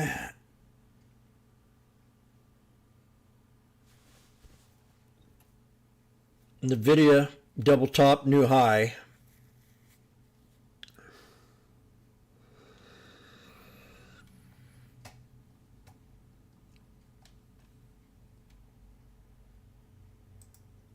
Margins will bottom sometime in the toward the end of 2024, and following that, we'll start to see a rise in our net interest margin. So we're very, very pleased with what we see, and if the Fed makes a move, that will accelerate any potential benefit for us, particularly if the yield curve goes back to a more normal position. I'm curious about that because, of course, we'll hear from Fed Chair Powell later this afternoon. The market is waiting for a signal that it's going to start cutting rates in September. Obviously, this year, the expectations have changed quite a bit. We started the year thinking that there might be 6 cuts, and then there might be no cuts, and now there's maybe 2, potentially 3. How much of a challenge is it, given these shifting expectations of what the Fed might do? Well, it's clearly been a challenge, but it's been a challenge that we've been able to work with over the course of these 2 years of increases. So, chief among those has been our ability to continue to have a very, very stable deposit base, despite being in one of the most competitive markets in the United States, of course, the New York metropolitan market. So we're pleased with the trends. We're right on target from where we thought we would be at this point in time. And as I said, we're prepared to see some benefits coming out of the natural progression of our loan book yielding higher rates, while deposits either stabilize or, if the Fed does make a move, benefit from a reduction in rates on the short end of the yield curve. What are you modeling in? How many cuts do you think we'll see this year? Well, we think we're in position.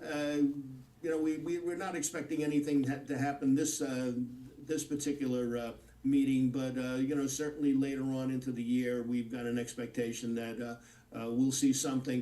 But nevertheless, we structured the business in such a manner that we can be relatively neutral with no change in interest rates. As I said, we'll start to see some benefits in terms of our margin taking place over the course of late 2024 into 2025 without a cut. A cut just accelerates it and makes it better for us. Okay. So you're primarily a commercial bank with limited consumer lending. I'm curious, just in terms of loan demand, what's that looking like? Are you seeing signs of improvement right now?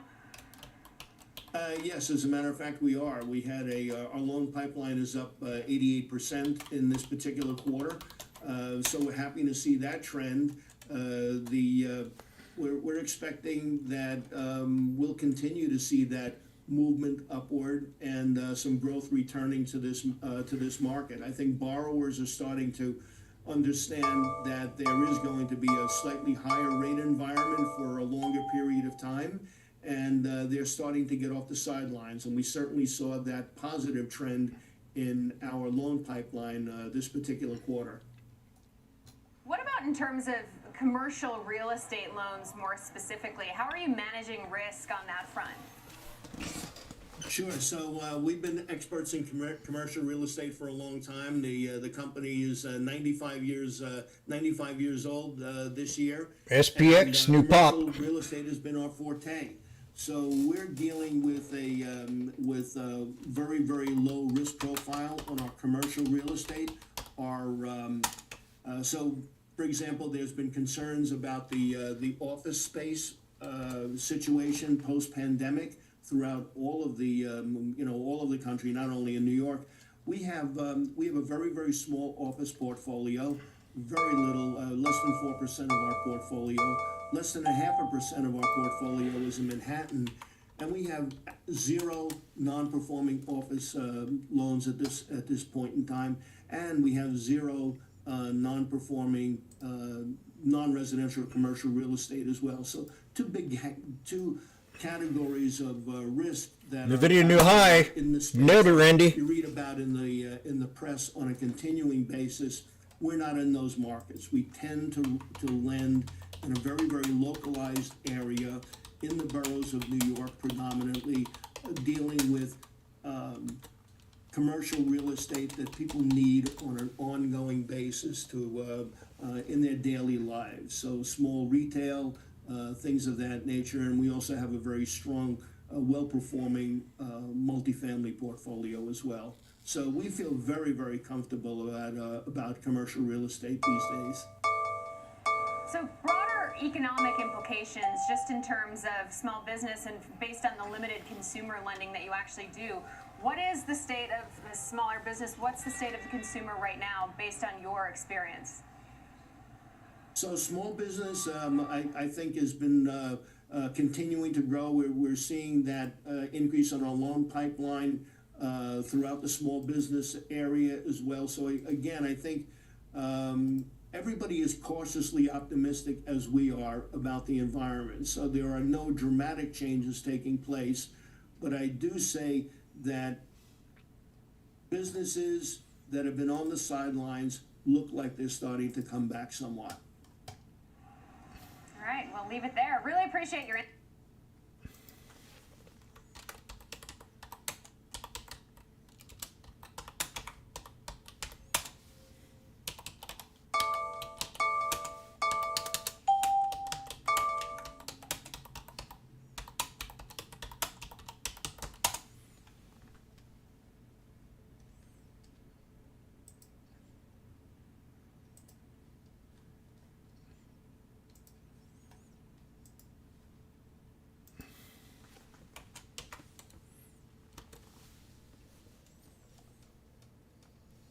Whoa, that's the wrong one. Shit.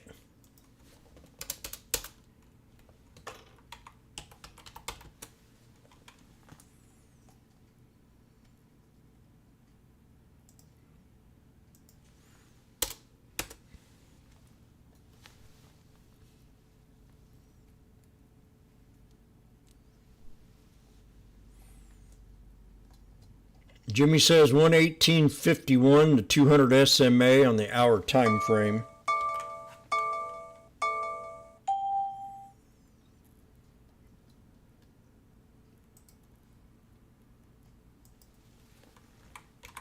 Rundy.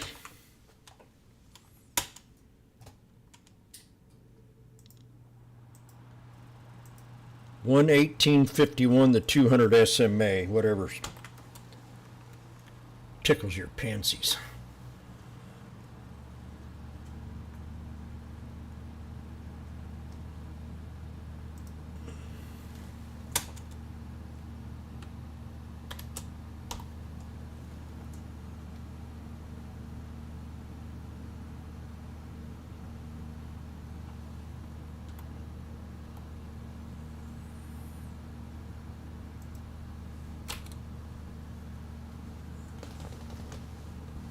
He's going to sell a few contracts at 117.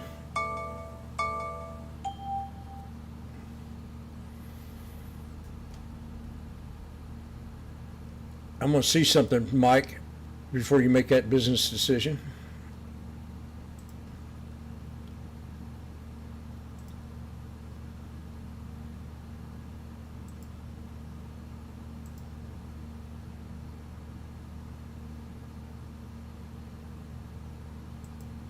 Support around 114.90 and resistance around 120.79 and a pivot point right there, 117.59. That's a good idea. 117 is selling in the heat.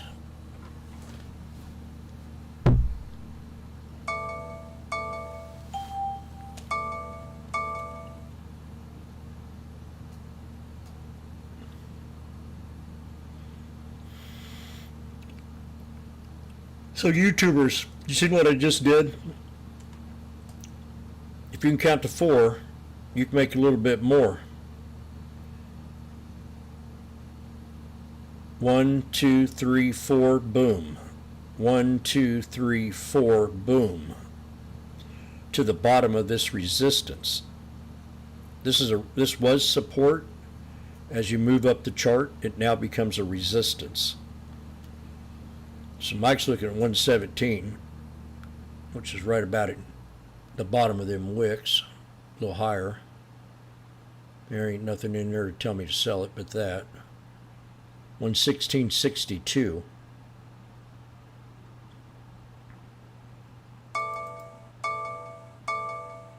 $116.62 is what I got.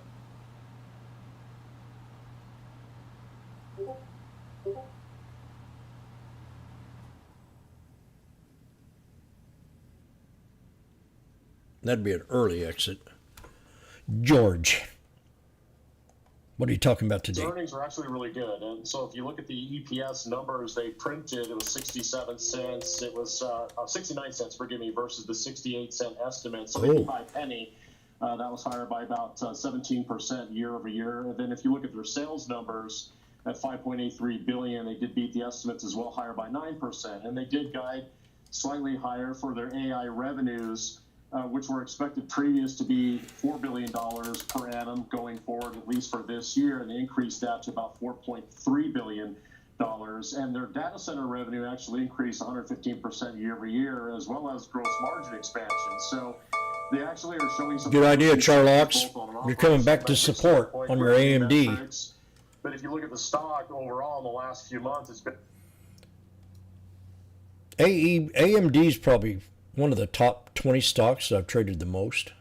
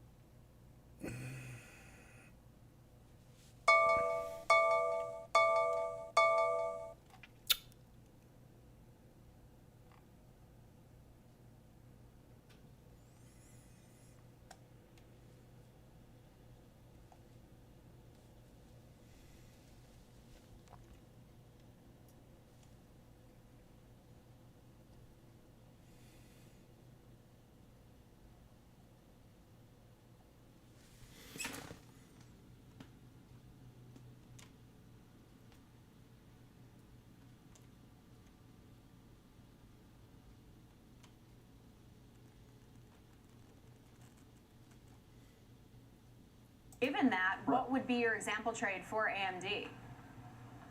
Yeah, so just in principle, I mean, if you look at valuation just quickly here, yesterday AMD was trading at the same multiple, around 40 times forward earnings than NVIDIA, but NVIDIA is growing 6 to 8 times faster. So I think that helps bring some context into why we're seeing some performance struggles in AMD versus NVIDIA, but both the stocks have been down the last 2 weeks because of essentially a sell-off and a liquidity grab. Now, with that said, I think AMD looks like it may hold some technical levels. Earlier today, it hit around 154, which is right around its 200-day moving average. So I think that's going to be an area of technical resistance.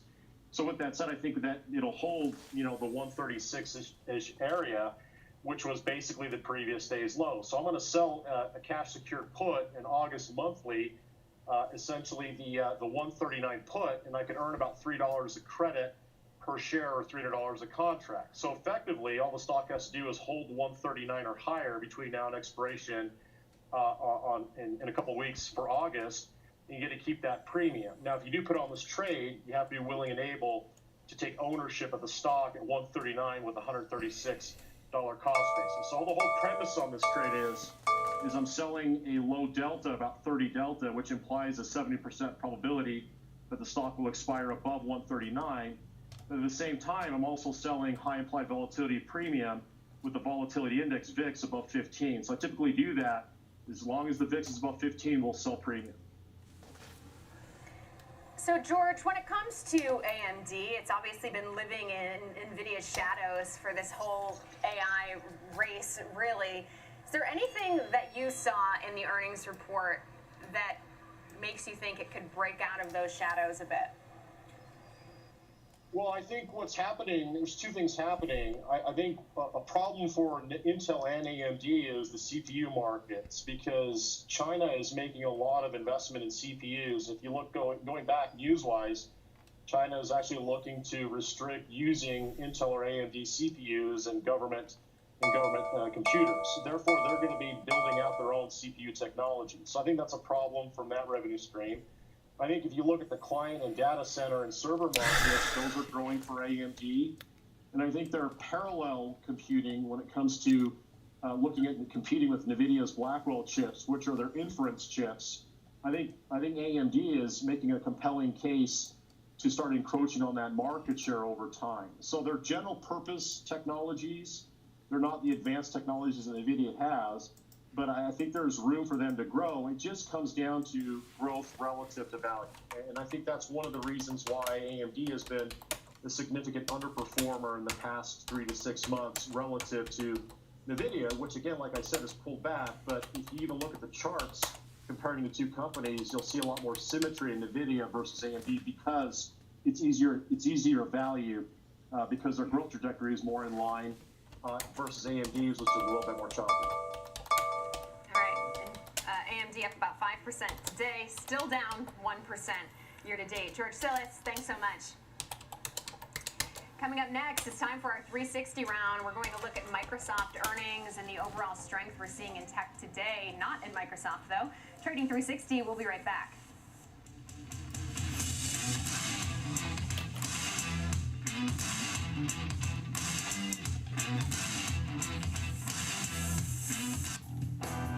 Part of the latest commodities action on Futures with Ben Lichtenstein, weekdays, 8 a.m. Eastern on the Schwab Network. Available anytime, anywhere, on any device for free. I was born on the south side of Chicago. It has been a long road, but now I'm working for Schwab. I love to help people understand the world through their lens and invest accordingly. You can call us Christmas Eve at 4 o'clock in the morning. We're going to always make sure that you have all of the financial tools and support to secure your financial future. That means a lot for my community and for every community. Download the Schwab Network app and join us to follow all the market trends. Schwab Network is available anytime, anywhere on AMD hit my support of 145.53 that I chalked out today. How's my favorite client? Great.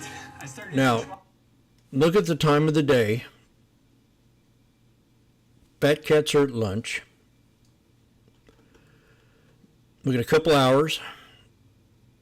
Are we going to take it during the riskiest time of the day? What about the size if you do go in? Are you going to go in a lot, or are you going to go in small because it's that period of time of day where you don't want to take that huge risk? We got a big catalyst coming up. You heard him in here talking about pow. We're in the correction now of the run we had this morning. So I'm just saying we're at 145.53 is what I had chalked down for support on AMD, but I'm not going to trade it yet. If I watch it here and I see a knife, I'll jump in it.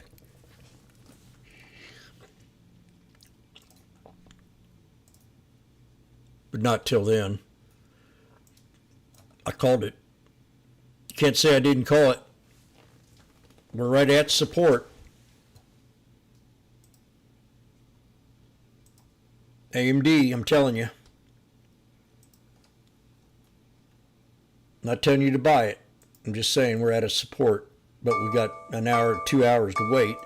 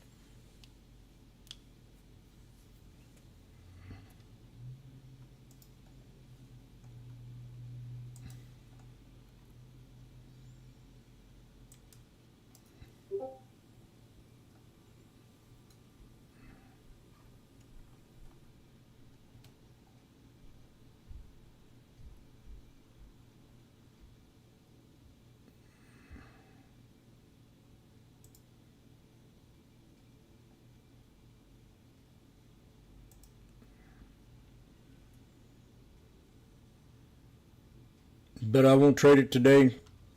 Nope. Oh, what time frame is that on? 3 white soldiers? That could be a good support right there, Mike.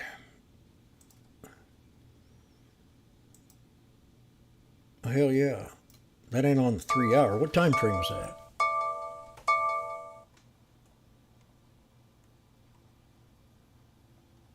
Two hour. I've never used the 2 hour.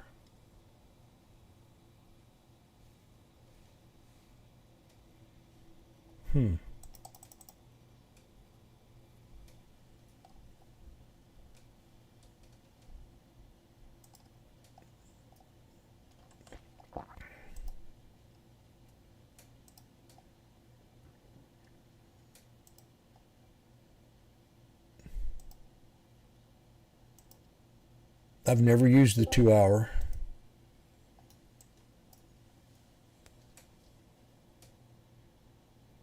Man, it's right on the 21. This looks a lot better than that 1 hour.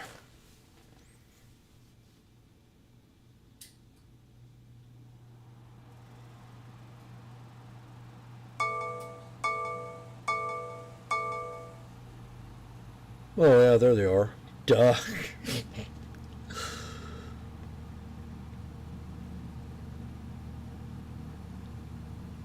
Man, we're right at support. A little bit below it.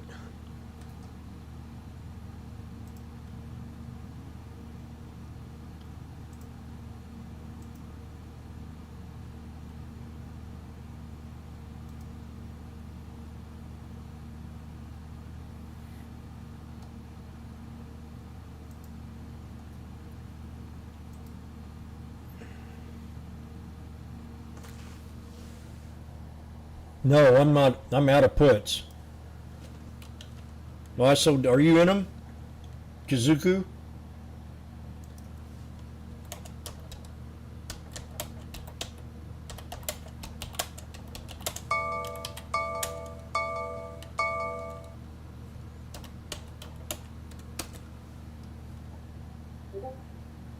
Ginzuku, are you in them?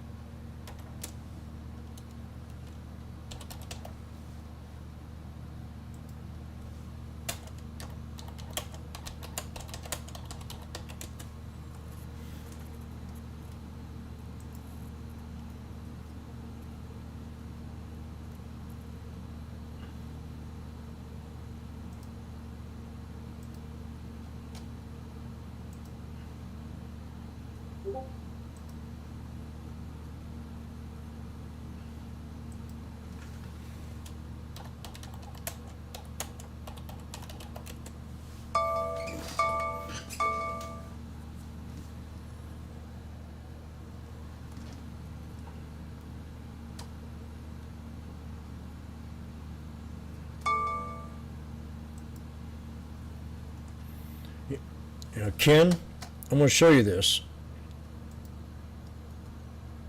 Do you have the 63 on your on your 63 EMA on your chart? I want you to do out a separate chart.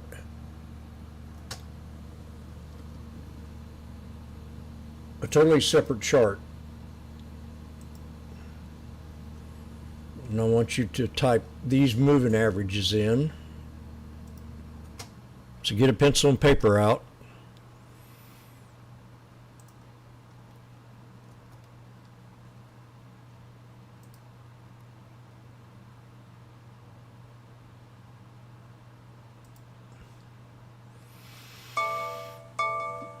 You got your pencil and paper?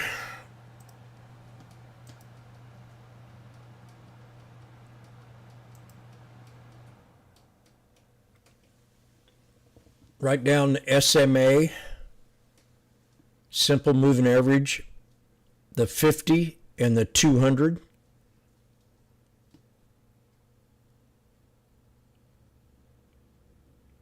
Again, SMA, the 50 and the 200. EMAs, 9, 63, and the 21.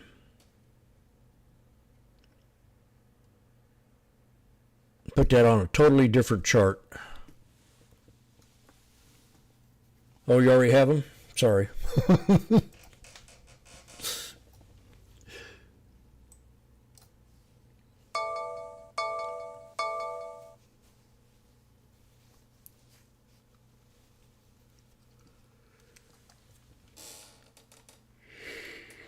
I'm going to go in there and warm my coffee up and fix something. What do I have here? Oh, goulash again. Slaw.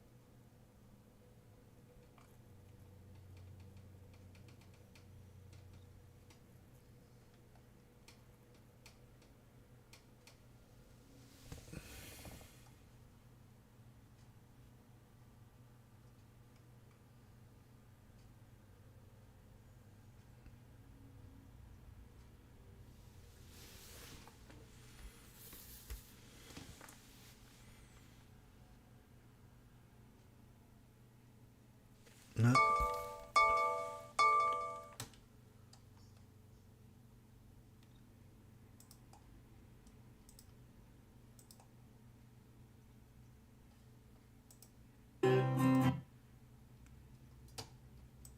When the time is right. Whoa. Wonder who that is.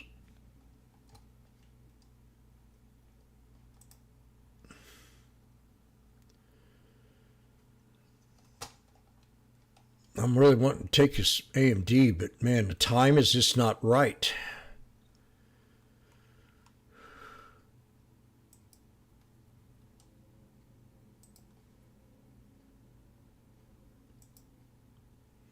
We're almost to that 50% retracement.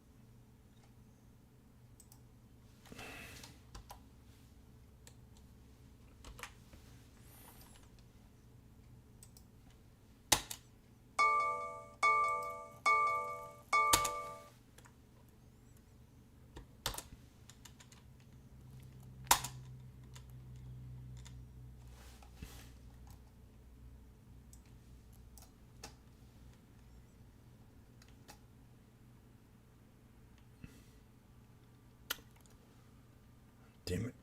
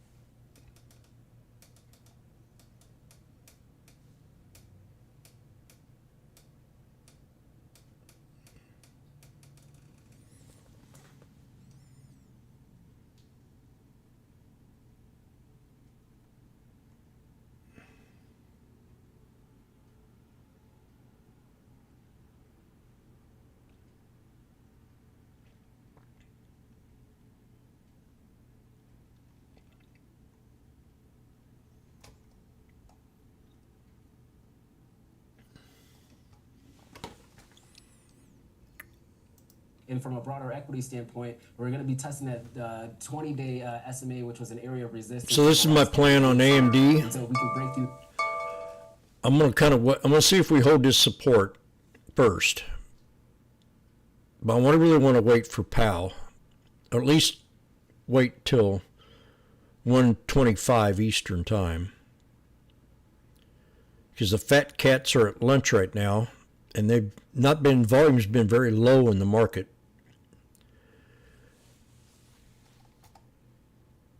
I think somebody got in there and really bought a bunch of shit yesterday in the close.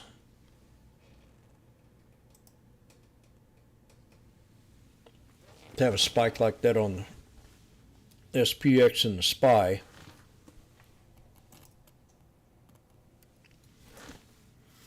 SPY's back at support. SPX is back at support.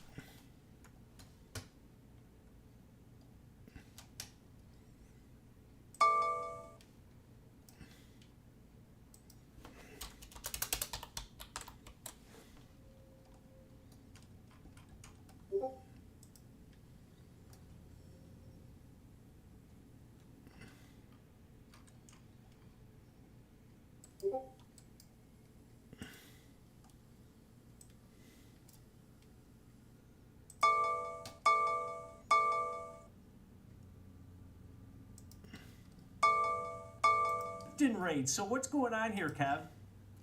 Yeah, there's a lot going on. I would say Japan is probably pretty much an outlier, and they are kind of going through their own thing here, where the market is really expecting the BOJ to really kind of pump the brakes when it comes to their economy. That's what's going to give them strength when it comes to the yen. So they're in a little bit of a different type of scenario than we are here in the United States.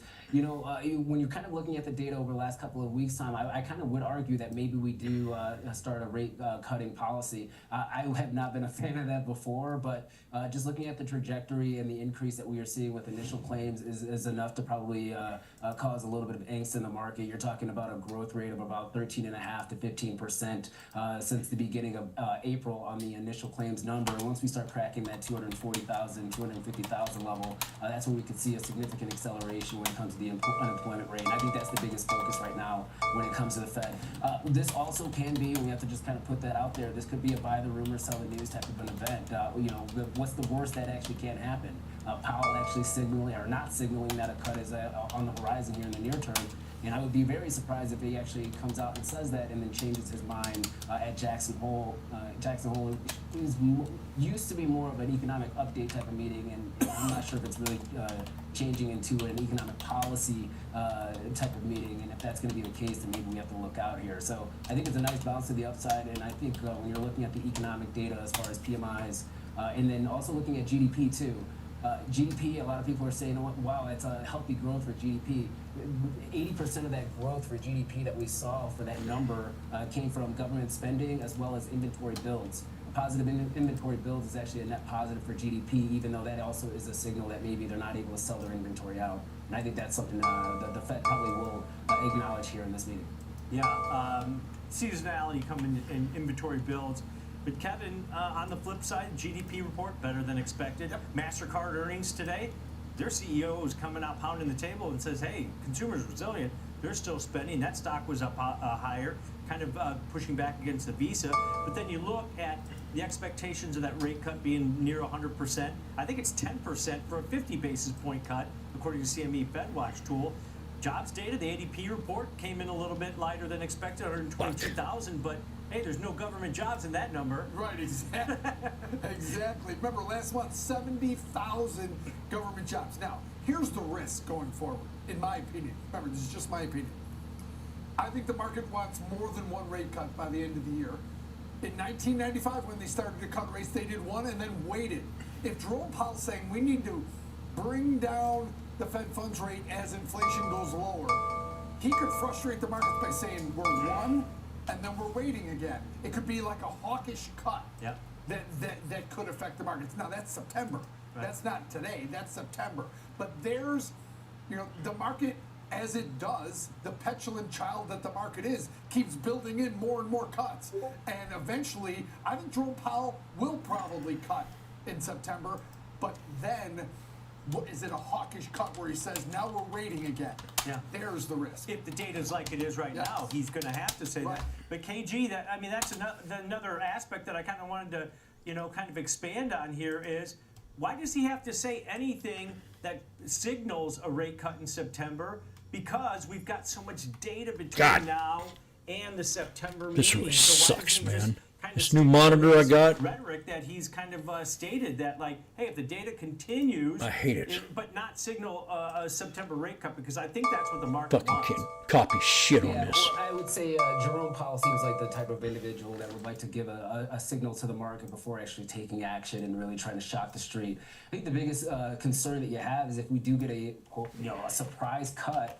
If he doesn't signal one and then we do cut in September, that surprise cut could be interpreted as maybe they see something on the horizon that the market's not pricing in. And that could actually be a little bit more detrimental to the economy than probably forecasting a cut right now. There's this different scenario that we are seeing compared to what we saw in April as well as what we saw in October, where we kind of got ahead of ourselves, especially on the front end of the curve. This time we're actually seeing it on the back end of the curve a little bit more aggressively. And so I think that kind of foreshadows the fact that the market might be appropriately pricing a potential rate cut here in the near term. Going back to the job scenario, though, I think that's another reason that the Fed could actually cut. Yes, we're seeing pretty robust jobs on the preliminary numbers, but the revisions are fairly aggressive. And if you're looking at the last 2 months, you're averaging around a 55,000 number revision when it comes to non-farm payrolls. So we can extrapolate that out and we kind of match the 122,000 jobs from ADP, and let's say that revision is actually going to hold true. You're now talking about only hitting double digits, when you're talking about jobs on a thousands basis. When you're talking about jobs, that type of deceleration I think is a little bit concerning. So revisions do matter, even though we probably don't price them in. But I think that's also on the horizon here, or that's something that they are a little bit concerned about, maybe the overinflating of these preliminary numbers. Yeah, I'm in that camp that we need weekly jobless claims above 250 on a consistent basis. Remember something, Tom. Yeah. Normally, historically, this wouldn't even be a press conference. Right. On a meeting where they don't move. Jerome Powell is the parent driving the car, and the market is the kids in the back seat going, are we there yet? Are we there yet? Yeah. How much? How many more? It's like that. Yep. So Jerome Powell's going to say, we're making good progress. Yep. That's what I mean. Stay to Full that stop. rhetoric. But real quick here, Kev, if you look at the 10-year yield hitting the lowest level since March, I mean, dollars coming off here a little bit. Is that push into treasuries maybe a safety play? I mean, look at gold. Gold's rallying, and crude oil pops another 3% today. I think the market does what it always does, Tom. It gets ahead of itself. It gets behind. It gets ahead. It's always searching for the right spot, and then it corrects. Yeah. Right? We're going to continue to watch. That's why we trade them. Yep. Because they get out of whack. We got mines all over, landmines all over this market, lots with earnings, data, and the Fed this afternoon. A lot to keep an eye on, but let's take a quick break here, guys. When we come back, we're going to take a look at Meta Platforms. Social media stock has risen over 34% this year into their earnings after the close. The bar is high on this one. We'll talk about that when Fast Market comes back. No wonder that's right.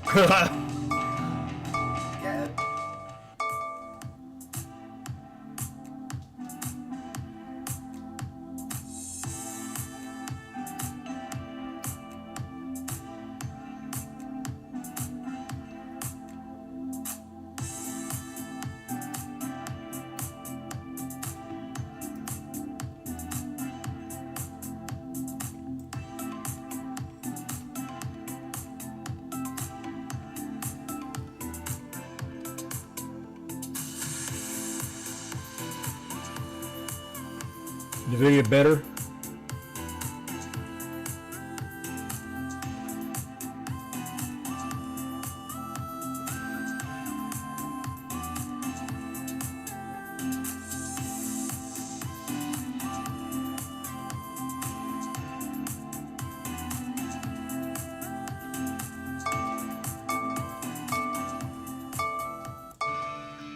Every morning, every trade, always live. Expert earnings analysis, in-depth technical insights on every changing trend in markets. Available anytime, anywhere, on any device for free. Welcome to Morning Trade Live on the Schwab. I want everybody to practice this trade right here. As FOMEC comes in, now this is the SPX. I'll probably do the SPY instead. But I'll have two of these platforms set up.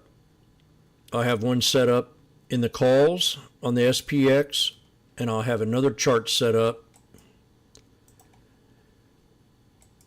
in the put.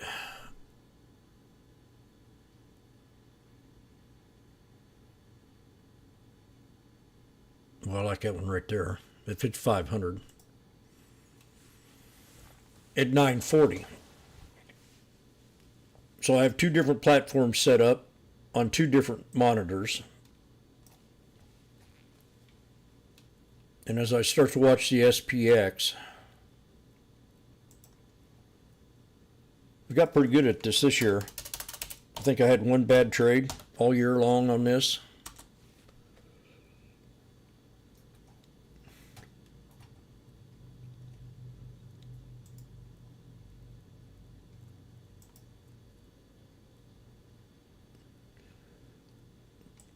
So we're going to clean this up so I can read it. These are up already up $120. No, they're not. No, they're not. The calls are up 30.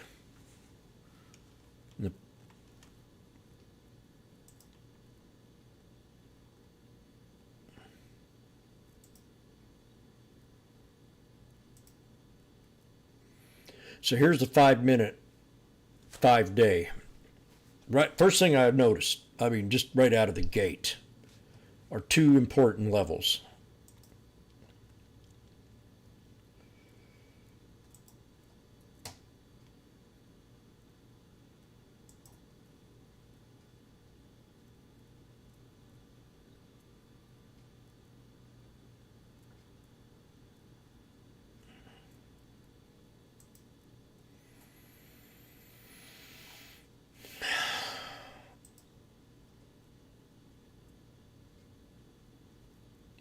So today I talked about pivot point.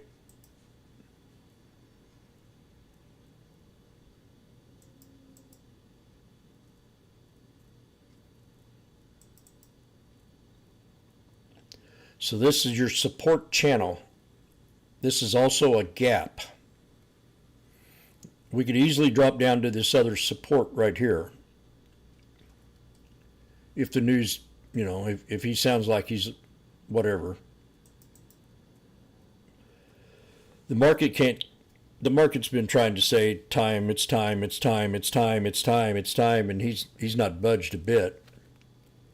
The GDP numbers were up again, so that's not good for his business decision making. He wants to put the country in a recession, and I think we're already screwed.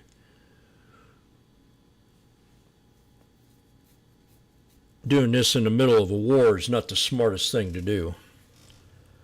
Not.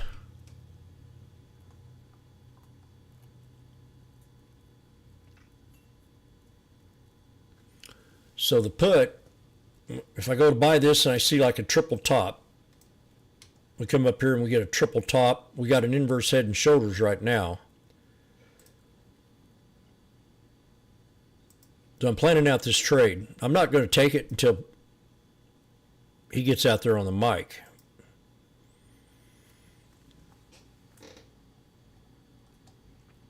So if we come up and touch his 30 resistance levels, I'll be ready to push the put button if I'm feeling like his chatter is... He's a horrible speaker. They'll take just one word and manipulate it. The analysts will. Because they want this cut bad.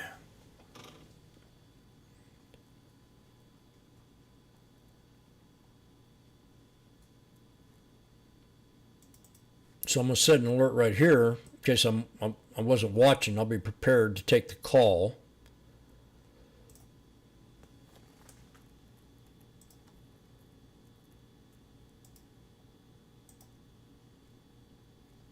And then I'm going to set another alert right here.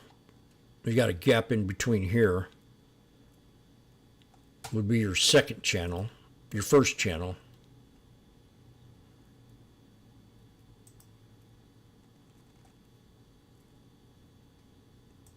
You could find this on a 5-minute. We are finding it on a 5-minute, dumbass. So here's your other alert right here for a double bottom. I'm going to set it just a little bit above it because I got to know before it hits, and it could be a big knife and just run right through it.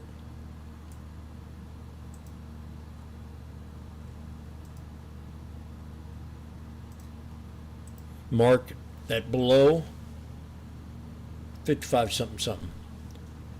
So if we break, if we come back and we hit either one of these supports, I'm going to watch the price action. If we hit the triple top and break, I got to think about this.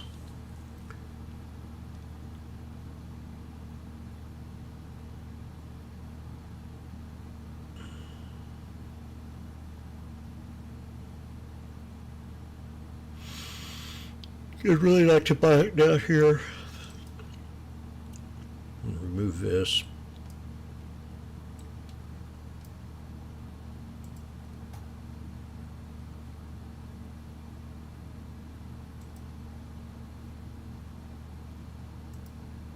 Yeah, I like the 50-day and the 63 for support. So I'm going to wait for 54.98.17 to alert, to hold support off this old resistance, which hit 5 different times, and then we broke out the 6th. So 54.88.75 would be a strong buy if we pull back to that area. I'm going to watch it there.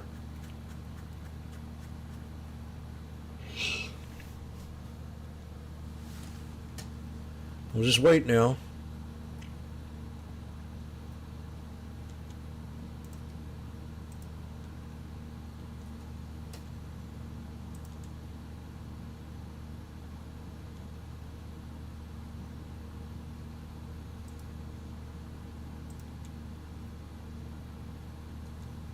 IWM resistance is a triple top.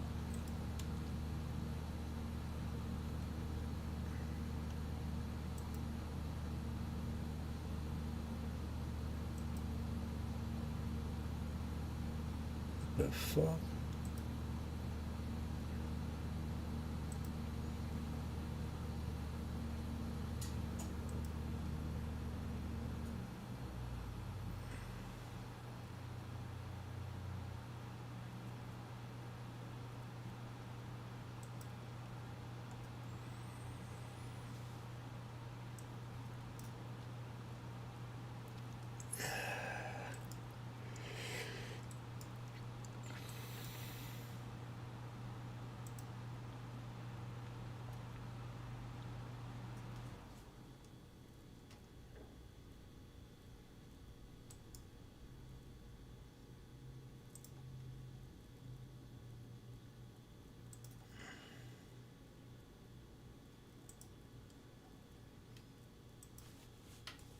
Triple top resistance at 22641.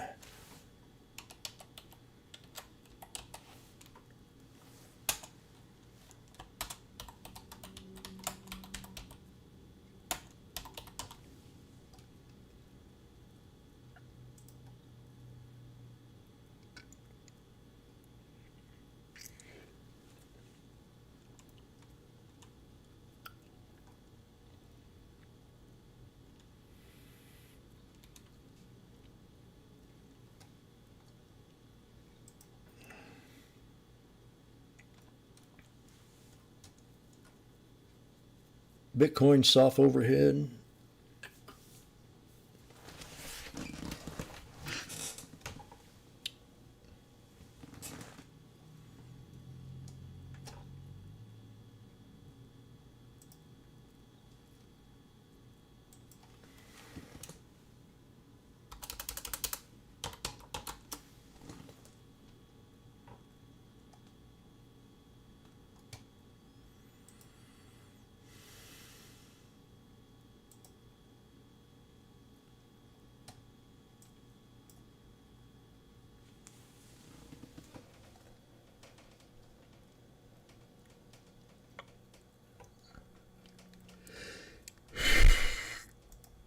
Because I got to eat.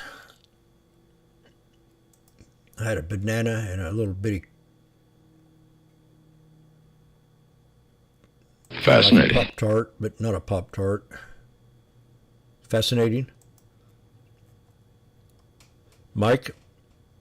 Fascinating.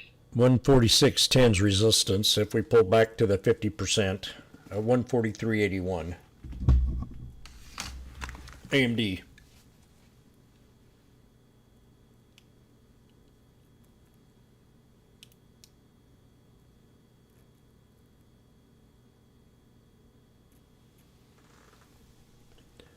China loophole, overpowered Microsoft miss, and Japan rate hike.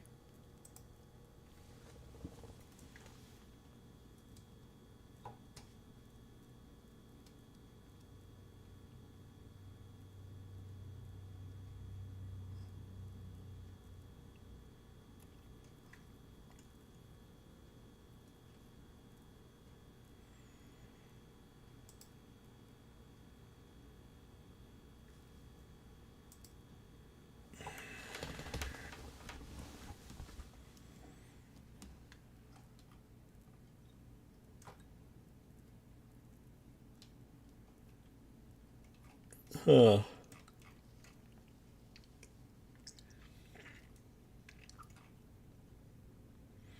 Fat cats will pump Microsoft. I guess I should have waited for that Imes idiot. Listen to him.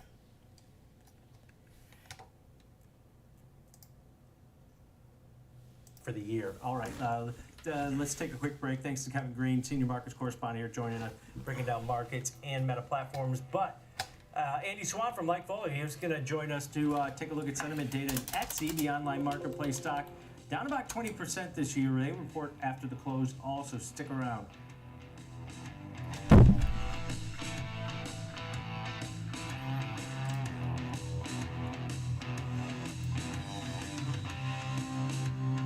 Do, do, do. Do. Wrap up the trading day with me, Oliver Rennick, for the biggest earnings coverage. Oliver. 3 p.m. Eastern. It's Market on Close. It's better than the Schwab Network. Trading at Schwab is now powered by Ameritrade, unlocking the power of Thinkorswim, the award-winning trading platforms.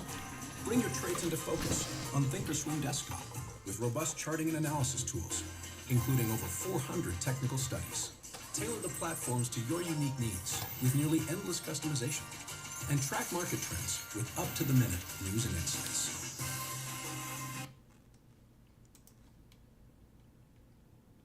Out something, so that's a SPY. I'm had a big upgrade by, I'm using it. I'm like an Apple. Your Bitcoin. These are still scalpable. Pre-market, I mean. I'm at M&M, also with some good numbers. Earnings. Now you do a 50% retracement on this and set your support. Just do your Fibonacci from your breakout point and set your alert right above that 50, right above the 63.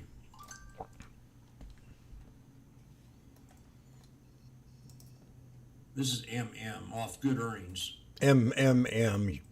I'll type that in here. Nope, not working yet.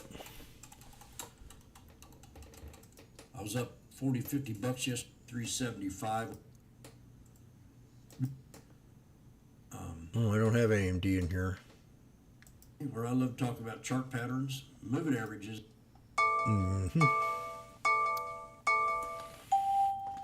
I gotta go. I'm gonna stop. I'm addicted to this today. I just feel like there's going to be a big opportunity coming up.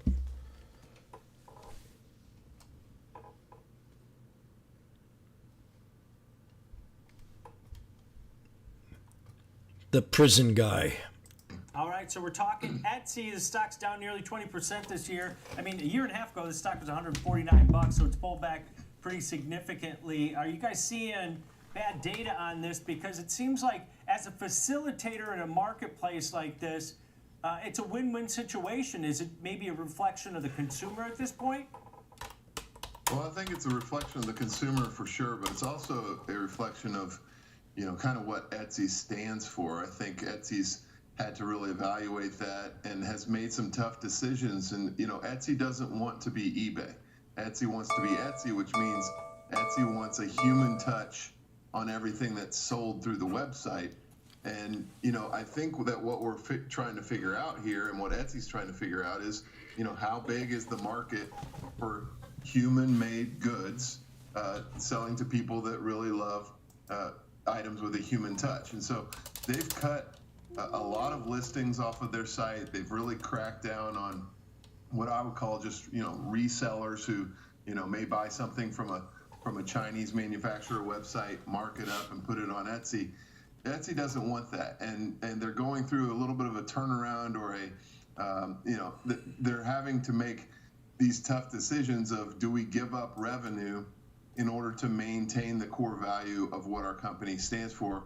And I think that's what they're going through right now. And it's a tough period for Etsy. I think we've got to tip our cap to the fact. I was a custom picture framer for 18 years, and I painted. And I thought many a times, man, I could sell my artwork on Etsy and my framework, have a page just for picture framing, ready-mades.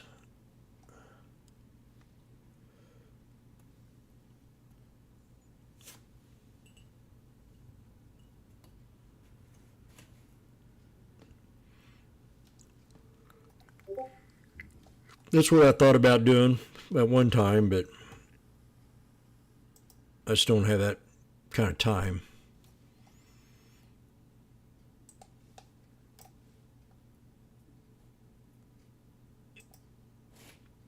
We got a double Head and Shoulders on Etsy.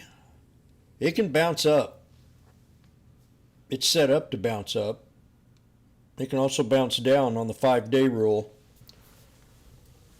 Here's 5-day rule. 1, 2, 3, 4, 5. 1, 2, 3, 4, 5. So we're moving into resistance. They got a $77 price target on this. Trust Securities.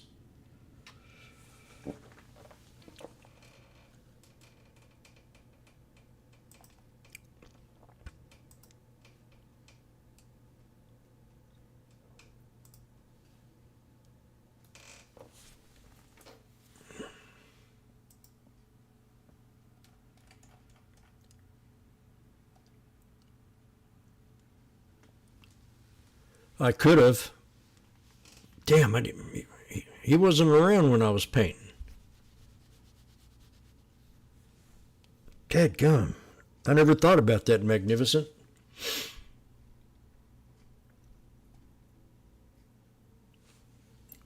We could have traded hookers and everything.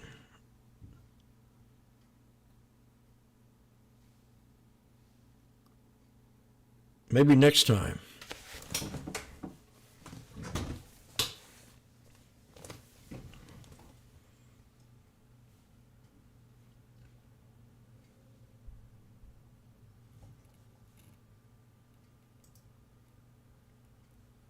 I never even thought about that. Oh, I got a phone call. Let me see who it is. Always Clean, this is Jim. May I help you? Also, we're valued with Retail Traders Investment Corporation. Did you take the call that I called? Yes or no? Why hang up?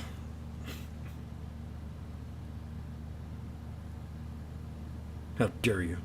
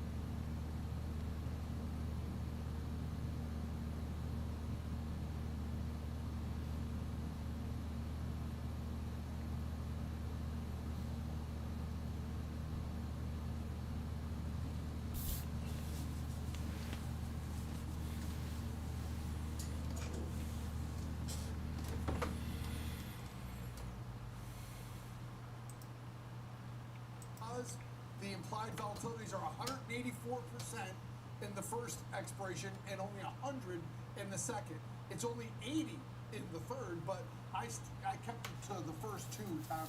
And the 70 calendar spread, paper money trade, is trading 35 cents, 35, 36 cents, right in that range there. Relatively inexpensive. Now, can you flip that to maybe a 60? The move is about $7. They expect to move a 60 or a 58 or put calendar on the downside. Is there 58? Yes, there is a 58. You could also do that one too. Yeah. But I think the divergence between the implied volatilities gives you a little bit of an attractive trade. Doesn't mean it's going to be profitable, but it's an attractive look. 35 cents, not very not a very high debit. Let's put it that way. Yep.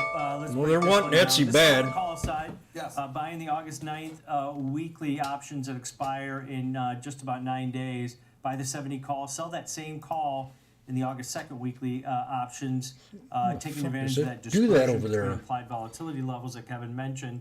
Paying a 35-cent debit. There's your risk. $35 per spread. Got a pretty wide break even between probably just below 65 and just above 75 on this one for break evens for profitability. But as Kevin mentioned, on the put side, if you wanted to do something that's $5 to the downside on the put side, The 58 put calendar is trading 23 cents. 23 cents. So you're not outlaying a bunch of capital or risk for a position like this. Now, what can you reward? On Kevin's call calendar that we've got here, he's paying 35 cents.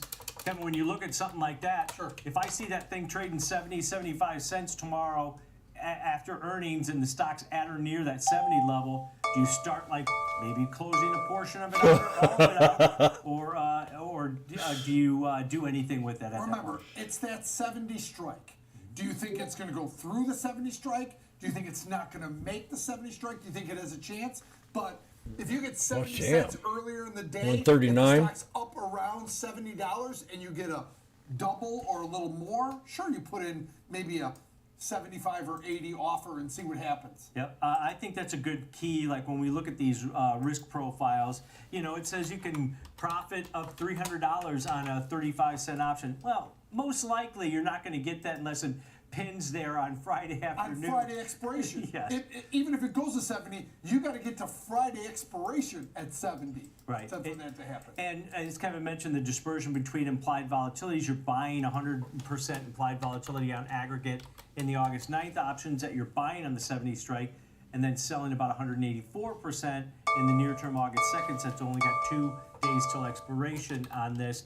Now, in a perfect world, the implied volatility would stay firm in the August 9th options and fall because the event risk is gone in the near term, but that doesn't happen. So you've got to, temper your expectations on these. Maybe a double or a triple on this if it's at or near that 70 strike is what you're looking for on this type of strategy. And as Kevin mentioned, if you're more bearish on this one, you think it's going to fall, maybe that one standard deviation move that the option market pricing in, which is about $7 down to the 58 strike. You can do that too, a little bit cheaper also. So these type of strategies, calendars, are flexible. Where you think the stock is going to go, trying to take advantage of those implied volatility dispersions. All right, good look at the call calendar there in Etsy. All right, guys, let's take a quick break here. We come back, we're going to take a look at Qualcomm ahead of their earnings. This stock is rallying strongly today on the back of the tech move that we're seeing here. They report after the close. Stick around. Fast Market's coming right back.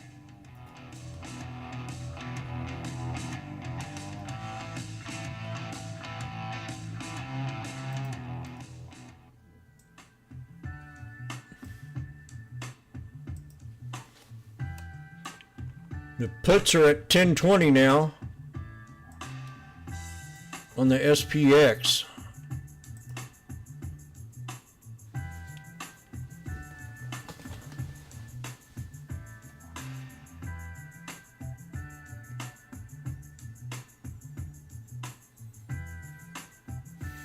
Tempting to move this moving average up because the 200 moved up like a straight arrow.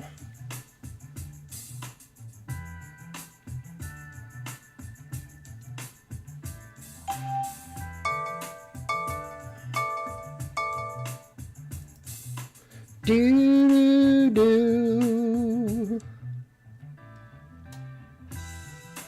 Ooh.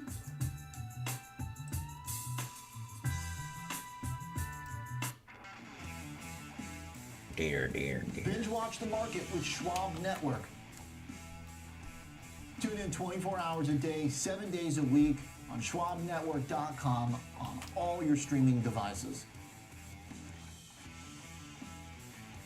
Schwab Network is available anytime, anywhere, on any device for free. No place better than the Schwab Network.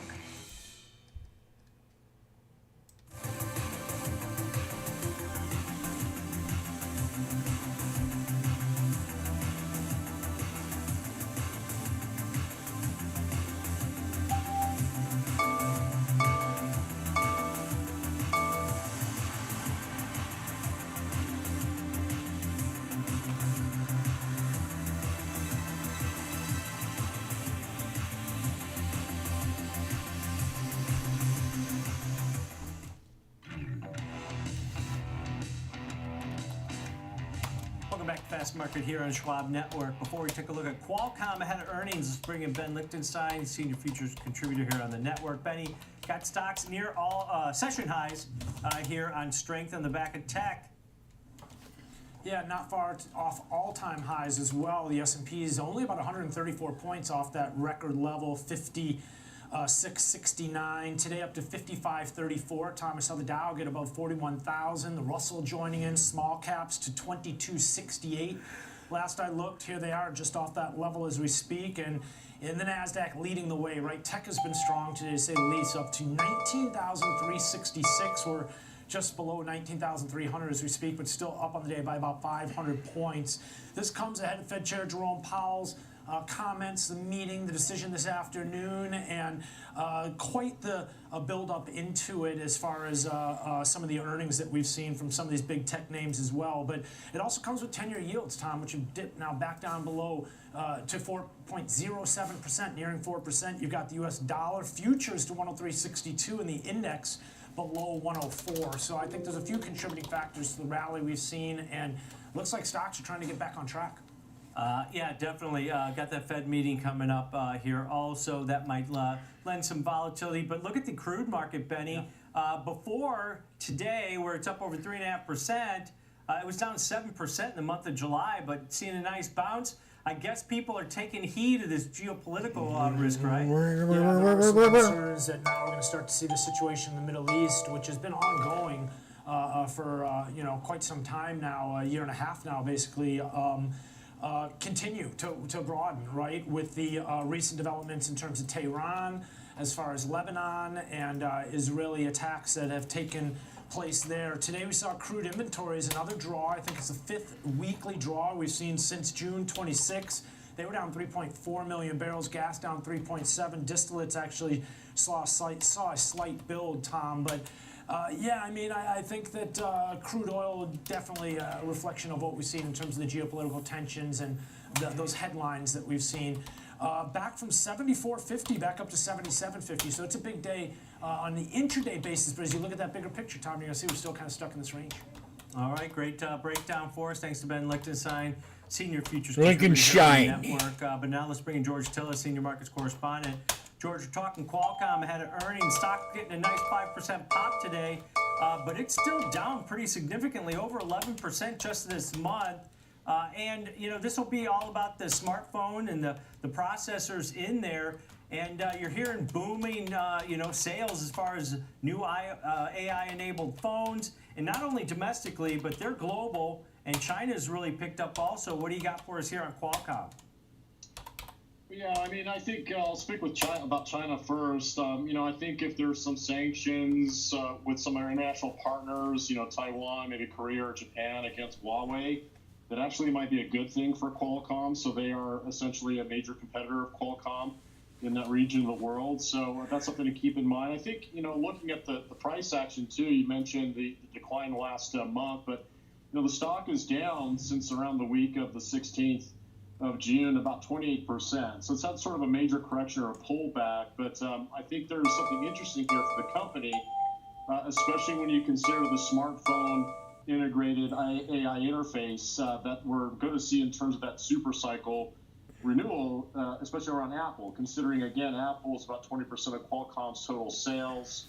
And essentially, Apple is really locked in with Qualcomm's, systems because they've tried to develop their own modem chips, and they can't do it. And they actually used Intel's chips for a while, which were actually not as good as Qualcomm. So I think that's something to consider here for Qualcomm. Now, if you look at the earnings relative to last year, it's expected to increase on an EPS front 20% to $2.25 versus the $1.87 for the same quarter last year. And sales are expected to be modest, around 8% higher at $9.23 billion versus $8.54 billion. A couple things to note here that I noticed about Qualcomm is if you look at the trailing EPS, it was actually down about 21%, excluding the quarter they're going to be reporting, with sales down around 11%.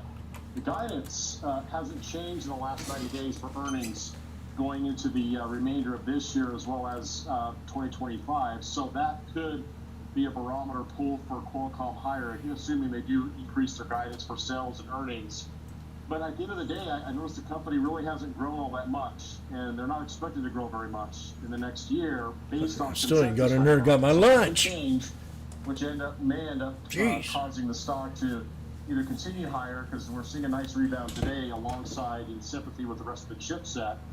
But I do have some concerns about the technical pattern of Qualcomm. It's trending below its 20-week moving average, and it may be pinned below that 185 level. Yesterday I talked about Home Depot, how much of a bargain it was.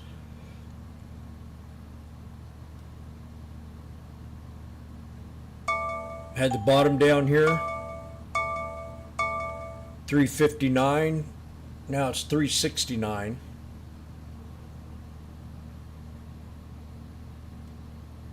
Google's another one that had bad results in earnings, and then a pop. I think it was Google.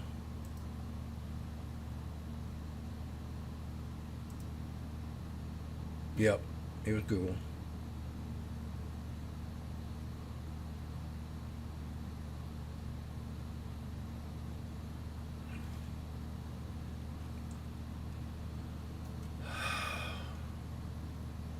Carvana was a good eye there, Mike.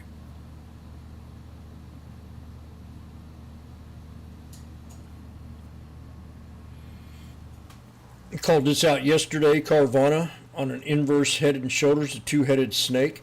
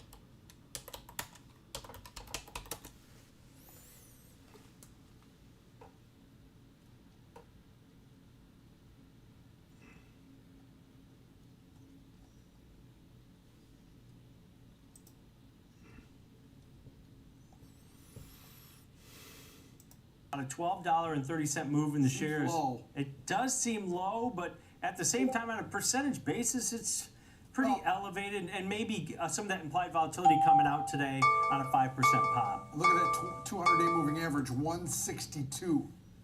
Almost touched it in yesterday's session. Right, George mentioned the 100-day moving average about 187. See, I don't do the 100 beam. I use them. To add that? You do have to add it. And did you notice George and even Rick Ducata, our chart master here, he talks about the 20-day moving average also. If you're using it as I do 50 and 200 is what I usually use. I'm a standard guy too, but I added the 100 recently. But George mentioned maybe 185 might be resistant. So I looked at a strategy that's bullish. Kevin talked about his calendar spread on Etsy, taking advantage of implied volatility dispersions. I'm doing the same thing with this strategy, but it's a call calendar to the upside going out to the August 16th monthly cycle. So 2.5 weeks till expiration. Buy the 175 call. That's the at the money call. And then in the near term, sell the August 2nd weekly options that expire in 2 days. The 187.5 strike call. $12.50 wide call diagonal here, Kevin. That's bullish. I'm paying a $6 debit for that. It's probably trading about $6.10. But a $6 debit, that's less than half the width of this call diagonal, Kevin, to the upside. If you're right and you get a move in the direction that you're doing the diagonal, it's usually a pretty good sign. It's hard to screw up, right? Because you've got the vertical spread built in there. A calendar spread can disappoint you sometimes if the move is big.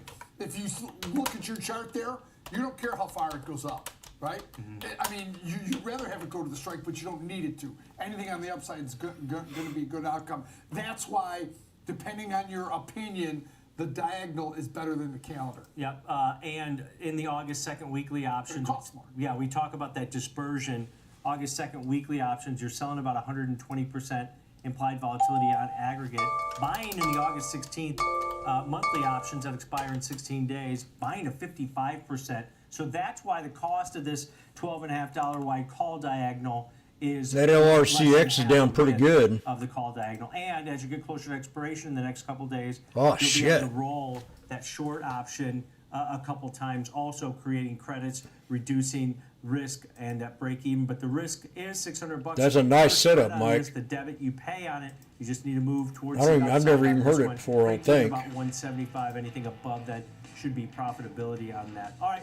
That's going to do it. Look at the 1 hour, 190 day. Be sure to download the Schwab Network app, available in the Apple App Store, and tune in 24/7 right here on SchwabNetwork.com. Stick around. Next gen. Look at the 1 hour, 190 day, or 90 day. We bounced off that 860.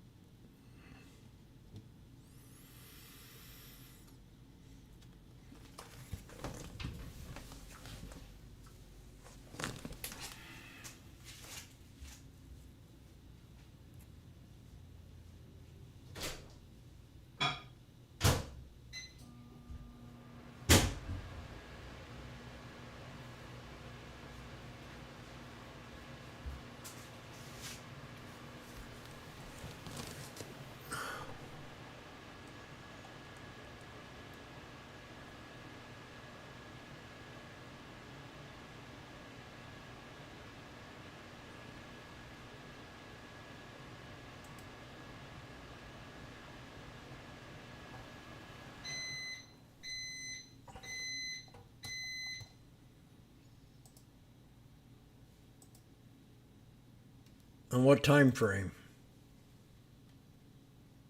I can barely see that. Your time frames. 1 hour.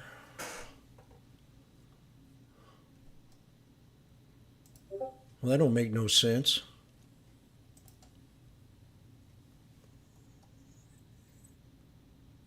1 hour is at 993.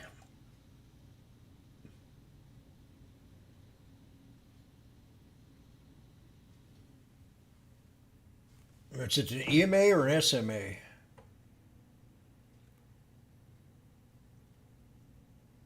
thought I saw it. I can't see it. 1 hour. Oh, that's a different line.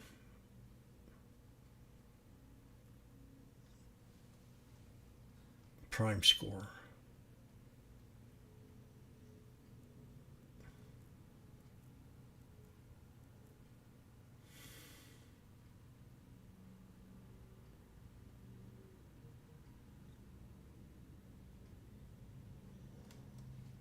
I'm trying to figure out your chart.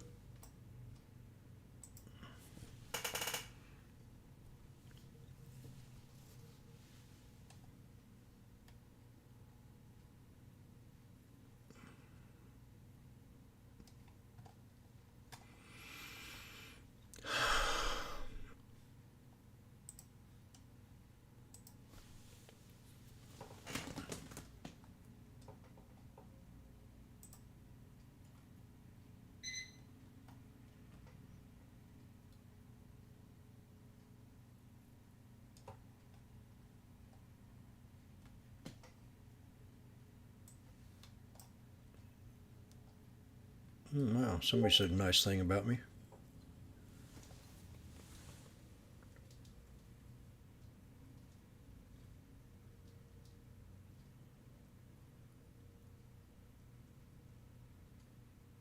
Oh, wow, that's pretty cool.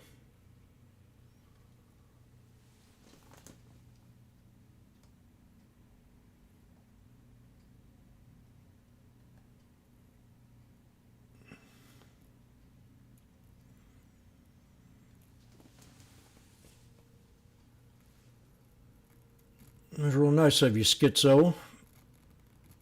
For that, you'll be followed.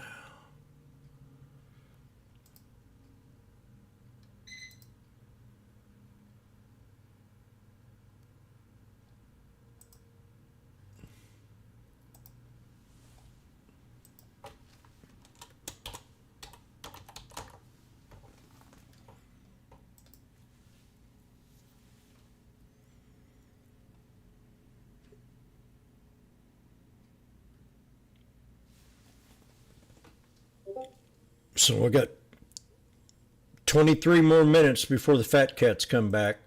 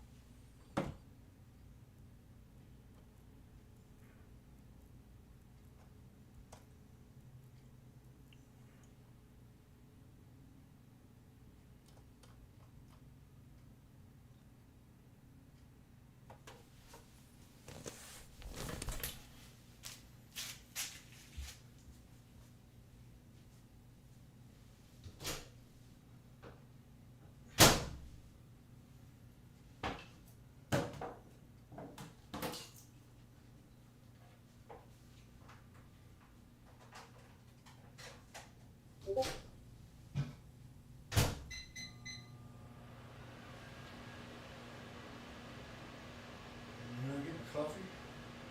Oh, tea.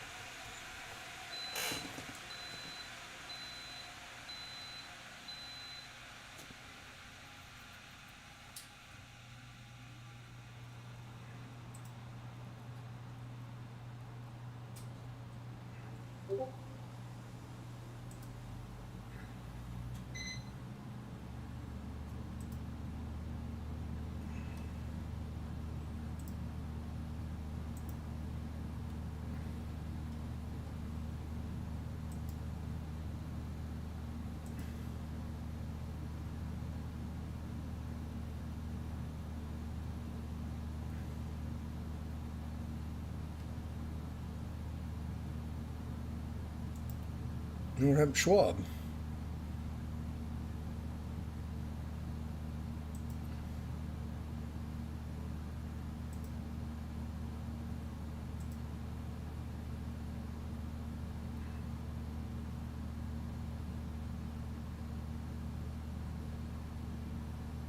It's silent, hardly ever silent. Fed, you both vote. Why are there still holdouts at the Fed? Is it because I know the intellectual case, which is, some parts of growth are better. Second quarter GDP better than expected. Jobless claims are hanging in there. Look at the data yesterday. JOLTS actually was pretty encouraging. Things of that nature. Is that the case for holding rates where they are? I think the case for not. These idiots hardly ever talk about how much money was printed. They don't get it.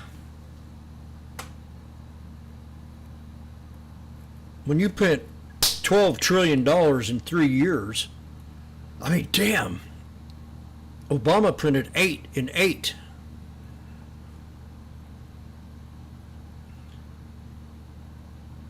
But growth is 2% in the first. You ain't gonna have no recession. 4%. You ain't gonna have a recession when you got that so much damn money printed. Is the time to start moving towards neutral. The time is already here, but there's a lot of people that are still sort of burned by having been behind the curve on inflation. Stephen, I'm curious where I want to talk more markets with you, but even just on the central issue of the unemployment rate, to me it seems if it keeps moving up, it really solidifies the case to cut. If it holds steady or falls, I pointed out those comments from Stephen Stanley yesterday, then maybe they feel differently. And unfortunately, we're not going to get that data point until Friday. I think Fed Chairman Powell has to make the case that monetary policy action isn't there only for periods of booms and recessions. That when they set monetary policy at a restrictive level, an accommodative level, this is not meant to be the steady state, the long-term normal. What we've seen in the labor market, the revisions to on-farm payrolls over the last 12 months have been consistently negative by about 33,000 per month. Chairman Powell mentioned the narrowing breadth of employment gains. Second quarter, 146,000 for private sector job gains. If we looked at 10 of the last 11 easing cycles since 1980, this is really the time where they start to move back from restrictive monetary policy historically. And sometimes it's not enough. If a shock comes, if we are in a boom, we're still going to have a recession that has occurred. But when they don't need to have a recession, we don't think they do. We don't. This is really prime time for them to consider their impact a year or more out. And that's the case that he has to make to the public to really prepare, more than those in the fixed income markets. I never have liked how the government had tried to manipulate the market.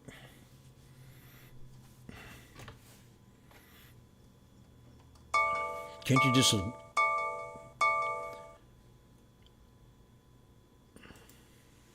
Really, the purpose of the Fed. It's maximum employment, stable prices, the way they define it at 2% inflation, so precise.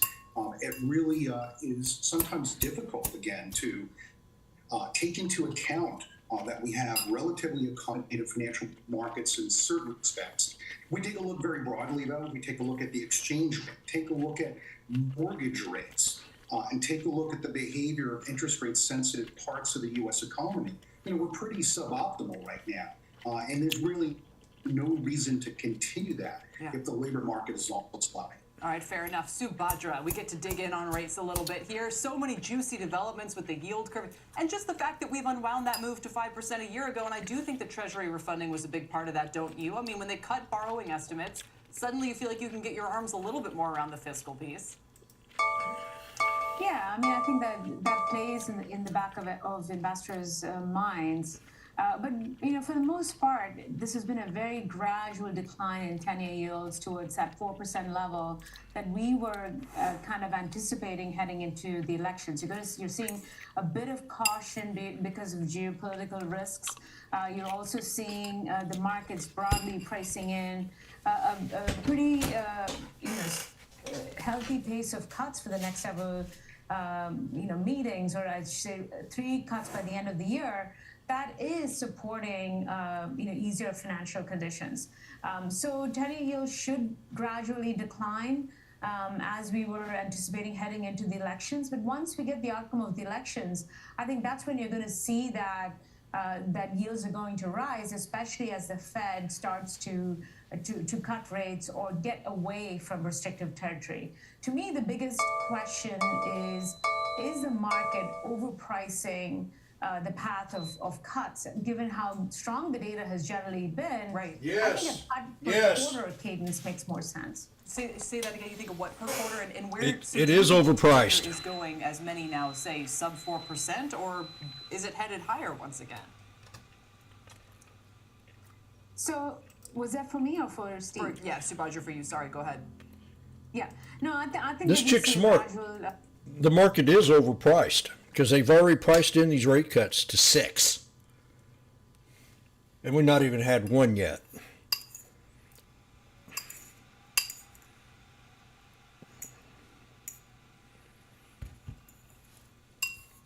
Like I said, I've never seen anything like it. 20 years I've traded every day.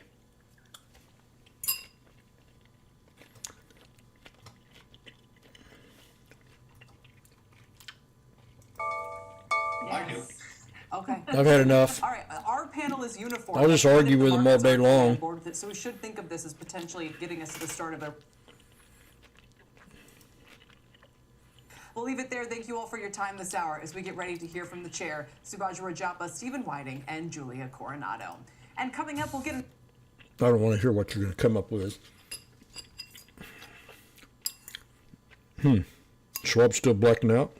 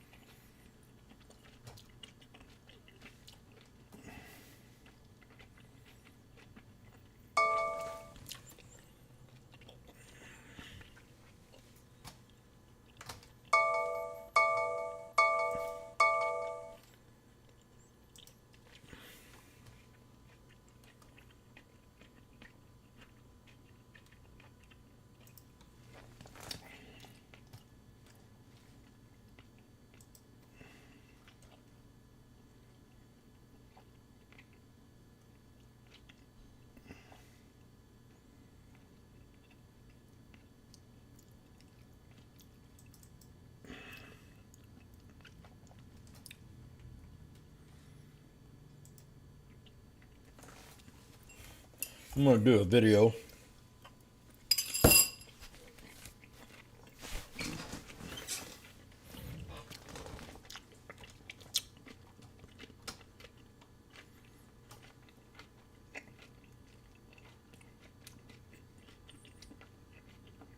Okay.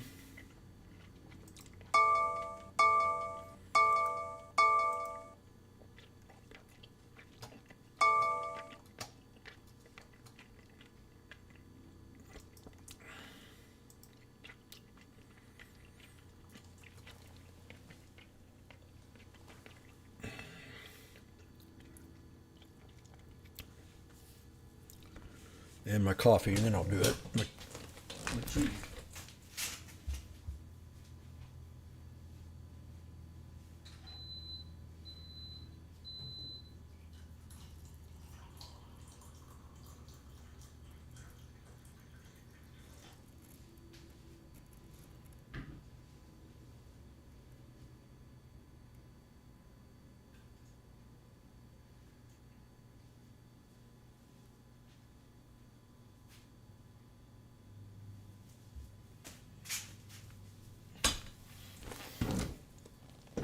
This is some real good stuff right here.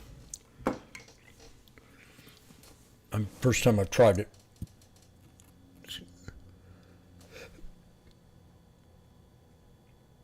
Harney and Sons.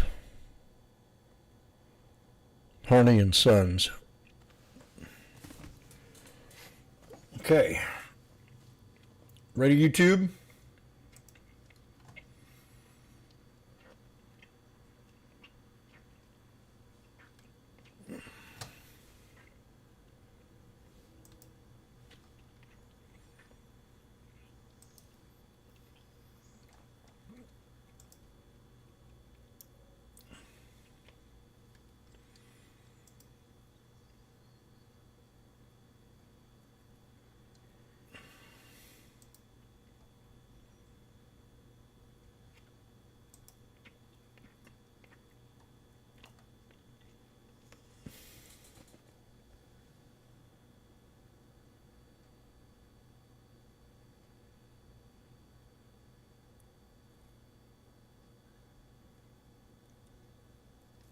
Okay, do I think that Powell will cause a drop in the SPY this afternoon? Yes, I think there will be a knee-jerk reaction.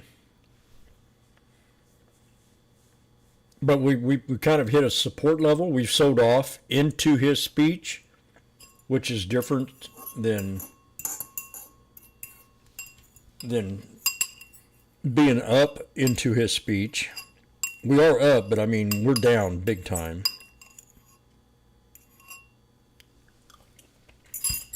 So I'm going to go through this right now.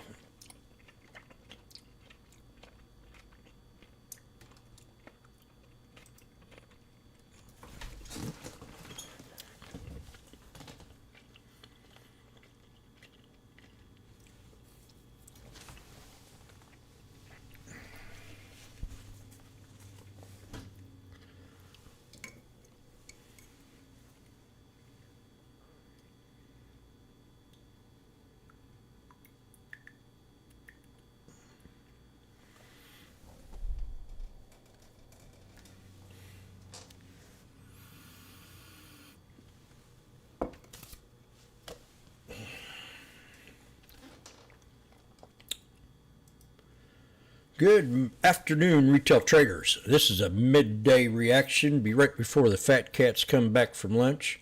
This is a sneaky snake trading strategy where I specialize in talking about chart patterns, moving averages, and being in the now.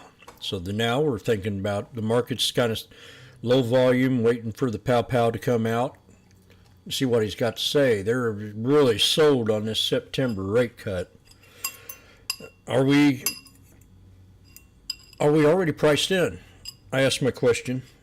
Are we priced in? Is it going to be one of them things where we do the opposite of what they're thinking? Sell into the news? Buy on rumor?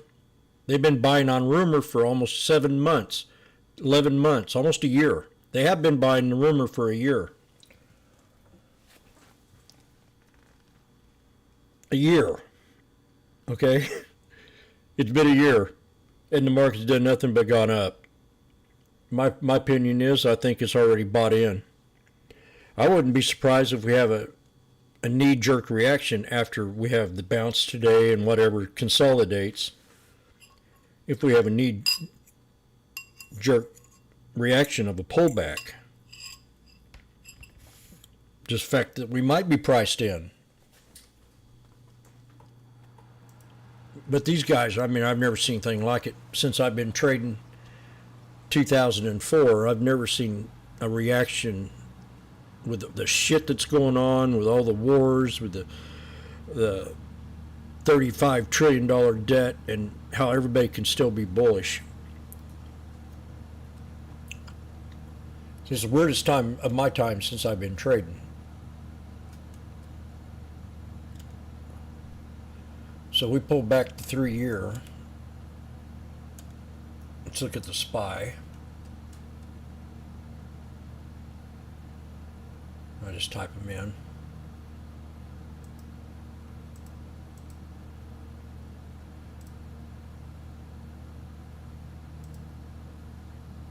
There we go, finally.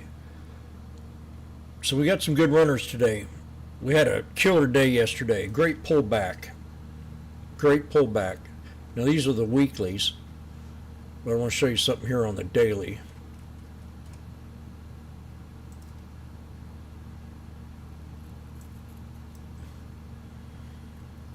Called this out yesterday, a gap support. Said we could pull back easily to 102, 104 area. This is a huge gap, and we held that support. Remember them gaps, okay? And that gap was a answer to a triple top breakout. 1, 2, 3, and we pulled back to the gap. So we had a good little pullback up to, which I expected to happen on the SPY. Oh, this is NVIDIA. God darn it. I don't want to start this video all over again.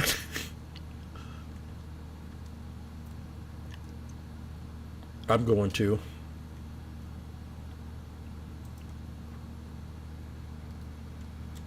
Fuck. Now it's what, 3 more minutes?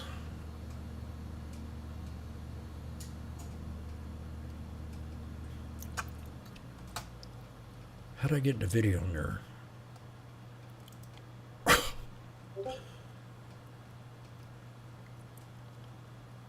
Stupid ass. Okay, let me start over again. I knew I called this out right yesterday when I was talking about the SPY.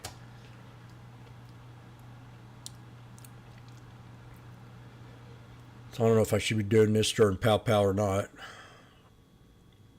Now we still got 37 minutes. Okay, here we go. Fat Cat's going to be back in 2 minutes.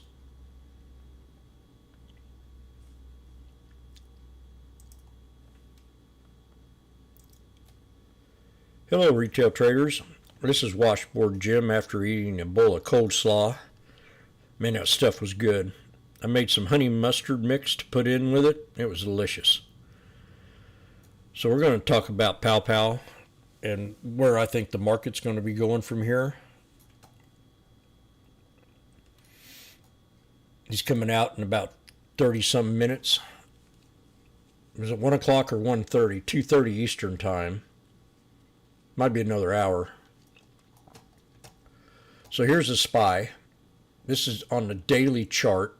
And yesterday we called a reversal on the SPY off the 63 EMA. I was very vigilant about making that call.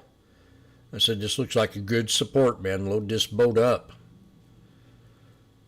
Within 1 day, we've already bounced past resistance. We had a pop above the 9 EMA on the daily. As long as we hold that 9, we're still good. So we're going to put a support. We're going to try to catch this.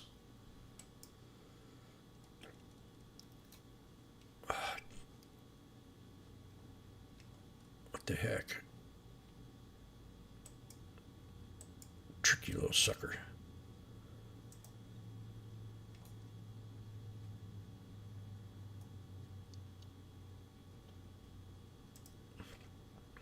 This damn thing's so slow.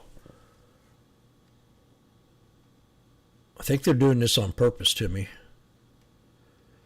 See that? You see how long that took? 5 seconds.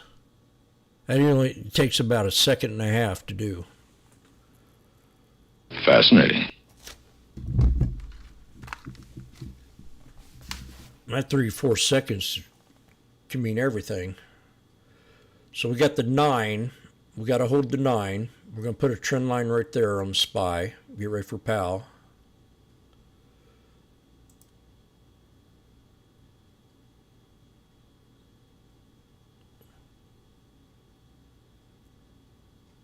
I'm going to bring it up to the body of this candle right here.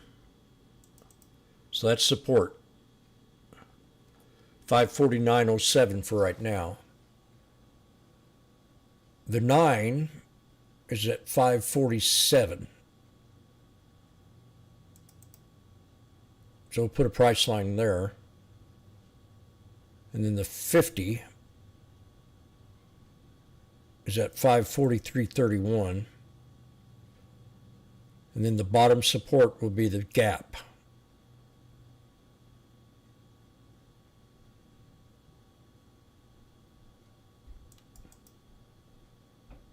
That'll be the bottom line support right there. 540.70, $10 drop. And it could for sure easily bounce off the 63. Right now we're bullish because we're above the 21. So our resistance level is going to be this inverse head and shoulders.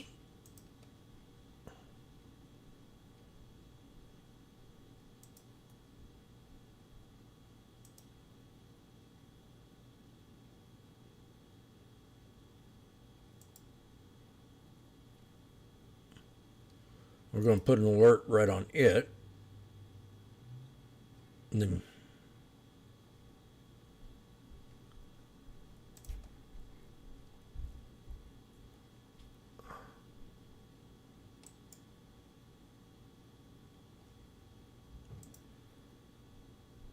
just working real slow. 552.48.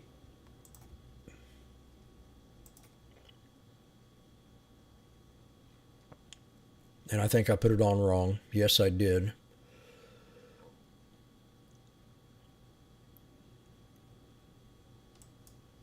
Might change it in a way.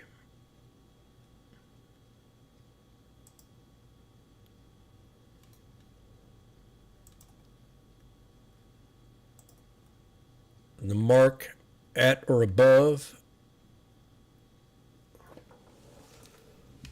552.21.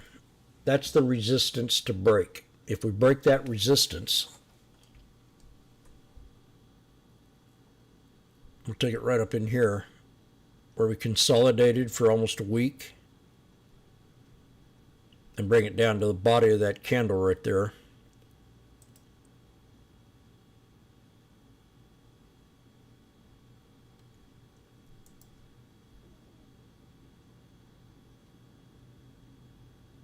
I bet you we stop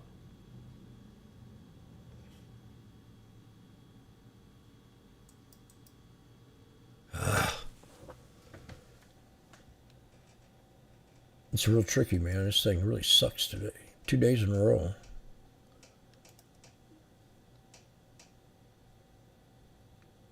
I did it again.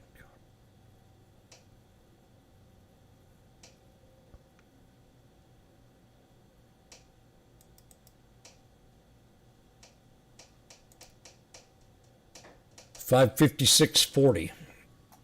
$6 bounce is my projected move if we break resistance of 552.21. And I did that all on a daily candle time frame. So resistance is right around 552.78. And your first, second, third, and fourth support. Now I'm going to come in here and add one more.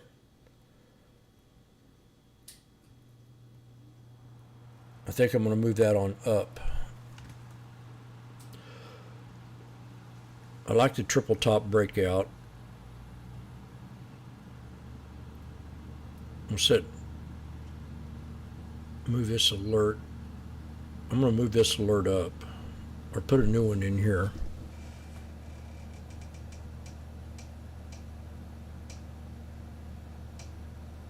Let's do this. Just check something out. Put a Fibonacci on it.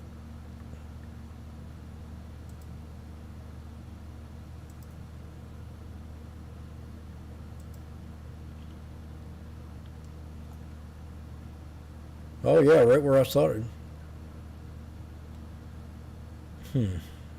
Definitely down here. 543.19. I'm liking that spot right there.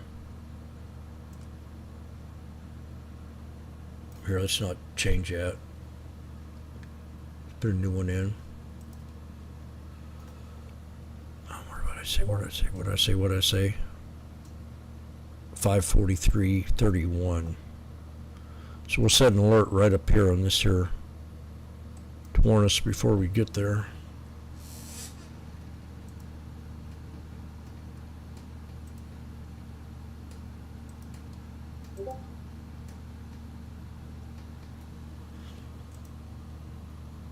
Okay, the selling has started.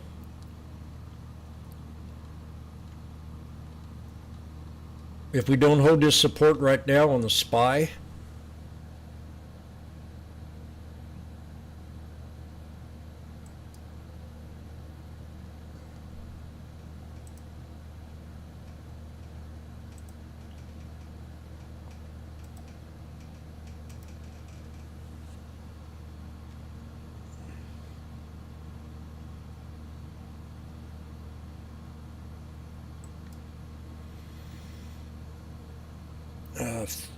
what is it?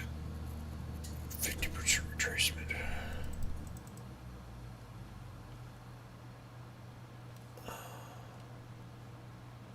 Okay, what just happened? What the hell just happened? Okay, my alert was triggered.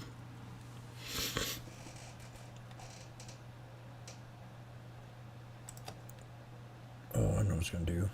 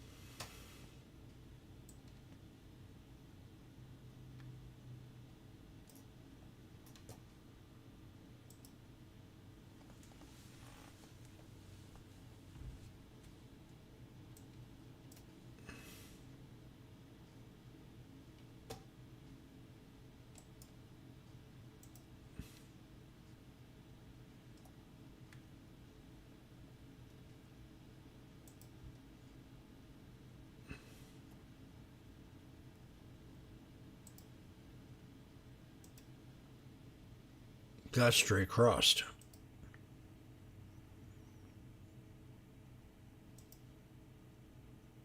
I like that spot there too.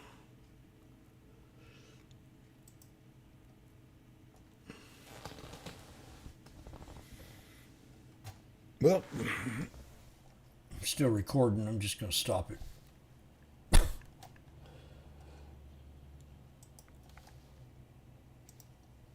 I'm just too excited today.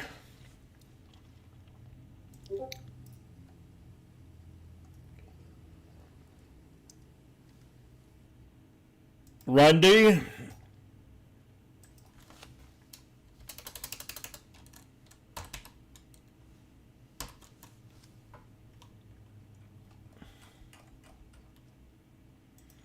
August 1st for the SPY.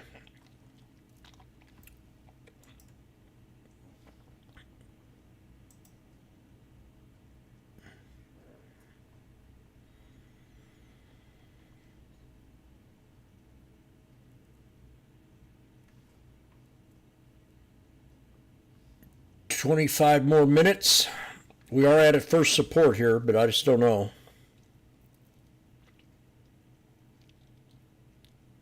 I want to wait.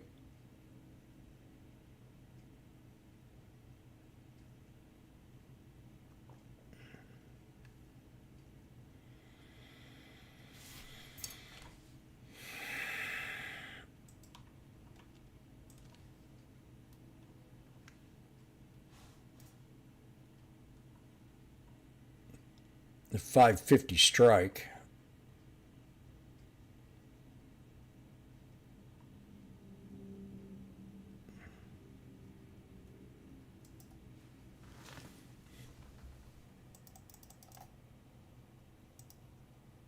I have 5 contracts in for the SPY. call.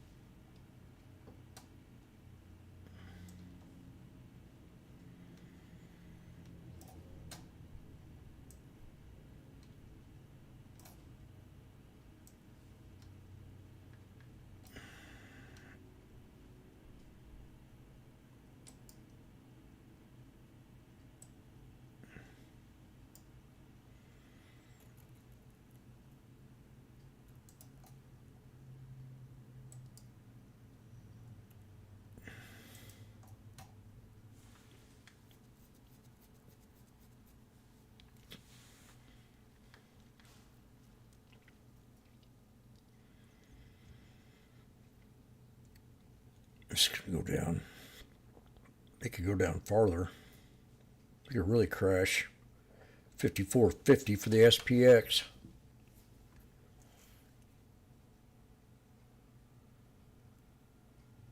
I think it's all in the wording.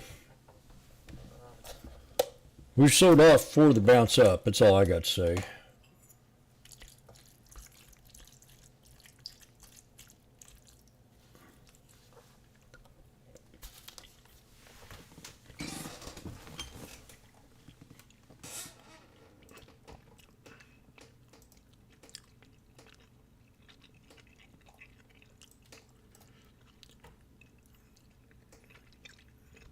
I mean, the trade's done.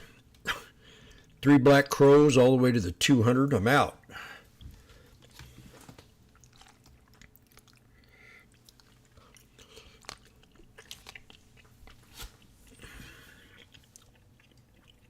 Raise this alert to right there.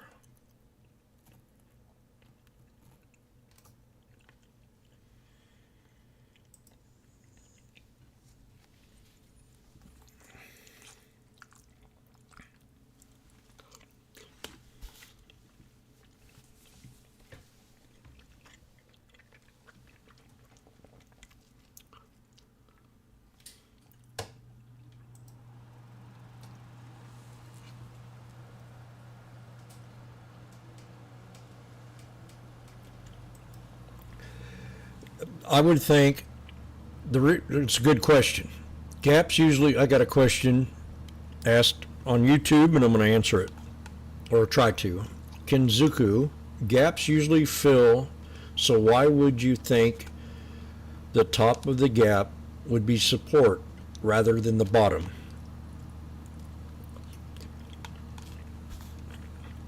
That's a simple question to answer. You got to be in the now. What's the catalyst on that day? Or is the trend bullish, bearish? How's the news been? You got to read that news. You got to be in the now.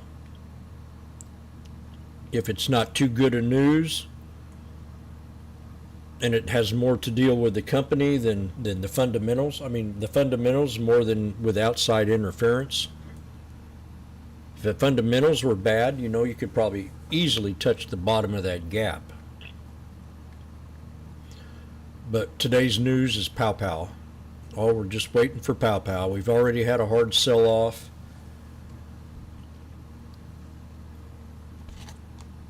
There's a city of no-show. Always clean as Jim. Hello? Yeah. Hi, good afternoon. What's that? Okay. I'm calling to let you know that the government is giving a subsidy to pay your bills without any cost to you. I just have to check a couple things to confirm your eligibility. May First, I know if do you live in Neosho, Missouri? government or state provided health coverage like Medicaid or Medicare? Do you live in Neosho, Missouri? So, I am calling from Florida, but we have licensed agents and benefits specialists from 27 leading insurance companies all over the country. You know what I call it? I'm going to call it bullshit. Have recently been updated in our special enrollment. The bullshit. And we are offering dental, vision, hearing, prescription, and we can help you save more money on your current insurance plan. Bullshit. Our benefit specialist will answer all your questions. I just need to check your basic eligibility first. You're not listening to me? Do you currently have Medicaid or Medicare? I have neither, and I don't want neither. I don't want no government crap. Well, that qualifies you for the subsidy. Just one last question. Do you have an annual income of less than $50,000? Damn, I make almost $5 million a year. So, it seems like you don't fit our qualification criteria. Thank you for your time. You're welcome.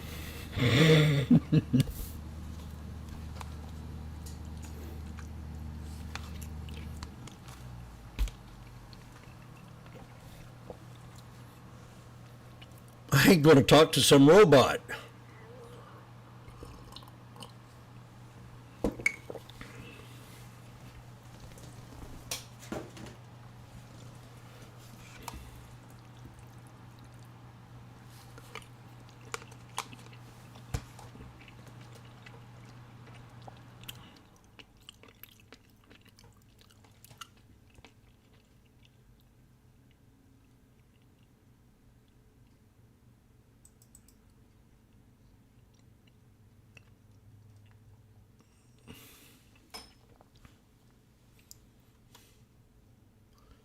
I don't even want to look at the puts now. I might be upset.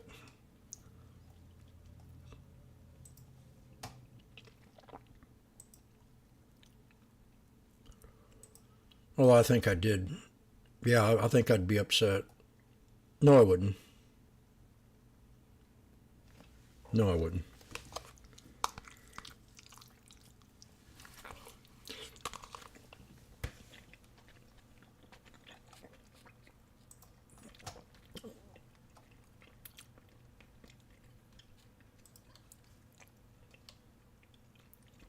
LRCX. Jim, with confusion you had on LRCX was because of the orange line on my, yeah. That's not the 200 SMA. The TradingView chart always shows the 200 SMA daily, even when the 1 hour or 15 minute. Oh. Oh. Okay. Wow, that's kind of neat to know.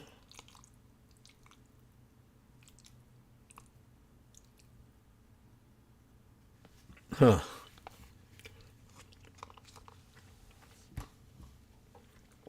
When price closes above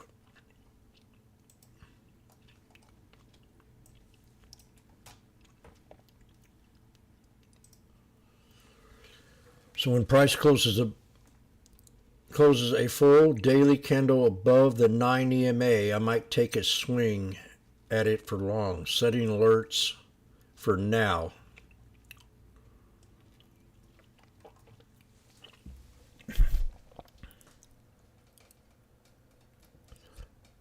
I like how that's set up. That saves a lot of time from having to flip. Well, you still need the 200 on different time frames. My strategy.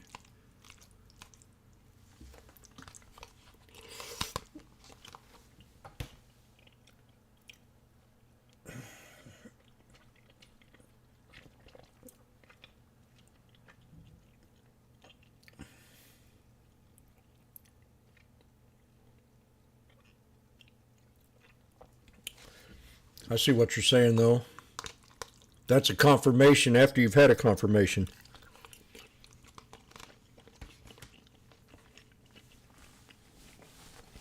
If it breaks out, you hit the 200, you don't take it there, you wait for the break.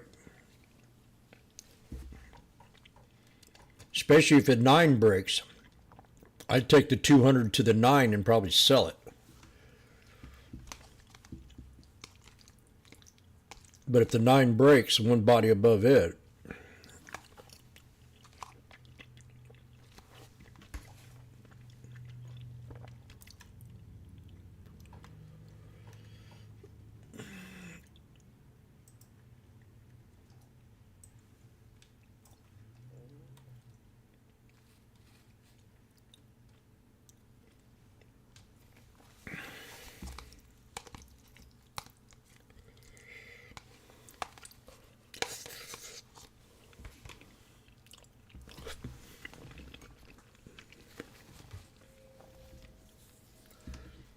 You got to understand, people. I've been a sole proprietor ever since I was almost 6 years old.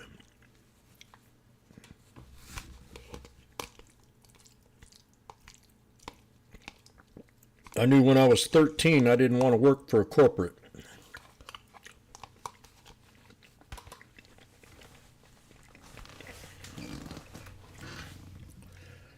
So I've always got that government get out of my business kind of attitude.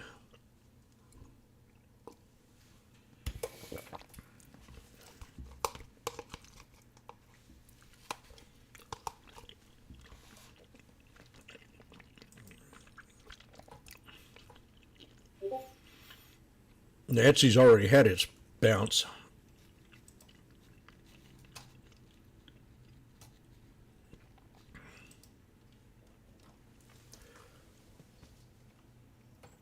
Whoa, look at that franchise.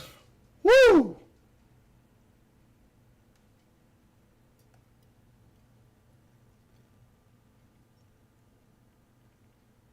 Look at you, boy.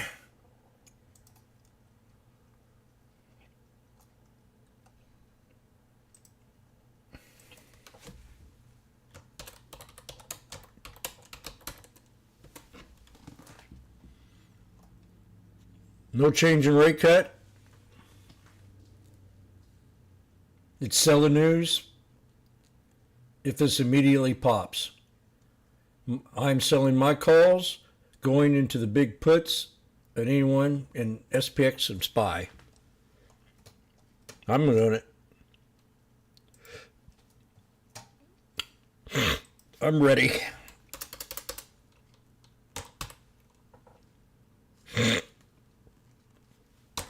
I think SPY would be generous.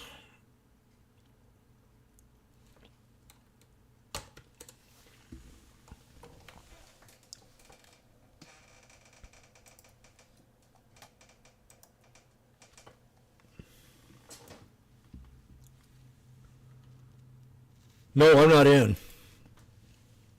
I'm going to wait.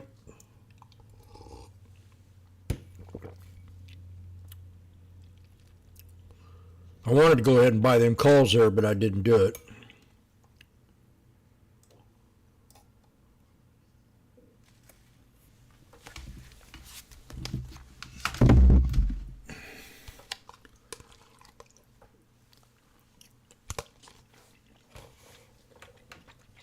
Then I think we can double bottom.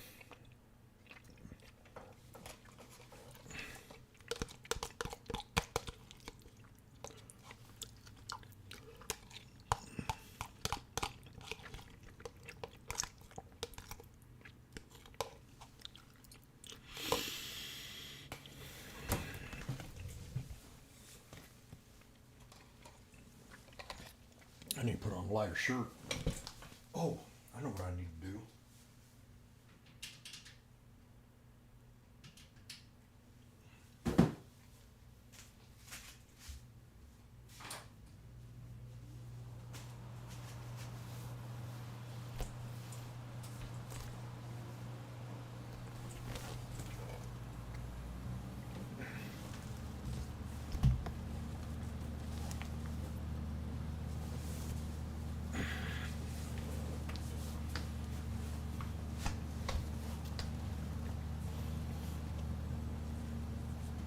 I keep thinking they already priced it in, but we've had a good sell-off into this pow-pows thing, so.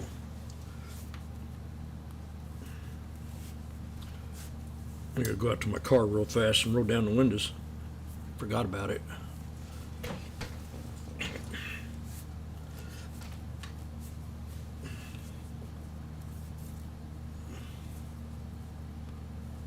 Up over 100%. Good job.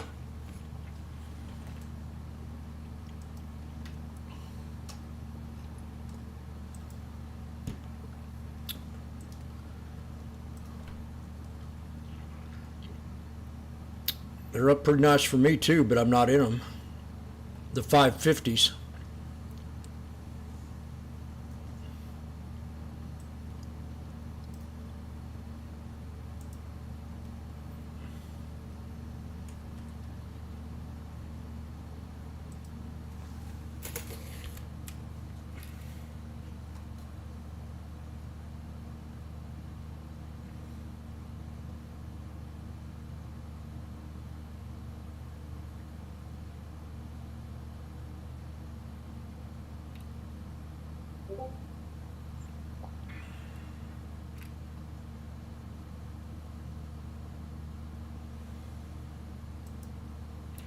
Be right back. I guess got a few more minutes.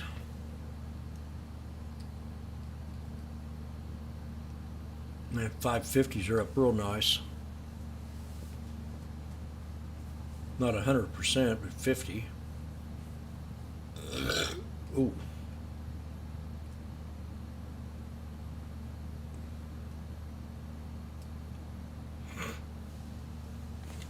About to hit the 200, Randy, on the SPX.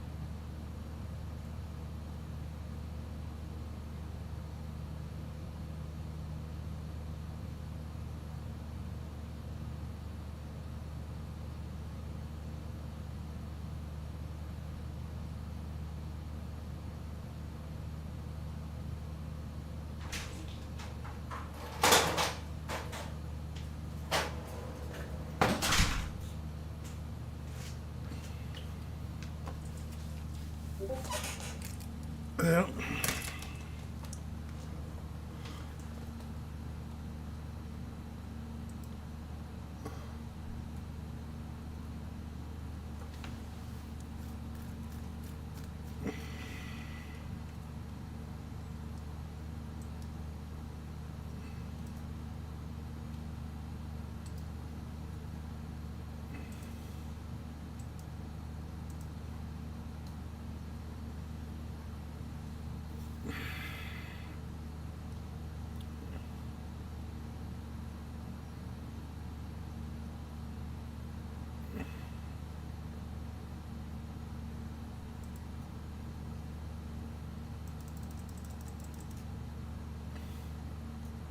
Okay, SPX, SPY is at resistance right now.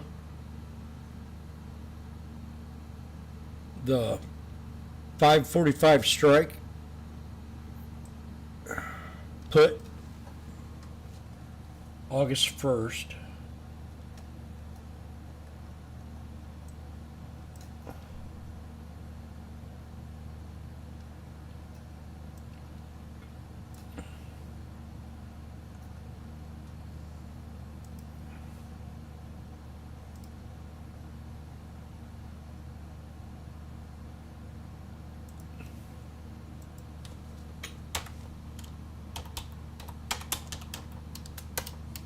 SPL puts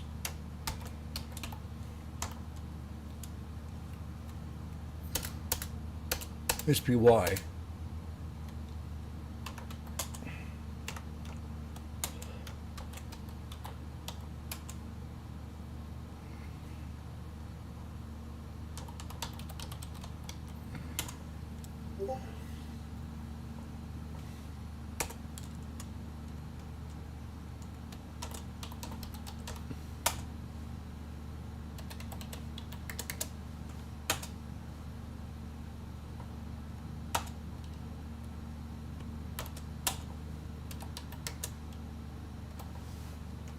$108.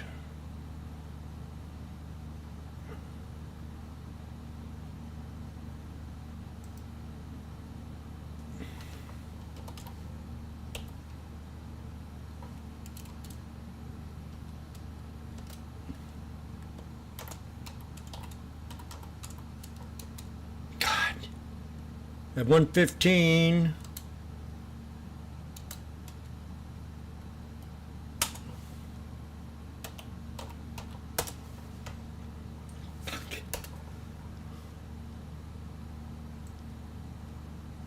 Come on.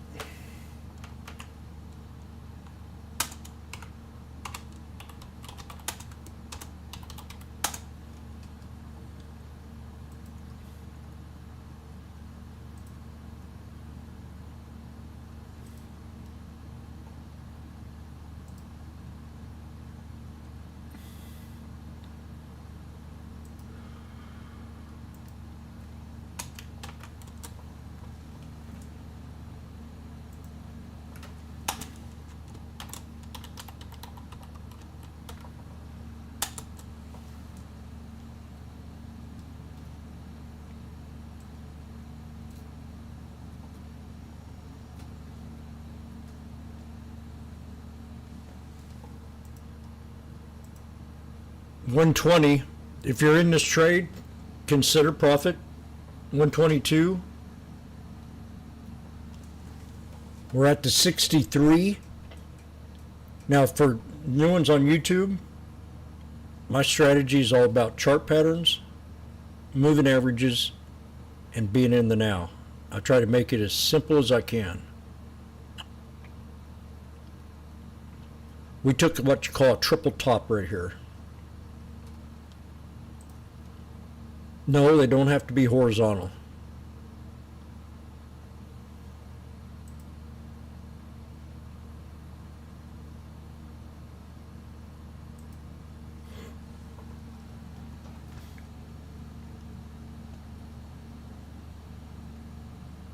One, two, three, you can trade with me.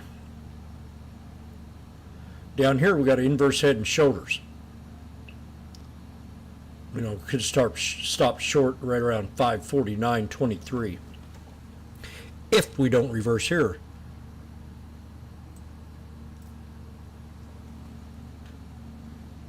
There she goes. 135. What? Oh, that was a SPY. Yeah. It went up and it said 135 and I said, what?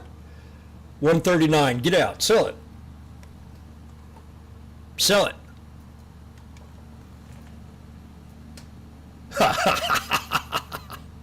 Woo!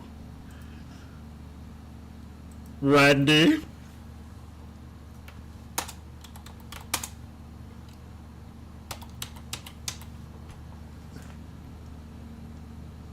Thank you, Randy.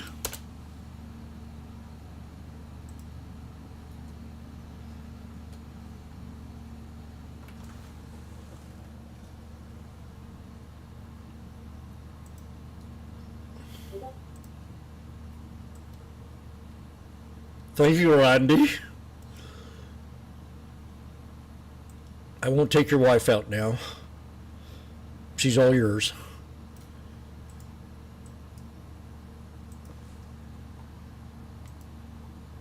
I was wanting to take her out to dinner, but forget about that.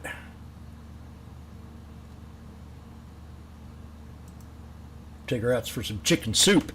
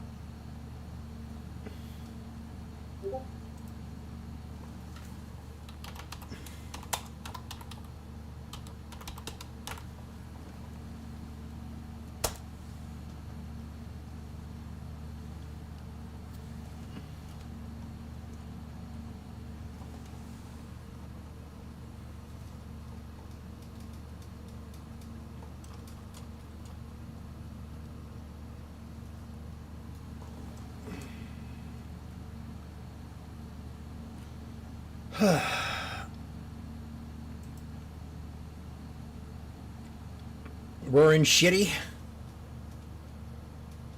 You think puts pay us more?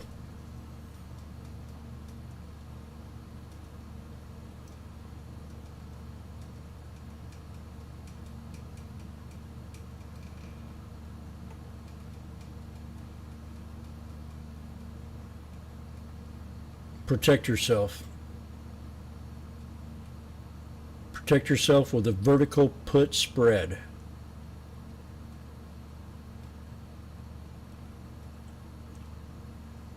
Federal Reserve has once again decided not to raise the interest rates. See? What'd I tell you? What did I tell you? We printed over so much frickin' money. Okay, 2004, we were at $4 trillion in debt. 2004, let me repeat, we were almost $4 trillion in debt. Clinton's had the deficit solved. Then we had 9/11, and we had a recession.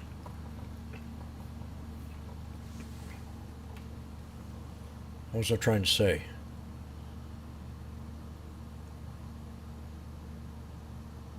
Fuck, I can't remember what I was going to try to say.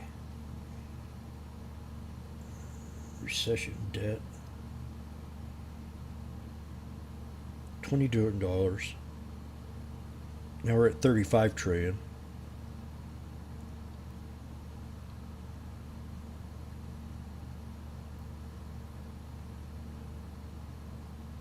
I can't remember something.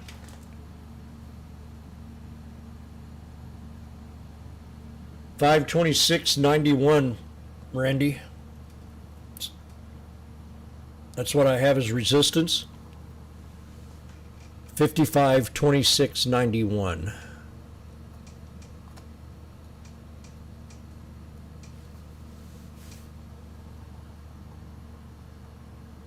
So they're not going to raise interest rates. You would think the market would have an alternative reaction. But we're selling the news, so they didn't cut the rates. I was right again.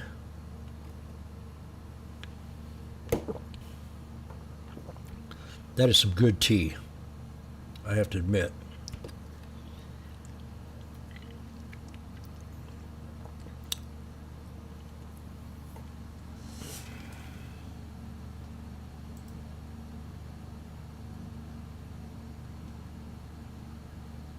Pal.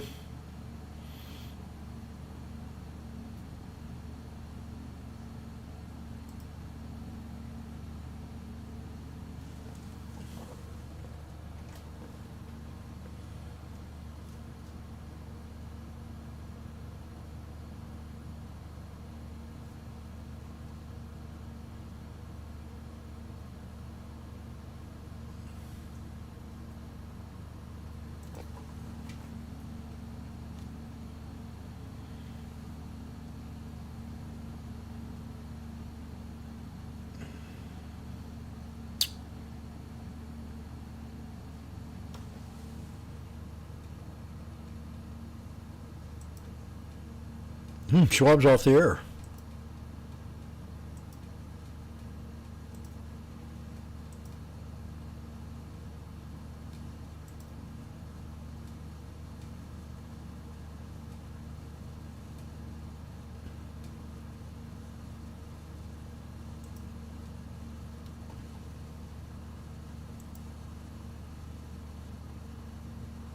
Schwab's off the air. How long has that been on?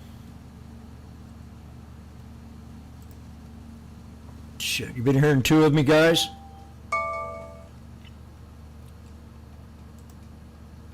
On Fed Day, Ben Lichtenstein, thank you. Now let's continue our conversation and bring at RSM. Good afternoon to you, Joe. What's interesting is that they did say they have been inflation has eased over the past year. Recent months have shown progress on inflation. Do you think we're still on a path for a cut in September. Does something here make you feel differently? No, actually, it reaffirms my baseline forecast that we're going to see that September rate cut. Moreover, what's more important, I think, here is that the Federal Reserve has signaled it's paying equal attention to both sides of the mandate, meaning for the past 2.5 years, it's all been about price stability. Well, the Fed's not likely to in September, nor will they express complete confidence until they're back to 2%. Seems to me they're fairly confident that they're going to get back there. Moreover, it's clear they're beginning to pay more attention, or just equal attention, if not more, to the labor side of the mandate, or maximum sustainable employment, meaning they now expect unemployment to remain above the 4% full employment forecast that they have. We expect a little bit of a migration up through the end of the year, but the Fed clearly thinks that policy is now too restrictive for an economy where the inflation rate's at 2.5% and likely to trend lower here over the next 12 to 18 months. So I'm just trying to interpret this at the same time. You can help me. The language represented an upgrade from the June meeting. Policy statement indicated only modest progress in bringing down price pressures than 2 years ago. The previous statement also characterized inflation as simply elevated rather than somewhat elevated. Okay, so that's the phrase, because it says inflation has eased but remains somewhat elevated. They added the somewhat elevated rather than just elevated? Yeah, because the inflation rate is trending down. Their PCE target inflation rate is now sitting at 2.5%. We expect that to be around 2.3 at the end of the year. It's well below their 2.8% forecast that they rolled out at the beginning of the year. Over the last 12 months, it's averaged 2.6%. Nicole, that's progress. I know there are some people in the market, for their own reasons, won't want to admit that, but the Fed is clearly moving back, albeit at a very gradual pace, towards their 2% inflation target. Bullshit. And you outlined it at the top of the show. There is no need for the Fed to wait for the target to get to 2% Bullshit. before they start easing up on what's a too restrictive rate for an economy that's slowing, for a labor market that's cooling, and for an economy that has an inflation rate of 2.5%. I'm going to give you one more, Joe. They also changed the language here from noting that the committee, one change noted, I'm reading from an article here, that the committee members are attentive to the risks of both sides of the mandate, dropping the word highly attentive. So from the June statement. So it once again reiterates that things are going the way they want, right? Is that what that means? They think they've largely achieved price stability. Now it's time to move to make sure that we don't have a premature end to the business cycle. The Fed holds rates too high for too long and engages in a policy error. It's already happened. Out of the curve. You know what, Nicole? It's time to cut rates. Yeah. You know what's also interesting is you mentioned the unemployment rate. We're waiting for the jobs report on Friday, and they noted that the unemployment rate has moved up but remains low. So sort of saying, hold your horses, folks. We're not going to, pummel the economy. We're not going to cause a recession. Unemployment may tick higher, but it still remains low. Is that okay? Can I interpret that for a second? Yeah. Yeah, tell me. Monetary policymakers, central bankers, are looking at that rise in the unemployment rate, and they're thinking this is a virtuous increase.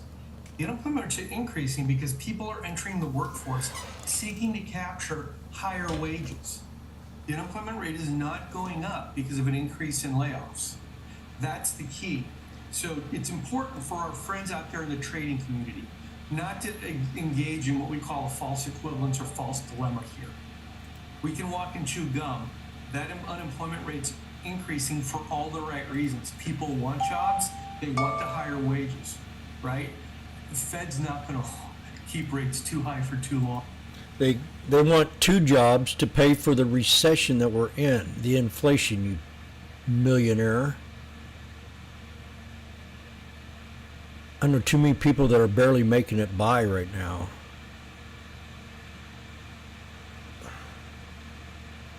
That focus on both sides of the mandate Second, I want to see a little bit more forward look at it, because if you look at market pricing, they're pricing in November, they're pricing in January of next year. It may be good for the Fed to say, hey, yeah, we think we're going to cut rates in September, but we're going to move at a gradual and cautious pace. My baseline forecast, September and December, 4 cuts next year, once in each quarter, 25 basis points, March, June, September, and December. Let's not get out over our skis, people, like we did to start 2024. Okay, March, June, September, and December. Joe Briswell, it's great to see you. Thank you so much. Great to see you. Economist Bye-bye. at RSM. Thank you, Joe. So I'll tell you right now, the Dow's up 293 points across 300. Stocks moved a little bit higher, pulled back a little bit, but still on an up day here. The Fed decision, we'll have more of that. What it means for the rest of this year. And next, of course, at 2:30, we'll bring you live to Jay Powell's press conference. We'll be listening in on that. Stay with us. We'll be right back here on Schwab Network.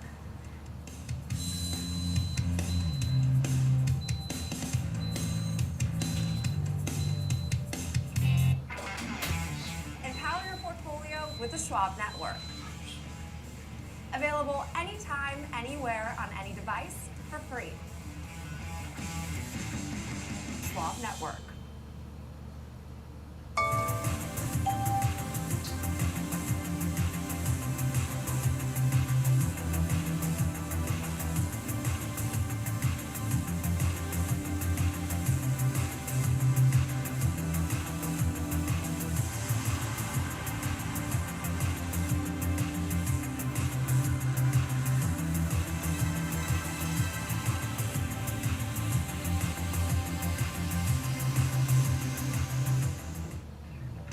Trading the trending names every day. I'm Tom White, host of Fast Market, ready for you, ready to go at 12 p.m. Eastern on the Schwab Network.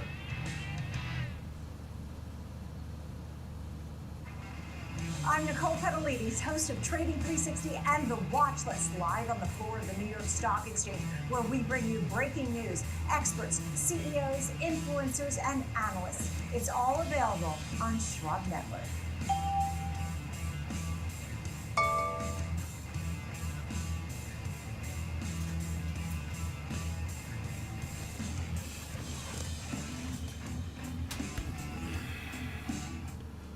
Young lady who was mid-30s, a couple of kids, recently went through a divorce. She had a lot of questions when she came in. I watched my mother go through being a single mom. At the end of the day, my mom raised 3 children, including myself. And so once the client... Well, not much of a reaction today.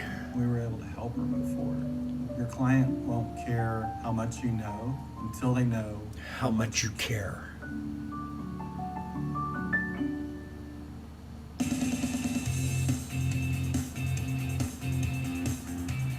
Welcome back to the Watch List. I'm Nicole Petalides, live on the floor of the New York Stock Exchange. The Fed, as anticipated, has left rates unchanged. Again, some of the language leaning towards cuts later in September, November, December. That's what everybody's listening for. But in fact, we will hear from our Fed head, Jay Powell, at the bottom of the hour. And we'll have more discussions on the decision, the implications that it could have on your portfolio. Let's welcome in David Waddell, CEO and Chief Investment Strategist, Waddell Associates. Thanks for being here. Some of your thoughts on what we're hearing over the last 15, 20 minutes. Well, I think Jay's done an excellent job of managing this part of the cycle in that, He's had a horrible job. He's behind the curve, you idiot.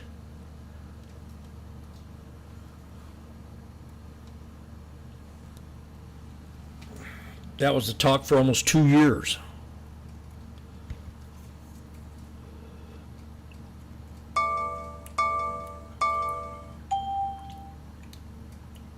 We would have probably never had this recession if he'd been right, done things right.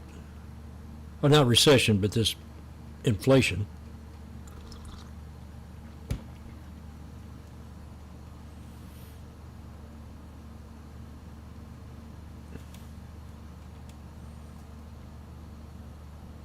I want to take these calls.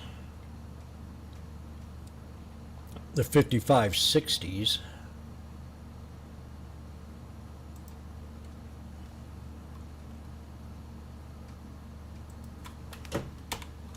$55.60s.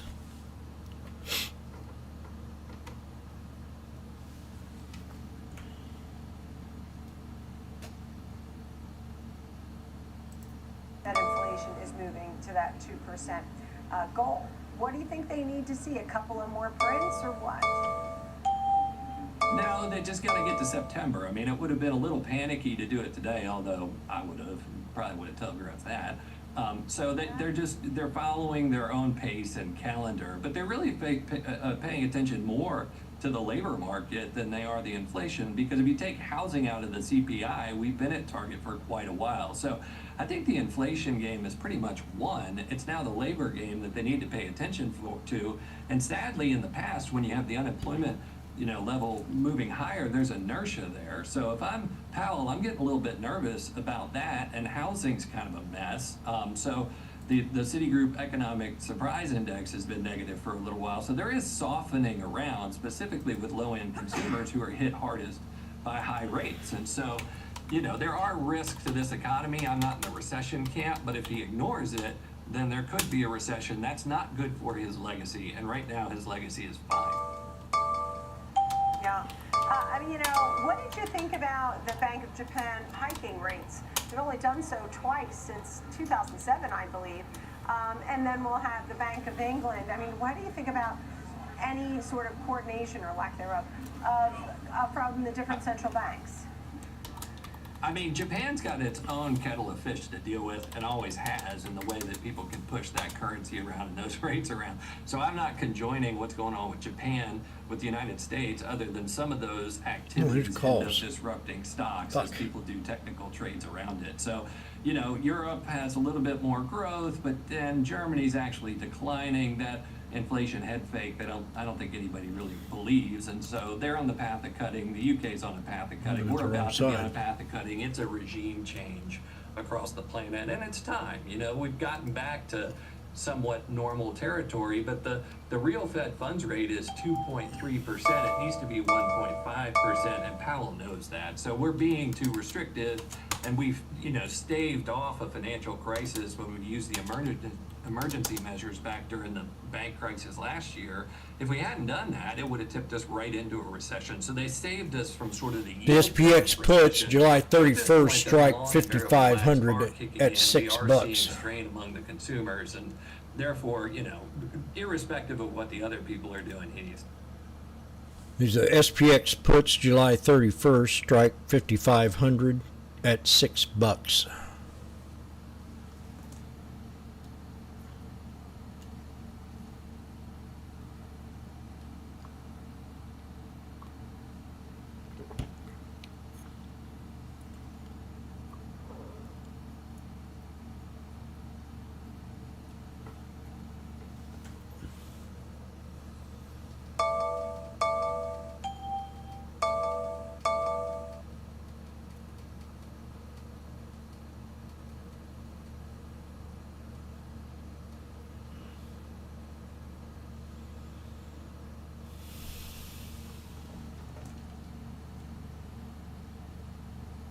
$6.70.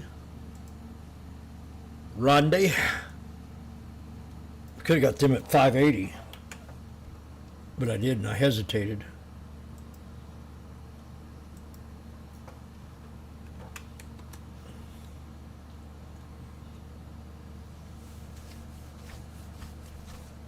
Off the cuff.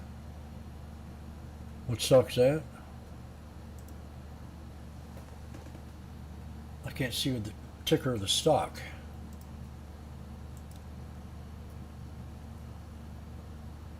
Oh, RITM.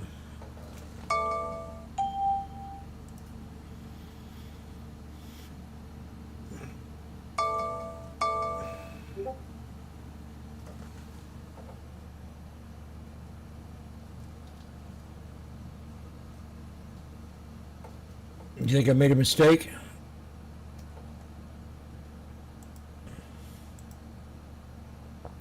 Think I should sell it at $6.50 or take it to $9?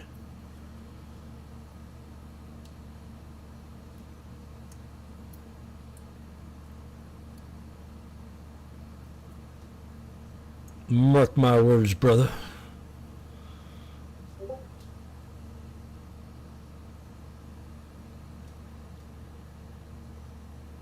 Mike put his hands over his face when he saw me take this put. He's probably right.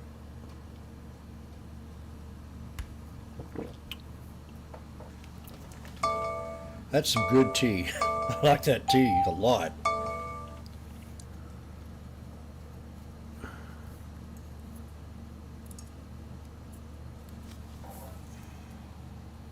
Harvey and Sons.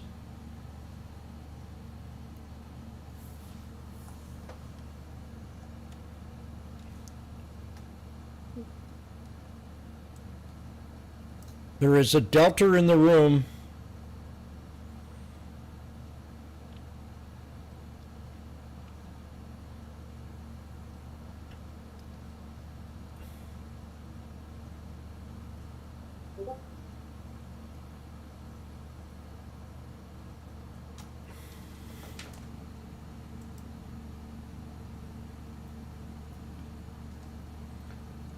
You don't like the odds? I do. But you're right. Mike's a little nervous. Jim, don't do it. 680, Mike. You know what? You know where I want to take this to? You won't tell nobody?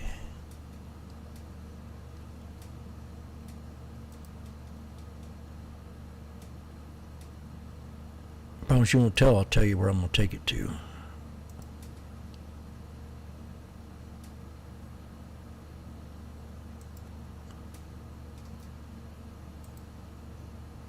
gotta be quiet.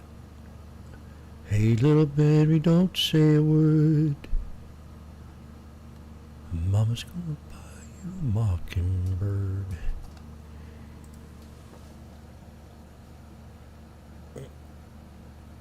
If that mockingbird don't sing, Jimmy's gonna buy you a diamond ring.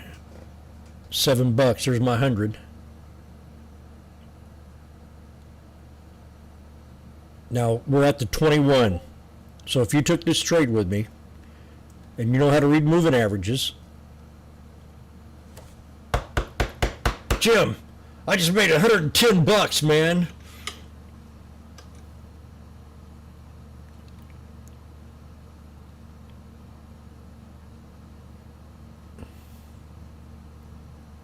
And I don't think we're done yet.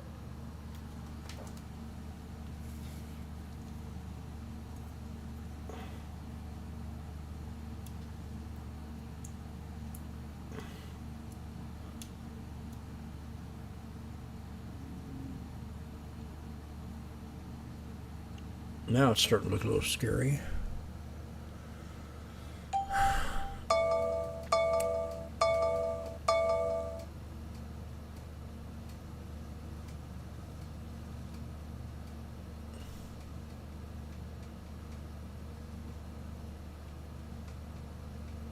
Ah, yeah, there we go. One more drop. Drop to the 200.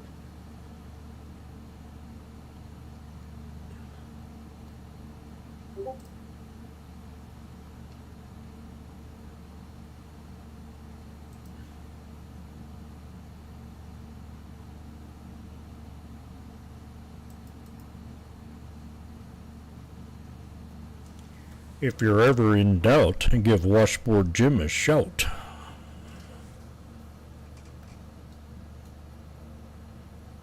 So these are moving averages. Now, if you're in this trade with me, you would get out right now, maybe, and secure that profit. I think we're going to come down here and hit 55, 24, 21.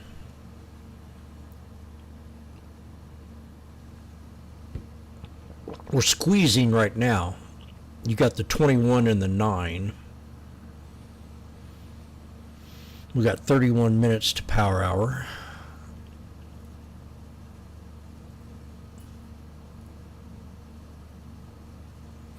I'm saying when you scalp these things and you're up $100 a contract, it's good. It's okay to take profit.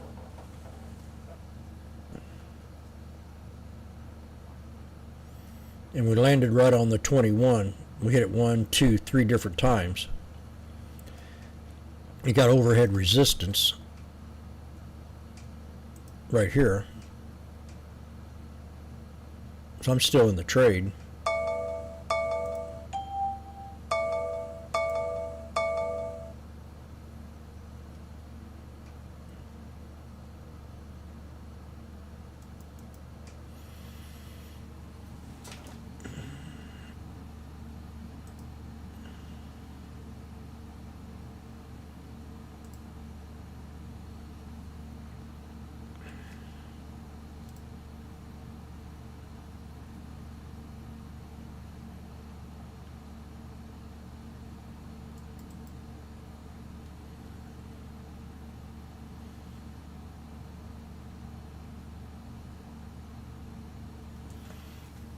Back to even.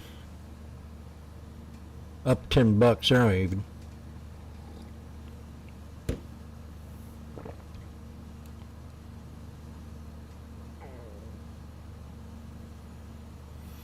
Boom, baby, Mike, you nailed it.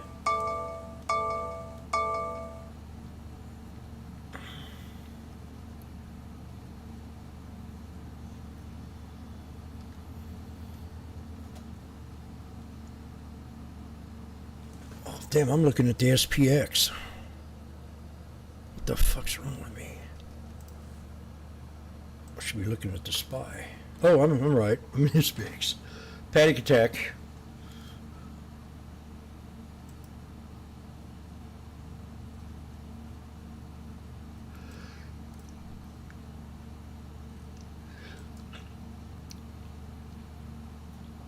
Sold those puts.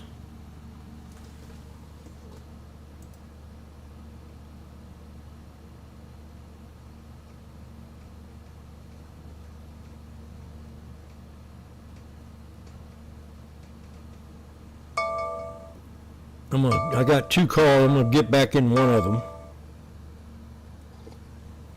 on the puts.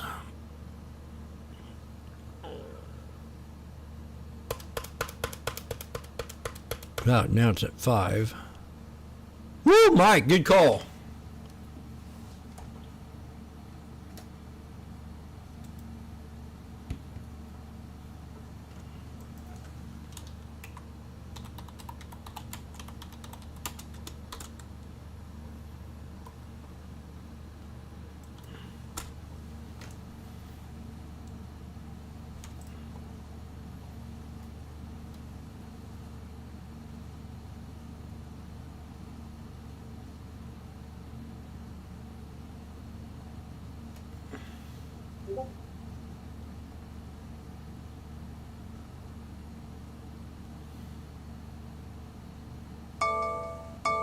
We're at the overhead resistance now, Mikey. Great call. Nice call.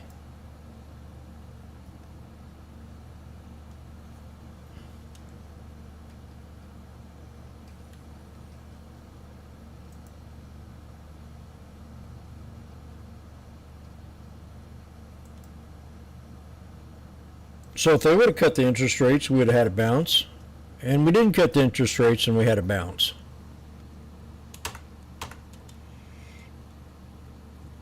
Wall Street does not make any sense.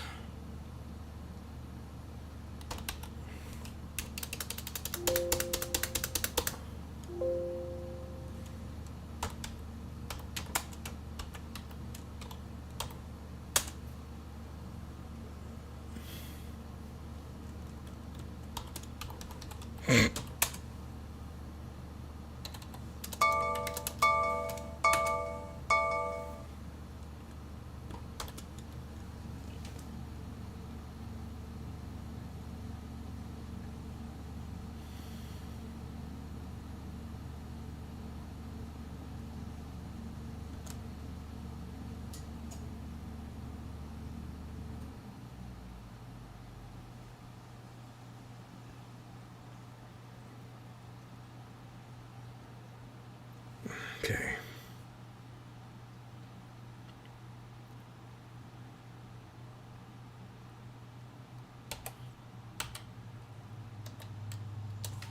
Scalping these puts.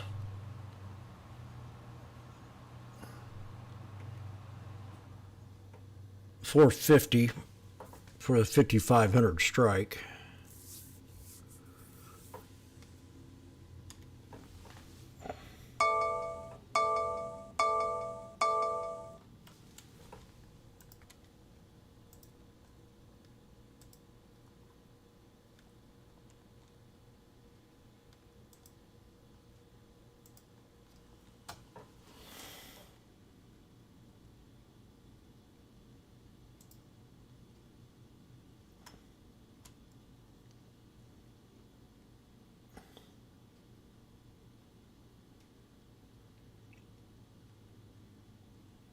There's 5. Here we go, right here. What's the deal? I'm getting some delayed reaction on my platforms. 570. Something wrong here. $6. I'm out. $6. 660. Damn. 690. That sucks.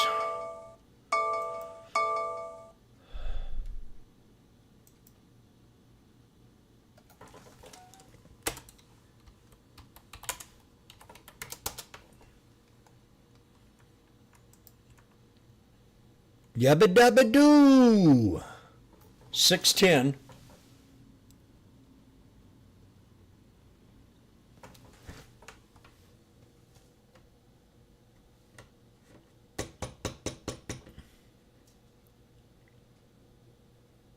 We were both right, Mike.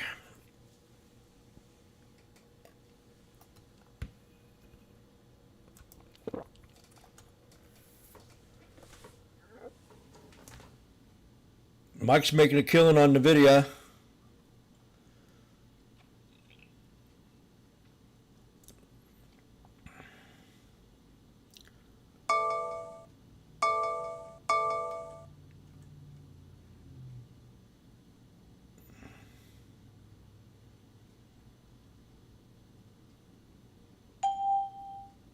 We sure did.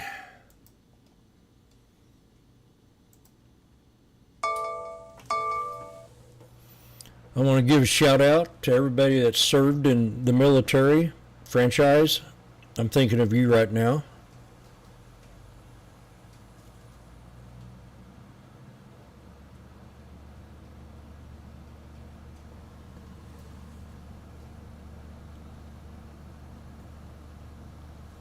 I wanted to be a Marine, but I had epilepsy. I couldn't join.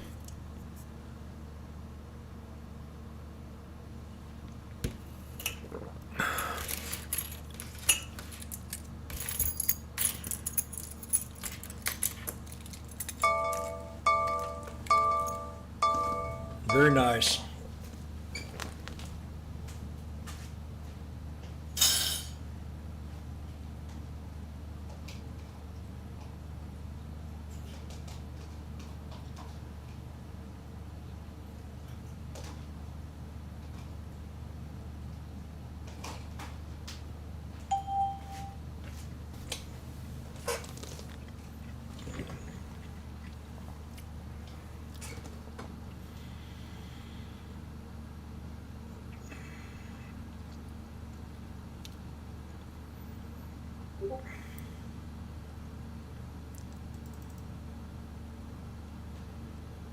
So let me show you the people that are new to trading on YouTube. They're still trying to figure it out. I got a video I'm going to pull up and let you all go over it.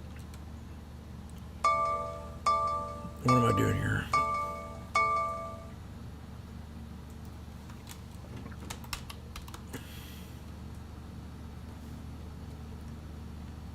Forgot what I was going to talk about. I'm getting bad at this.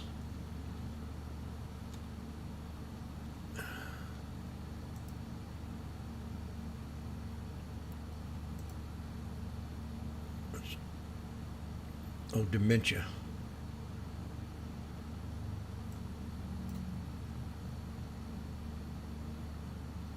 Fuck, what was I thinking?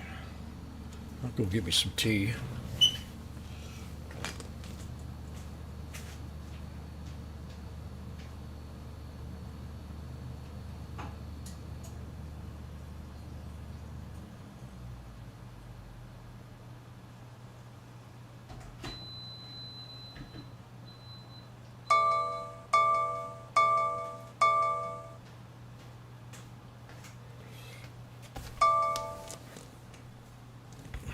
was I fucking thinking about?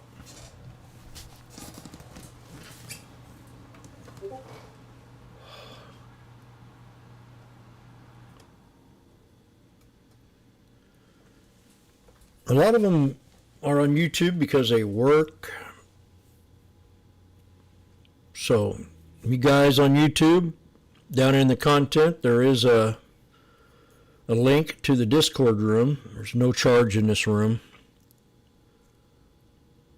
I trained all them other guys out there to trade. Now they're charging.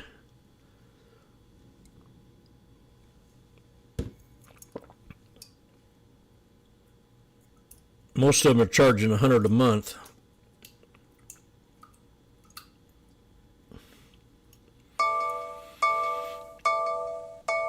If they're young.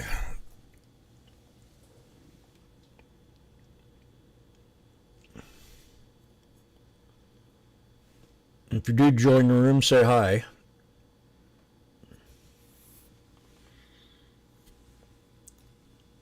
Or just scalp Microsoft. Or what's your name? Is it Rob? Ralph.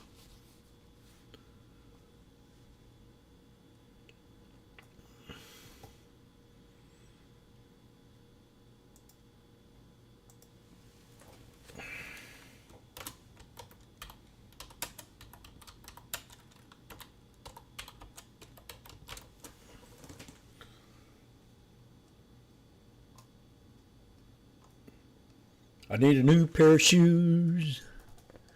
I got them picked up, Mike. I'll send you the link so you can buy them for me.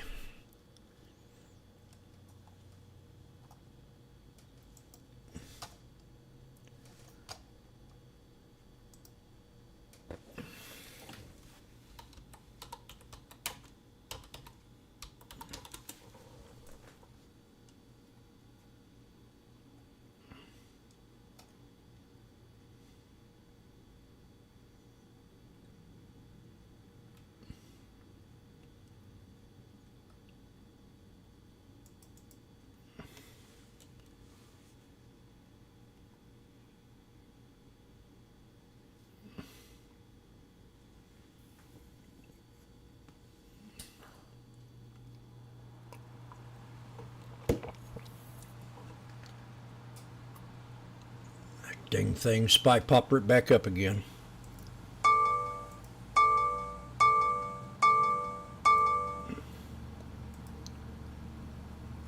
What is this?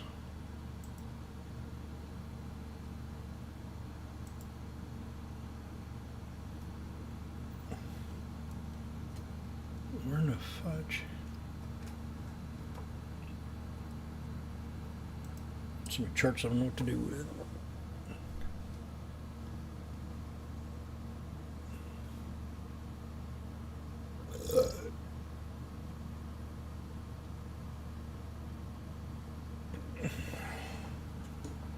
I'm just ready to take a rest.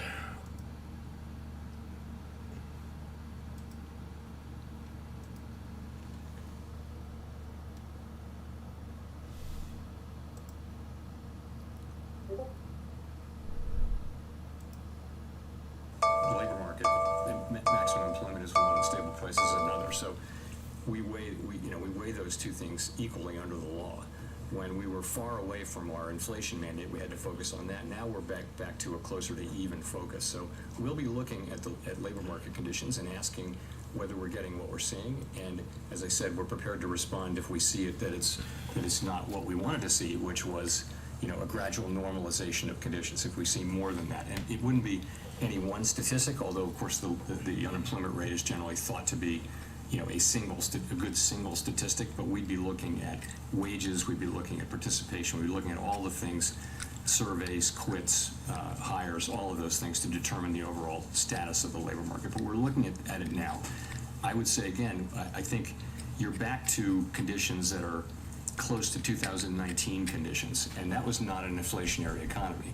Broadly similar labor markets then.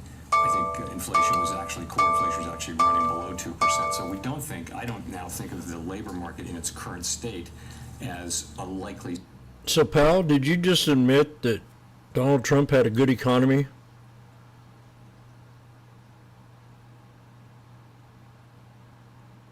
Democrats don't care nothing but all about your skin color?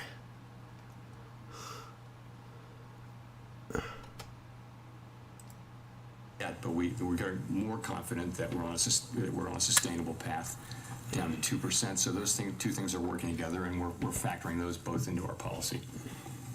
Chris. Chris Rugaber, Associated Press. You mentioned not wanting to see any further cooling in the job market. Why not, or would you consider preemptive cuts to prevent if you saw risks of an unexpected cooling? Is that something you would cut ahead of time for?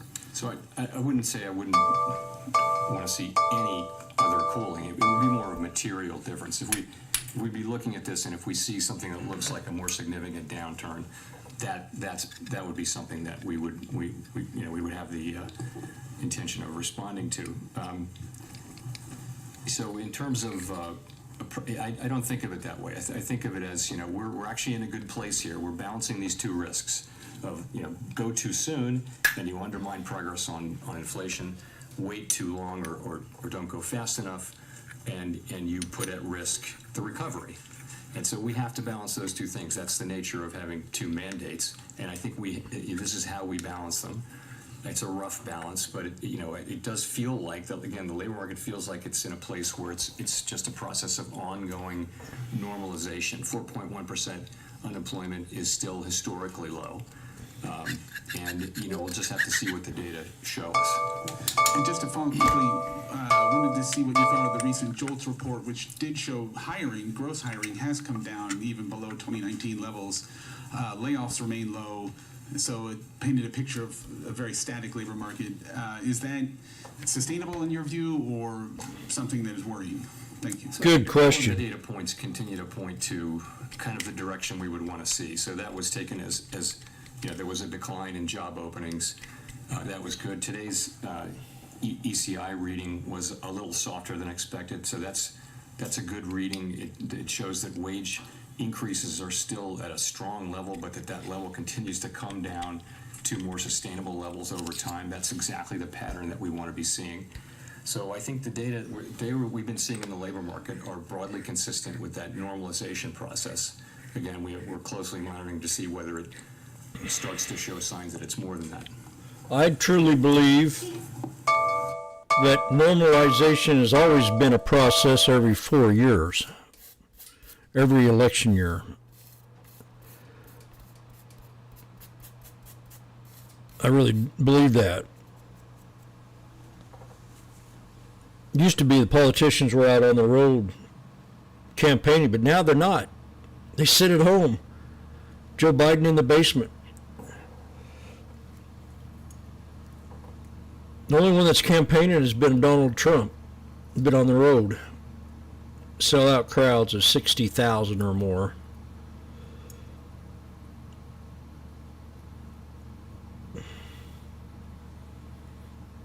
He's out there today, hanging out with the blacks.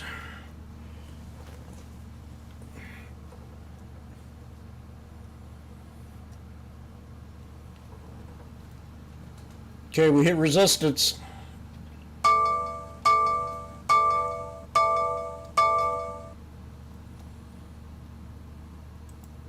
I never did look at people as color, but now I have to. I'm forced to.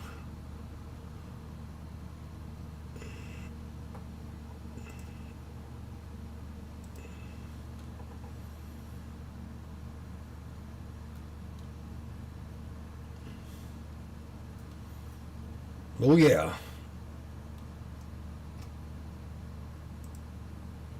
In inflation, and unemployment has remained low. And this is a really man, that's a nice call, Mike. Historically unusual and such a welcome outcome for the people. I really regret not buying it. What we're thinking about all the time after the dip. How do we keep this going? And this is part of that. We think we don't need to be 100% focused on inflation because of the progress we've made. 12-month headline at 2.5, core at 2.6. It's way down from where it was. The job is not done on inflation, but nonetheless, we can afford to begin to dial back the restriction in our policy rate. And I think we're just as part of a process. In terms of what that looks like, I mean, I think most rate, 1.55445 base case that policy rates would move down from here, but I don't want to try to give specific, forward guidance about when that might be, because the pace at which it might happen, because I think that's really going to depend on the economy, and that's highly uncertain. Rachel. Hi, Chair Powell with Rachel Siegel from the Washington Post. Thanks for taking our questions. On inflation, do the past few months of good reports look like what we saw last year, where you really had a lot of momentum with a few bumps in between? Would you characterize that kind of momentum as back on track at this point in the year? Actually, what we're seeing now is a little better than what we saw last year. Last year, as we pointed out late in the year, a whole lot of the progress we saw last year was from goods prices, which were going down at an unsustainable rate, disinflating at an unsustainable rate. This is a broader disinflation. This has goods prices coming down, but we're also now seeing progress in the other two big categories, non-housing services and housing services. So, so the thing is, you got 1 quarter of that. We had 7 months of low inflation. You got 1 quarter of this. I would say the quality of this is higher, and it's good, but so far it's only a quarter. So I think we need to see more to know that to have more confidence that we're on a good path down to 2%. But as I mentioned, our confidence is growing because we've been getting good data.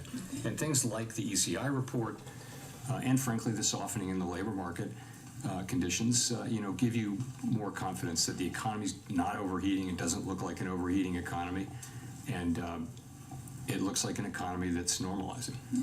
There's not much When action. you think about the first couple of months of the year, is there any sense now that they were these blips that could have actually allowed for earlier rate cuts, as were some of the projections going into 2024? So the thing about if what it is seasonality, and it could just be, it's very, very hard to do appropriate seasonal adjustments. If that's what it is, then that actually implies that other months we're reporting too low inflation. If you smoothed it out, it's a zero-sum game.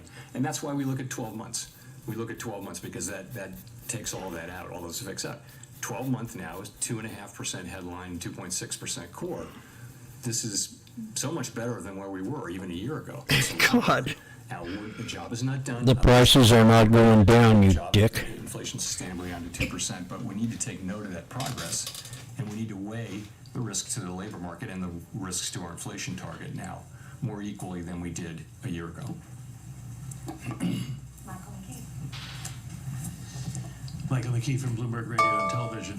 I'd like to ask you about the balance of risks as the American people see it. At this point, is the risk greater to leave interest rates where they are, given the damage that higher interest rates do to the economy in slowing demand and raising prices? Or is it more important for the American people that you keep rates where they are to bring inflation down?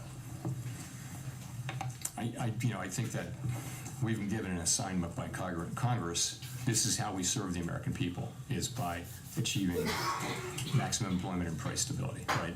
And so in our, quasi-constitutional document, the Statement Longer Run Goals and Monetary Policy Strategy, we look at the two goals, and if one of them is farther away than the other, the two variables, inflation and employment, if one is farther away from its goal than the other, then you concentrate on the one that's farther away, and you take account of the time to reach the goal. So for the last couple of years, the best service we could do to the American people was to focus on inflation. But as inflation has come down, and I think the upside risks to inflation have decreased as the labor market has cooled off, and labor market has softened, probably the inflation is probably a little farther from its target than is the employment, but I think the downside risks to the employment mandate are real now. So we have to weigh all that. And if you think about where that takes us, is we have a restrictive policy rate. It's clearly restrictive. It's been the rate we've had in place for a full year. And the time is coming, as other central banks around the world are facing the same question, the time is coming at which it will begin to be appropriate to dial back that level of restrictions so that we may address both mandates. Well, you have event risk basically with the jobs report on Friday and another one before you meet again. Are you certain that you won't fall behind the curve and lead to unnecessary unemployment if you wait until September? Certainty is not a word that we have in our business. So we get a lot of data between now and September, and it isn't going to be one data read or even two. It's going to be the totality of the data, all of the data, and not just and then how is that affecting the outlook and how is it affecting the balance of risks? That's going to be the assessment that we do. Of course, we'll all look carefully at the employment report, but so much other data coming in and so much happening between now and the September meeting, and we'll make a judgment. Thank you, Mr. Chairman. Edward Lawrence of Fox Business. I do want to dig deeper on what Michael and what Nick were asking. There's a shift in the statement to balance between the focus between inflation and jobs. Looking at the job sides, we've seen wage data show sort of an abrupt slowing. We're hearing on earnings calls from companies like Intel abrupt layoffs. In the jobs report from the BLS, government jobs has been a leading creator. Could the government jobs as a sector hiring mask underlying weakness in the jobs report? Well, we'll look at everything. We've seen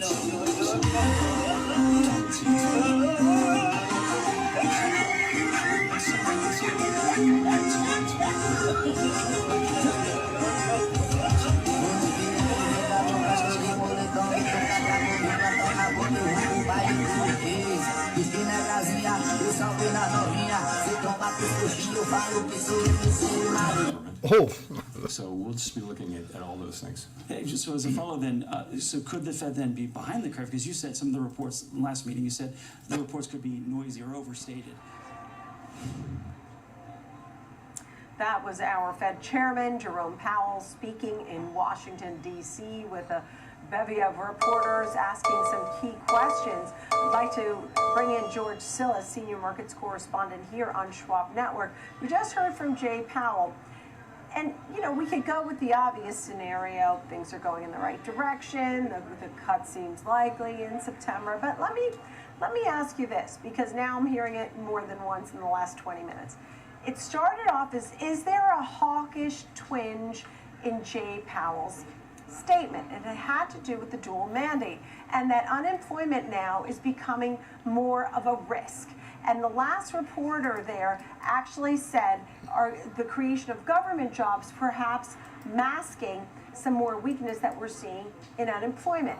And if there's a risk to unemployment, the Fed can't cut. And as people started to hear that, we went off our highs. I'm playing, devil's advocate. I still think that most people think we're going to get the cuts. But the overexcitement went from 110% to 104% for the likelihood of a cut. So we still have the 100 when you look at it and it says 100%. But it's come off the top. Thoughts? Well, I think, obviously the concerns have shifted or become more imbalanced. The concern of inflation reigniting seems to be abating. Now there's a little bit more concern about unemployment. So I think they're right in line with each other. I mean, obviously, they're right on track in terms of what they expect unemployment to actually be coming up in the next year, which is right around the long-term average between 4 and 4.5%. That's your non-accelerating inflation rate of unemployment. So they're looking at normalizing policy because of normalized unemployment rate, which again, like I said, is typically between 4 and 4.5% on average. So those are the risks that they have to consider. Everyone's really, I think, concerned about the acceleration of unemployment. I think that is certainly something we have to consider going forward, and even inclusive of the public sector job creation versus the private sector. But the other thing is there's been a lot of layoffs in the technology space, which is a small sliver of the labor market relative to the large aggregate of the labor market.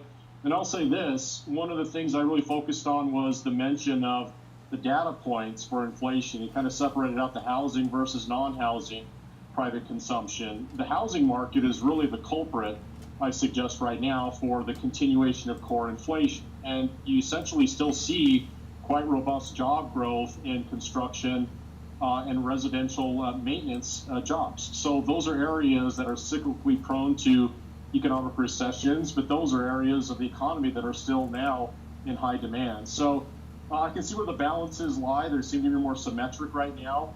And I think, again, they did exactly what they should do, which is not cut today, don't surprise the markets, and move in the direction that the markets anticipate, which is a cut coming up September, to realign the federal funds rate compared to inflation, which is down because they talked about core PCE at 2.6%.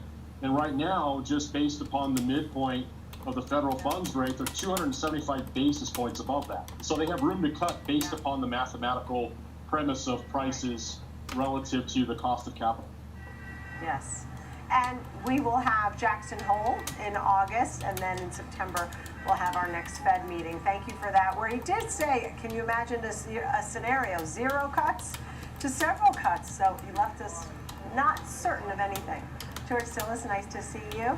Thank you, friends, for being with us on this special Fed Day edition of the Watch List. We will continue our special coverage and go right back to Washington. Chair Powell, thanks for being with me. I'm Nicole Petalides.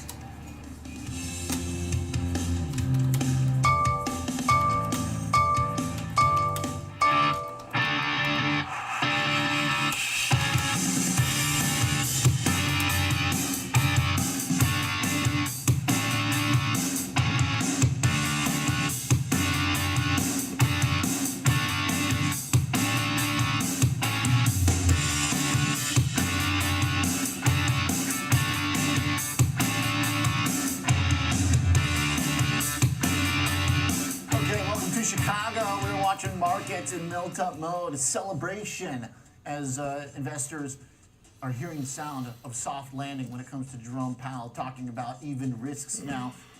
Maybe a little victory lap on inflation, not quite there yet, but enough weakening in the labor market such that there are risks to further dampening the economy. So that sounds like getting ready for some loosening policy. That sounds like what the market has been predicting. So far, stocks are running with it. We've got a big session here underway. It's been going since the morning, since overnight, really. Total ripper. NASDAQ up more than 3%, and the S&P 500 blasting through 55, now going for 55.50. So we've got a big bounce back here. Nvidia's up 13%. We're covering lost ground in a hurry. This is a really huge day. It's been clear that this was going to be a very big week.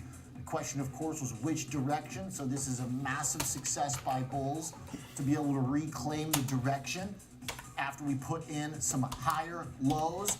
Now we're trying to put in some higher highs. Yesterday's afternoon sell-off around Microsoft earnings were pretty scary looking. So to rip right back from that shows a lot of conviction by the market here.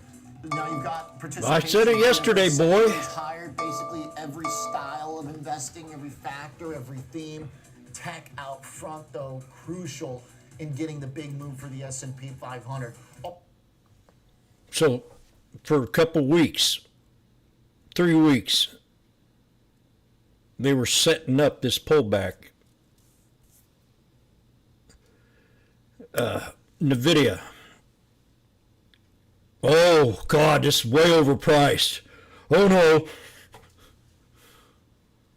Market cap of $3 trillion.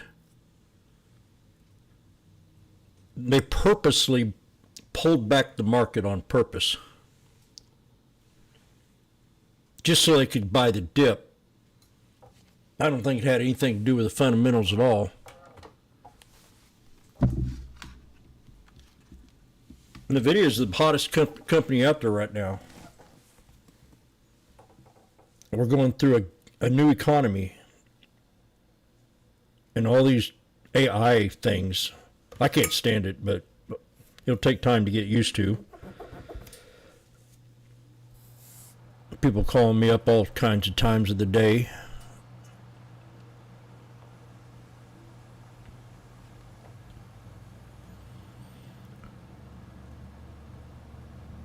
But NVIDIA is number one. The only one that they were really excited about was Meta. And Meta had to sell off too. They all sold off.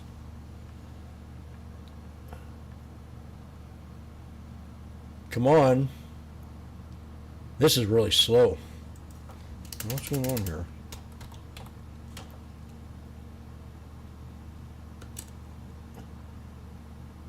Macy's got a double top.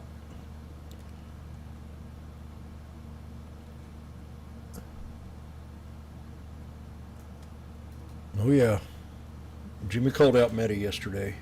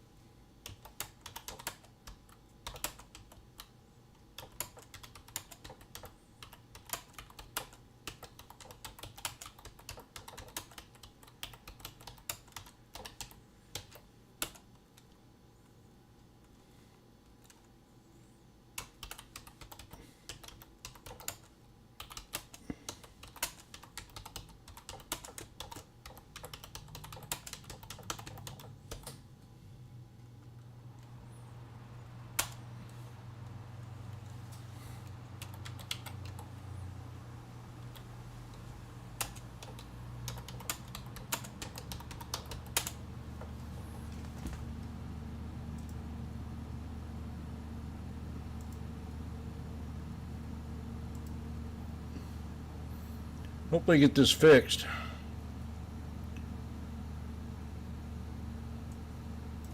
This slows me down probably a good half hour, 45 minutes a day.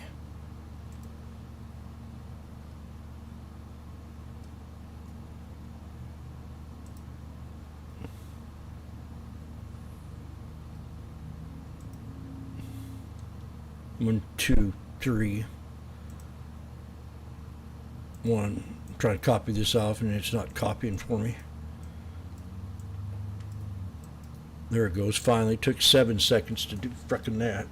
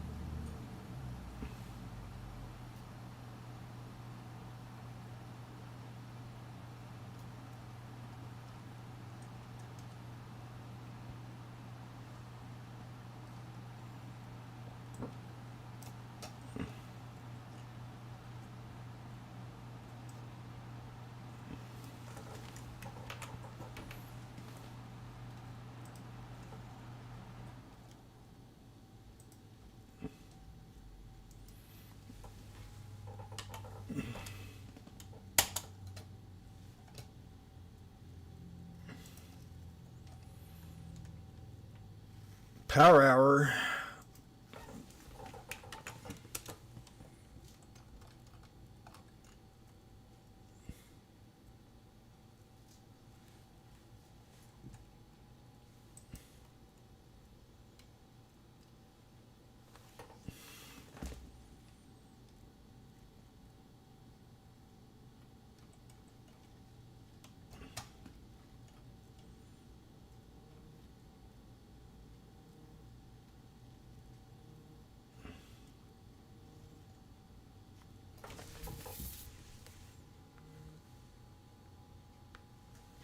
Always clean. May I help you?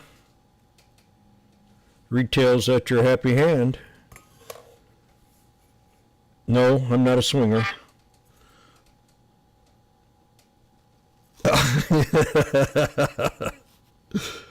No, I'm not a swinger.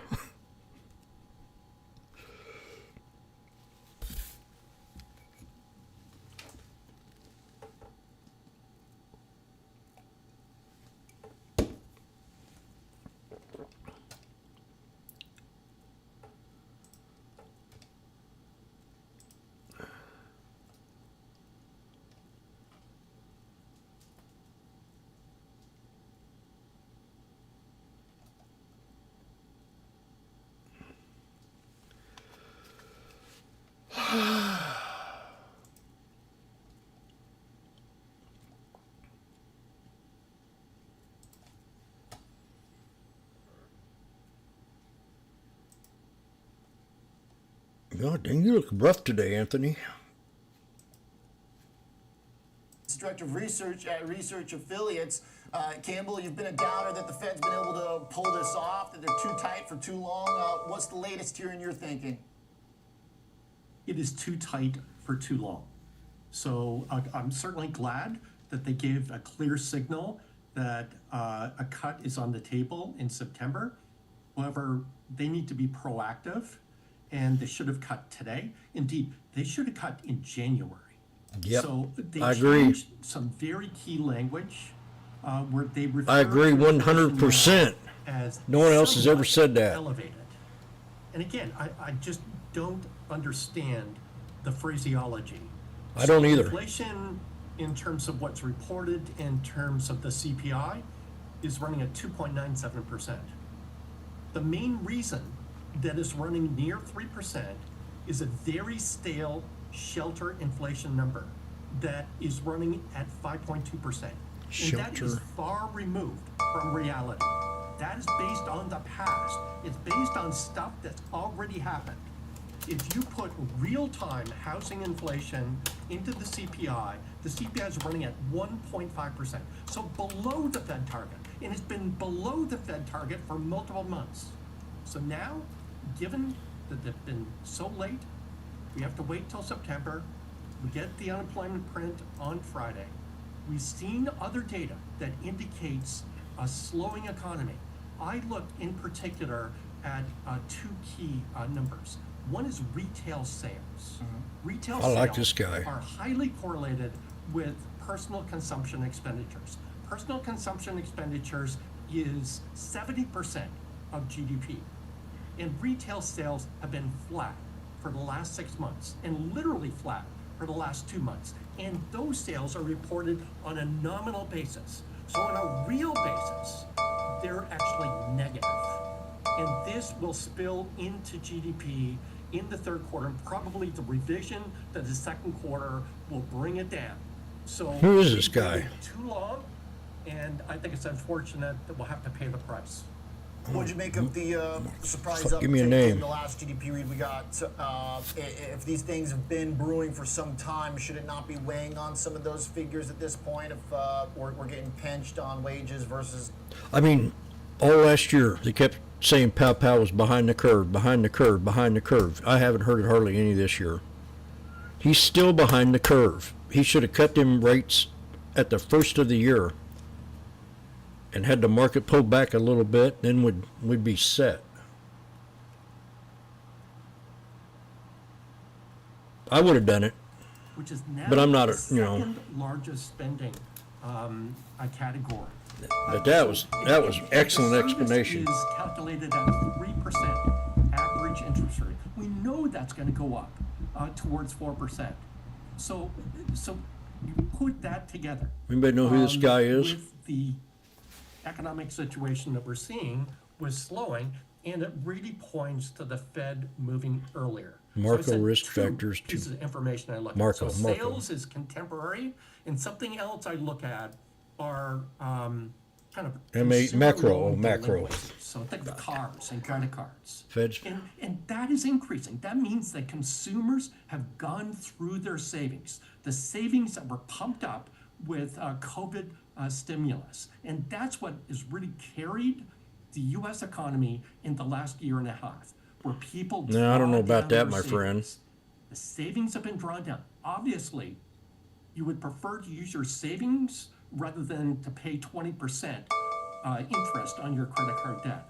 All of this indicates a slowing. The Fed should have been ahead of this. No, they're behind it. They say they're data-driven, but I think that's a mistake if you're looking at data that's stale. You need to look at data that is forward-looking. And they've made a mistake, in my opinion, and unfortunately, the economy and the average American will pay the price. Where do you think this will start to show up next, Campbell? I mean, do you expect higher unemployment? It seems like that doesn't rank in your top metrics right now, but will it get there soon if it starts printing levels higher into the 4%? Yeah, so this is kind of the first thing. We might not see it on Friday, but we'll see it next month.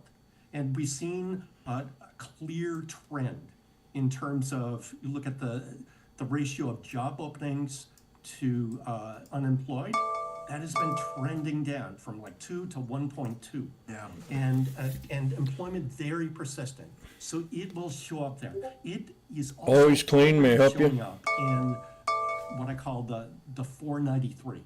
So the S&P 500 minus the Magnificent Seven. So you're seeing like regular companies not having very impressive earnings growth. And I think that this is just a symptom of the slowing that is actually happening. So when people stop spending on fast food, you know that there's an issue. Yeah, we did see McDonald's show some negative comps. So Campbell, then to bring it into your yield curve analysis, I always like to get your fresh take on that. I mean, it seems like then this kind of fits into what I understand as the uninversion of the curve, more closely aligning to the actual event of recession than the original inversion. Is that right? Like the inversion tells you, hey, be aware. Uninversion usually says it's coming like soon. Exactly. So my yield curve model is 8 out of 8 since the 1960s in predicting accurately recessions, and there are no false signals yet. The yield curve, and I measure it as the yield on the 10-year bond minus the 3-month Treasury bill. Yep. That has been inverted since November of 2022. So the inversion is low, but is not unprecedented amongst the 8. So once we get to October, if it's still inverted, then that would be the maximum. But the point you raise is really important, that over the last 4 recessions, the yield curve uninverted before the recession actually began. And we will get to that point likely in September or October when the Fed increases rates. Okay. Campbell, thanks for the analysis. A little bit of a warning, a celebration in stocks today, so we're taking your analysis and balancing out some of the enthusiasm here in the market. Appreciate you being here. Thank you. Absolutely. Campbell Harvard, Professor of Finance, Duke University, Director of Research and Research Affiliates. Thank you. All right. Strong words on the Fed there, and also a warning for the economy. Coming up, we're going to speak with former President and CEO of the Atlanta Fed, Dennis Lockhart, back with us as well. Stick around.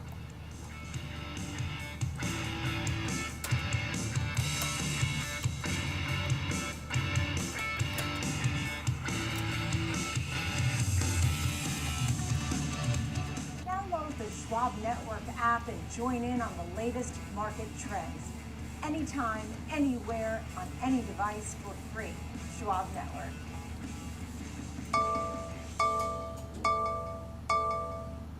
Knock, knock. Number one broker here for the number one hitmaker. Thanks for swinging by, Carl. No problem. So what are all those for?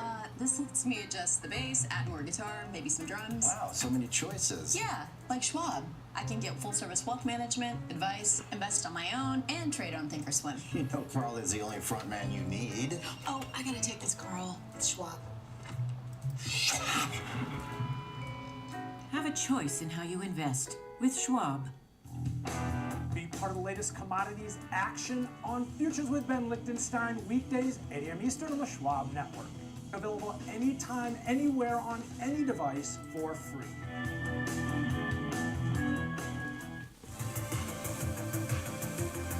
Nice little pullback.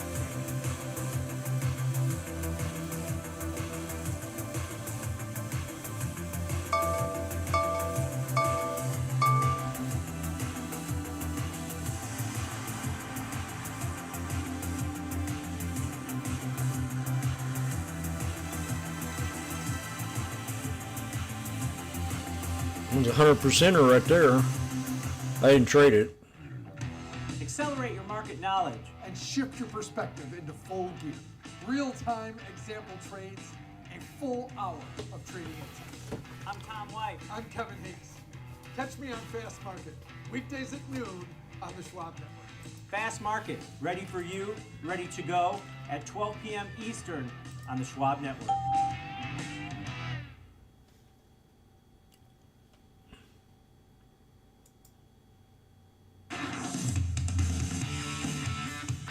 Welcome back to Market on Close. I'm Oliver Rennick. We're going to continue our discussion and assessment of Jerome Wow. Powell this Nice. afternoon as stocks continue their strength. We're at support again. Lockhart is a former president and CEO of the This is a Federal pivot Reserve. point right here, but we're at support. Phone with us. Dennis, thanks for Randy? coming on. Good to be here. Thank you for having me. Appreciate that. So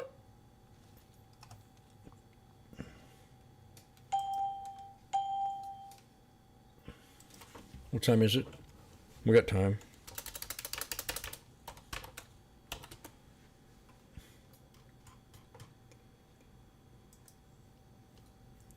August 1st.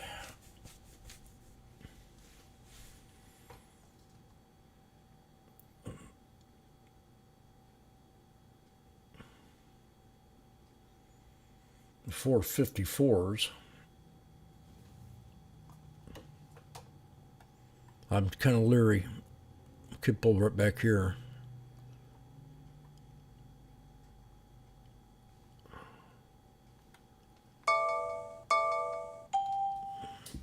I'll wait. I'm going to wait. I'd rather buy it down here. Or here at the head and shoulders. There you go. Right there.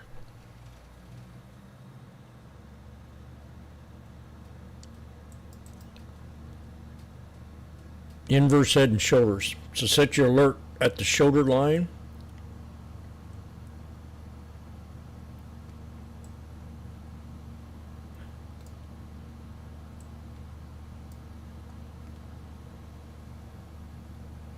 Up.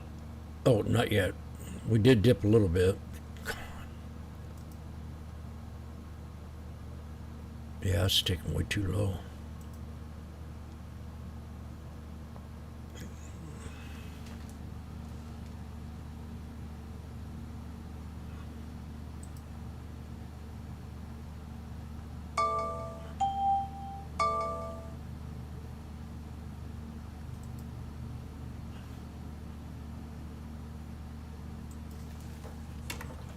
The 554 strikes.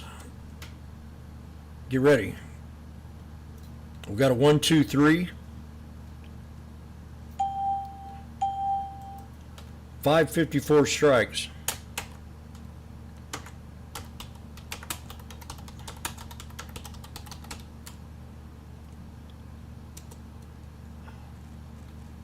Right here shortly. 110.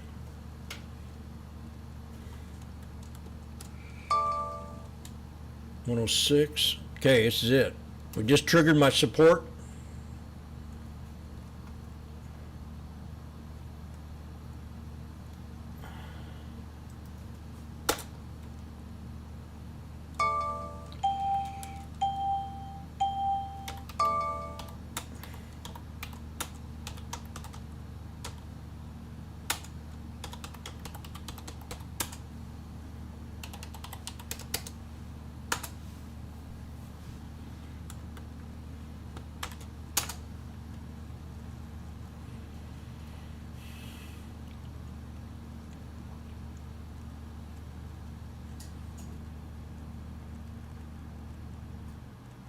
Okay, get ready to buy. This is going to be a fast scalp. 97.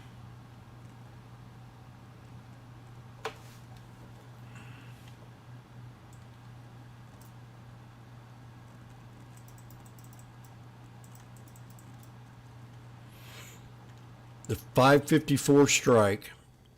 August 1st. I never do the SPY in the same day.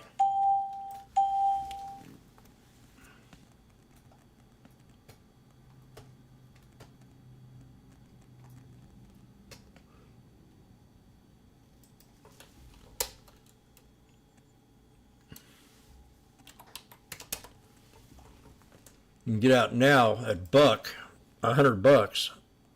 You buy 10 contracts.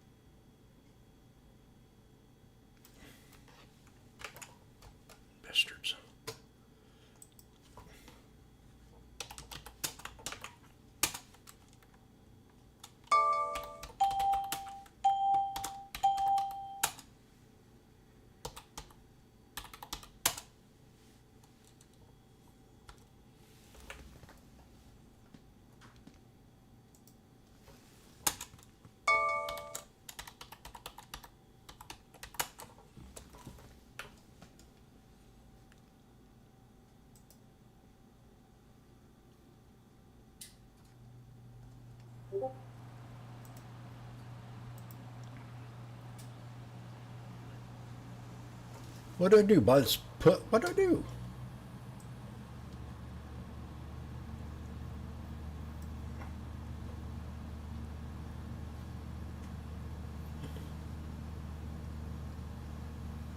Wow, I was tripping out. I was looking at I had another chart up with a put. I'm going, what?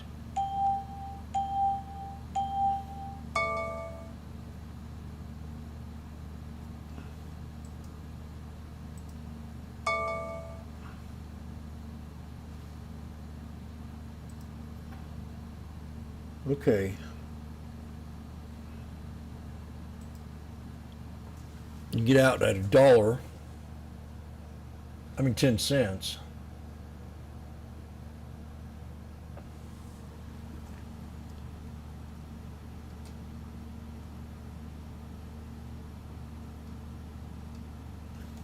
There we go. Now we got to break the 9 EMA. This is a hard resistance. This is called head and shoulders. So you either get out now. This is a resistance.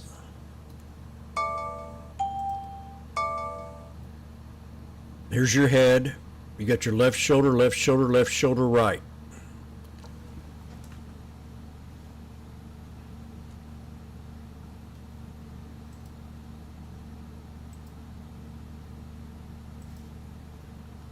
Take profit.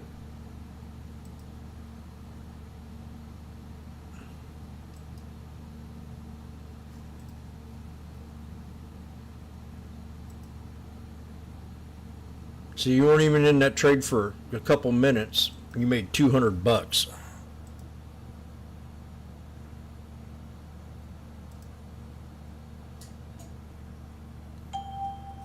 So the ones on YouTube, I built a strategy 3 years ago and opened up this YouTube channel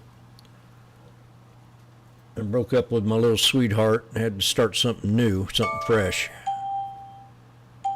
So I kind of lost. I didn't have nowhere to go. I had a strategy that I traded with her for 7 years, and it worked successfully. It wasn't as polished as it is now. So I've got this strategy called the 1, 2, 3.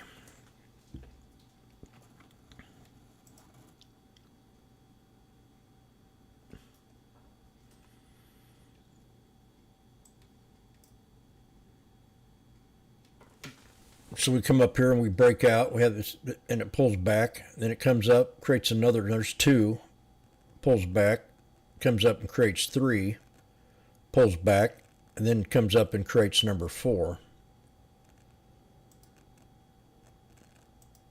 If you can count to 3, you can trade with me. If you can count to 4, you might just make a little bit more.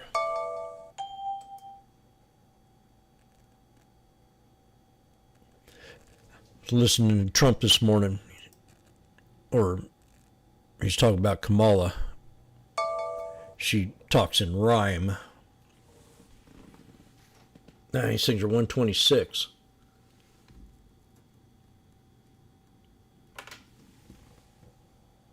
Now you're at the 200. So this is definitely 134. So when you pull back, I was going to take the trade right here, and I decided to wait. Just because it's a tense day, and I expected a lot of volatility. So when we come down here for that little head and shoulders right here, what is this?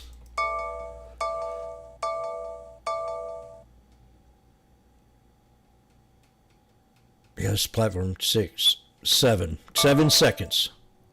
1, 2, 2 seconds. That's fucking. So to chart a chart up, I'm taking 15 to 20 seconds, which could kill a trade.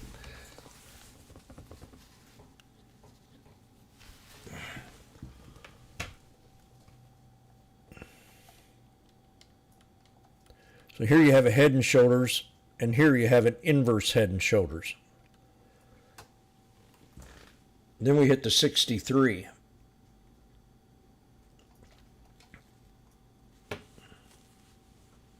That's beautiful. I like how that bounced up. Oh, Jimmy's out.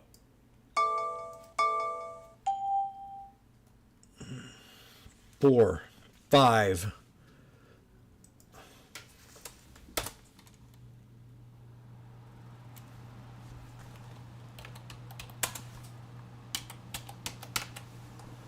Out. 1, 2, 3.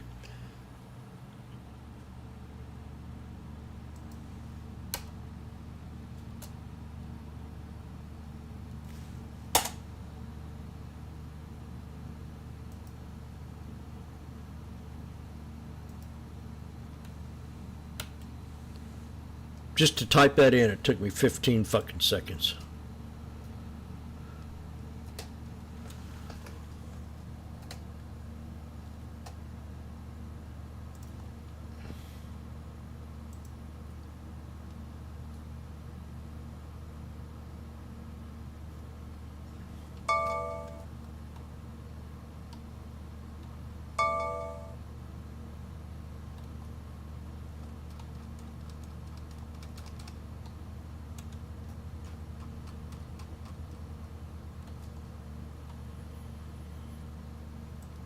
I'm really filling that jar up today.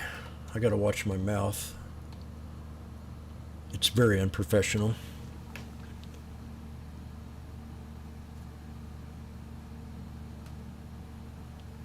But it's been a hard day with this slow computer, slow platform. It's killing me.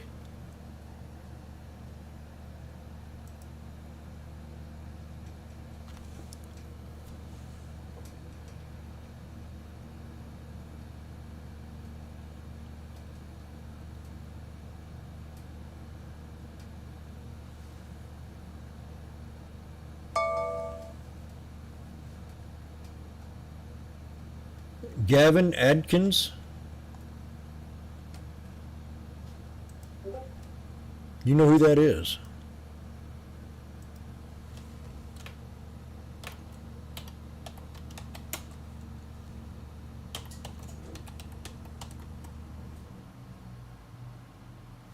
No.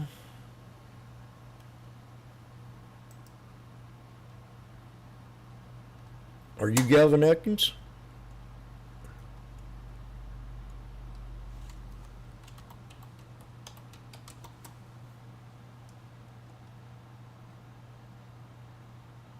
No, that's not what I'm thinking of.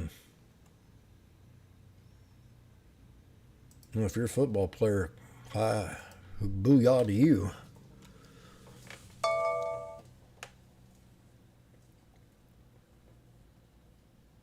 Oh, you're Galvin. Never mind. God.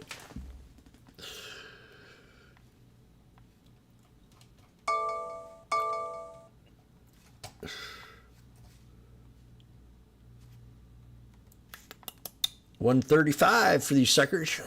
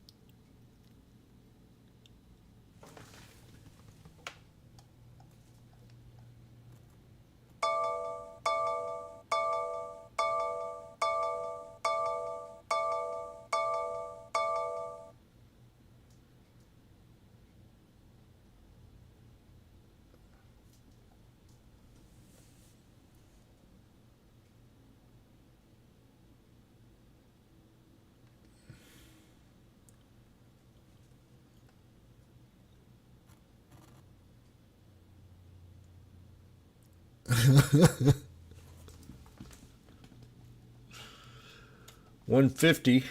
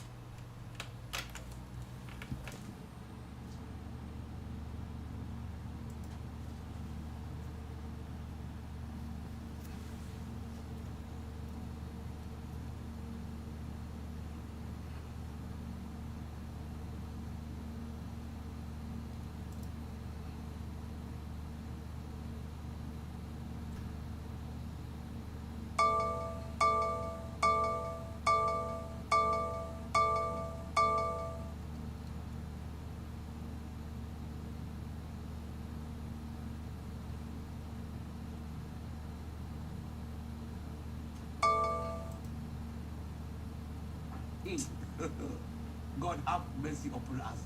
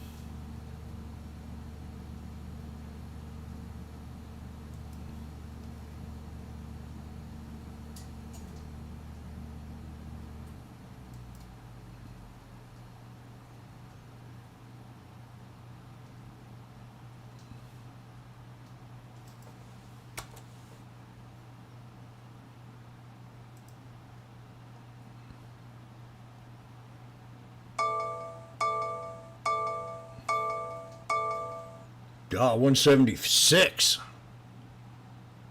Randy. Randy, did you take her?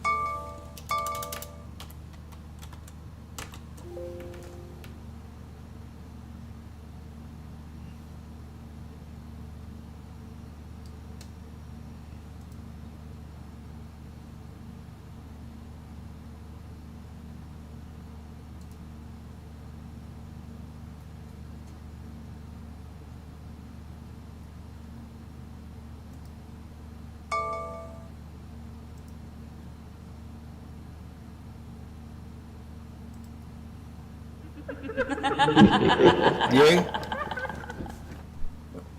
Did you make some money?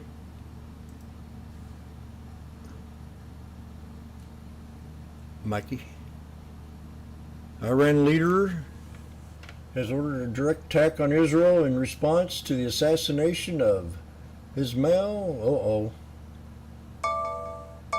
That's not good. All because Joe Biden funded that war.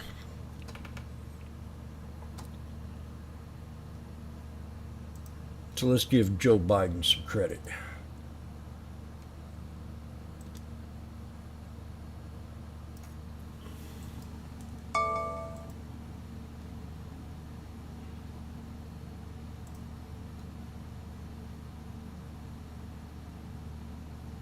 Thank you, Mike.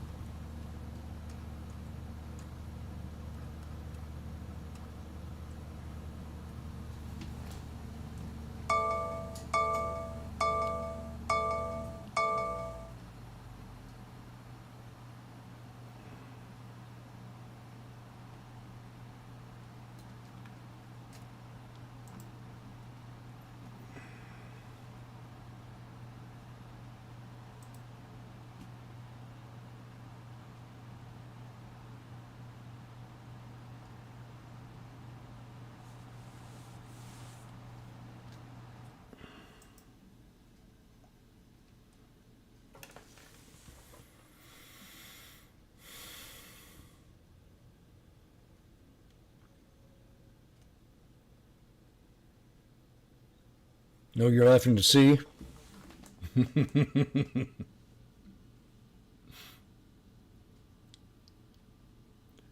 Randy, were you able to scalp the spy with Bobo?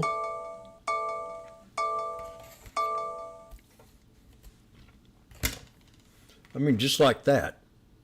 $700 on a $1,000 bet.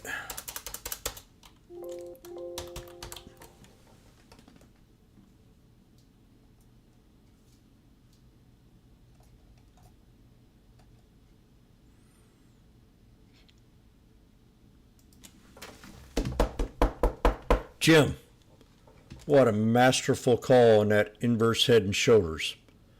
I can't tell you how great a call that was, because we're pulling back off that right shoulder line.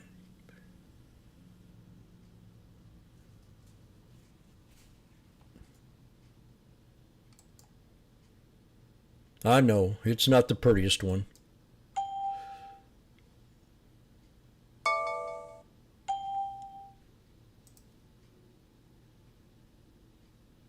Three seconds to put that on. 1, tubus, 3, boom. There's your head, your left shoulder, your right shoulder, and right shoulder. Triple top off the right shoulder. Exit idea.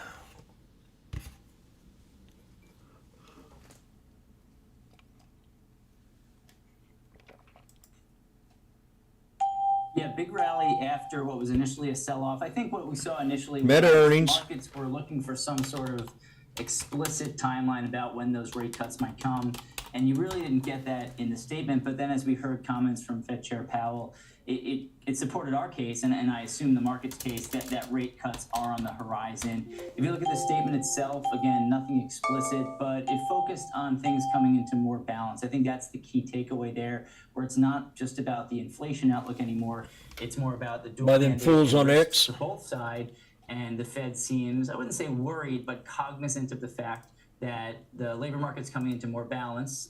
And Hey, Randy, I'm back on StockTwits again.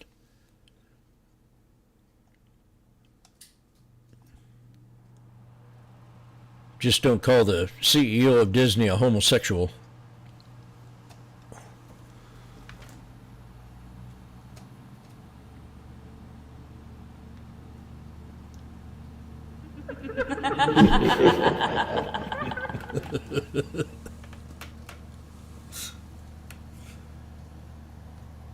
No, they don't like it at all.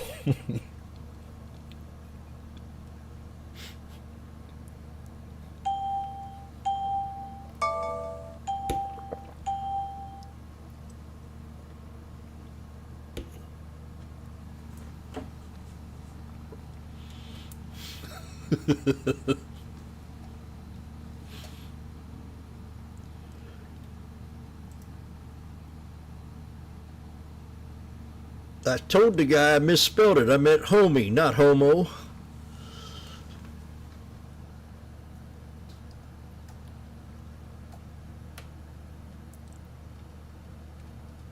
He didn't believe me.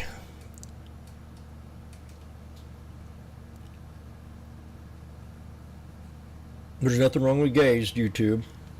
So, SPY bouncing again from $1.04 to 125. It's 127.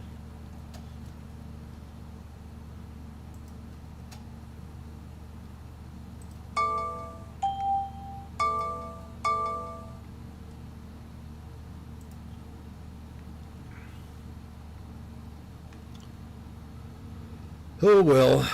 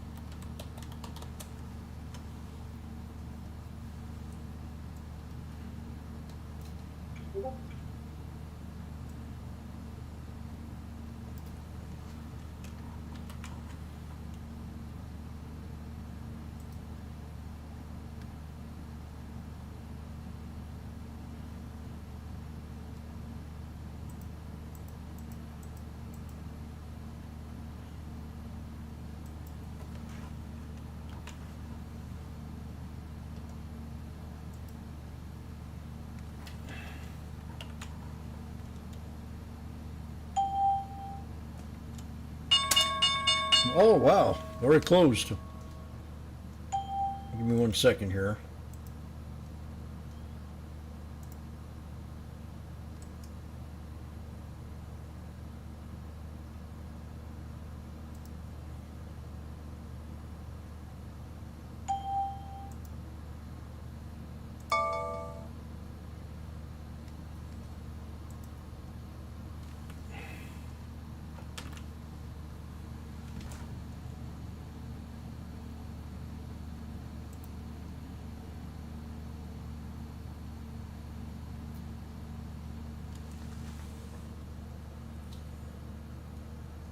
Okay.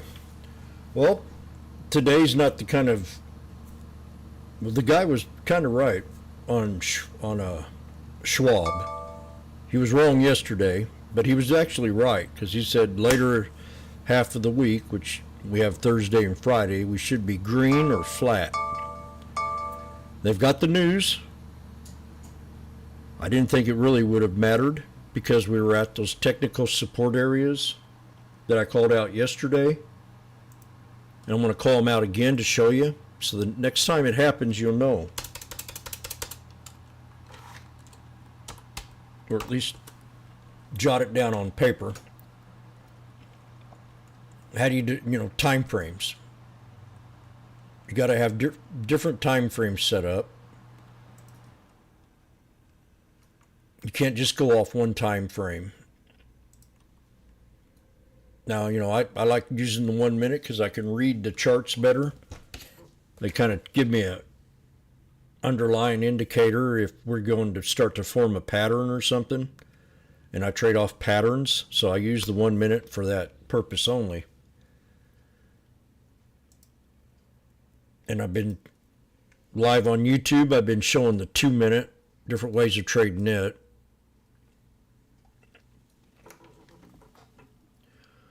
So when you're looking for, like you're in a pullback, you're in a downtrend, you want to go deeper in, I have these all in different time frames. I have the 1 minute, 3 minute, 5 minute.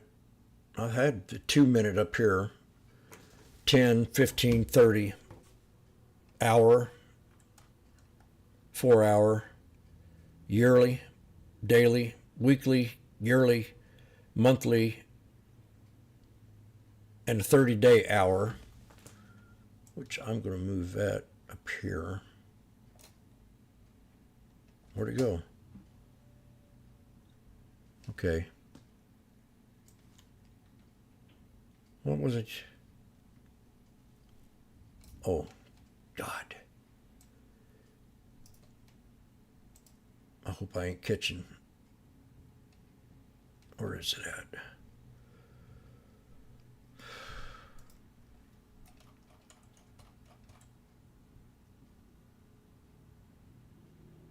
Where'd the 30 minute go?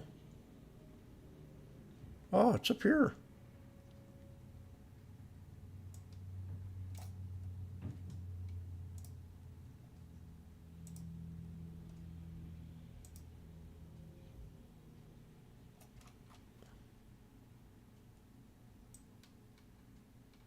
Come on, ain't you want? Yeah, this computer's not. I'm not going to mess with it. I'll wait till it starts acting right. This platform.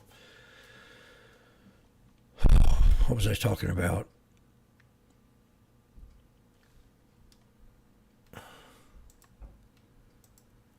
That's 3 times today I've blacked out. I definitely due for a vacation.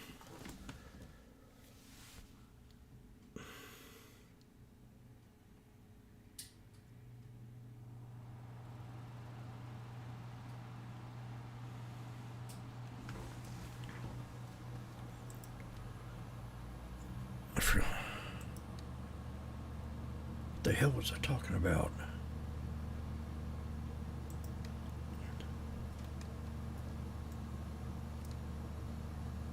Joe Biden syndrome.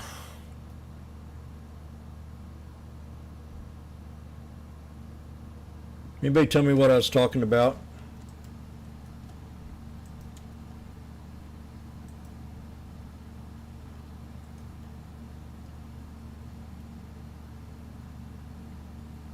Time frames. Thank you.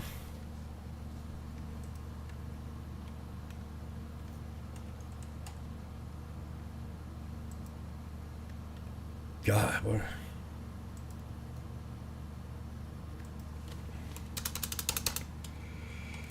I hope I ain't coming down with something. It just might be one of them days. I've had 3 blackouts today.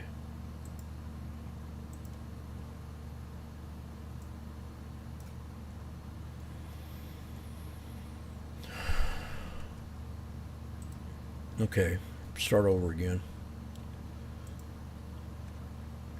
So here's the SPY. On the weekly time frame, you know, it's good to go back in when you're in a downtrend. You got to use wider time frames, like the weekly. If you're swing trading, you got to use a bigger time frame, like the 1 hour. Scalping, 15 minute, 10 minute, 5 minute, 1 minute.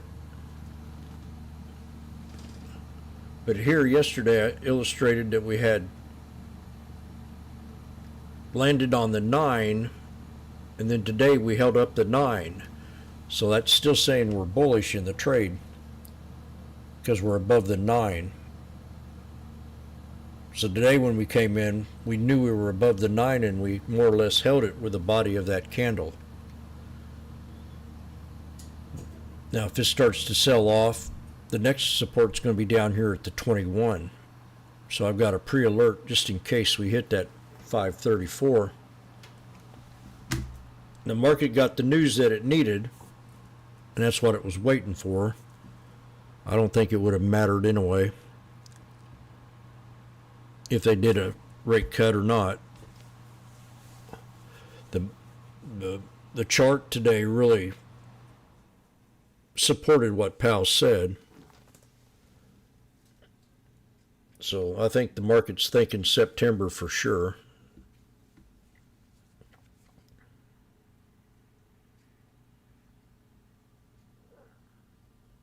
No, is it September? Or it has to be. But we might not even get that. Because if they elect this nut, Kamala, just look for more socialism and more money going into corporations instead of using their hard-earned money. They're going to be using your taxpayers' money.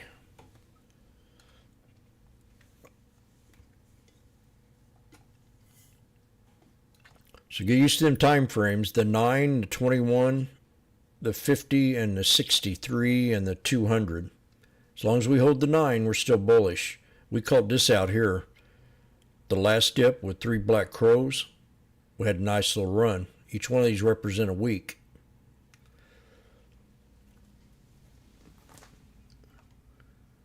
So we'll see if we come back up here and double top again, or if we're still in. I think we're still in need for a better correction, but we'll find out.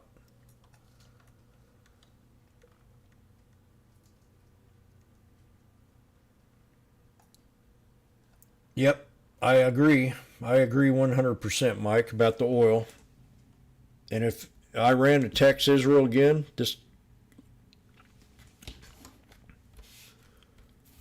someone's going to end up getting nuked.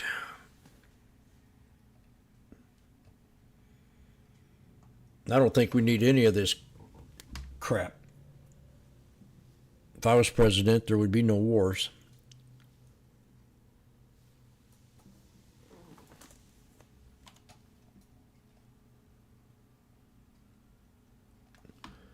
Okay, well, I'm going to get out of here.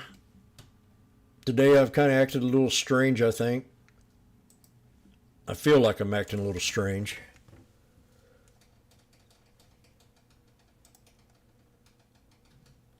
I'm going to just kind of rest and keep quiet and go out and walk in the heat. We have a heat warning going on.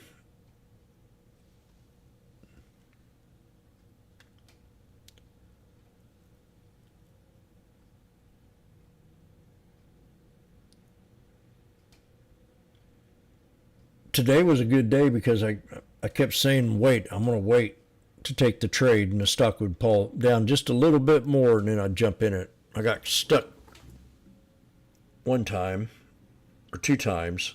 I cost average down, but it wasn't that much. I was trading SPY or the SPX, and I went in the kitchen. I came back, and then that candle, I wasn't gone in the trade for 3 minutes, and it run up 70 cents.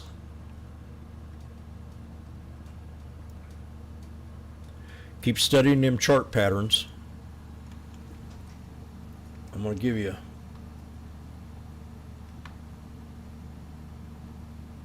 a template.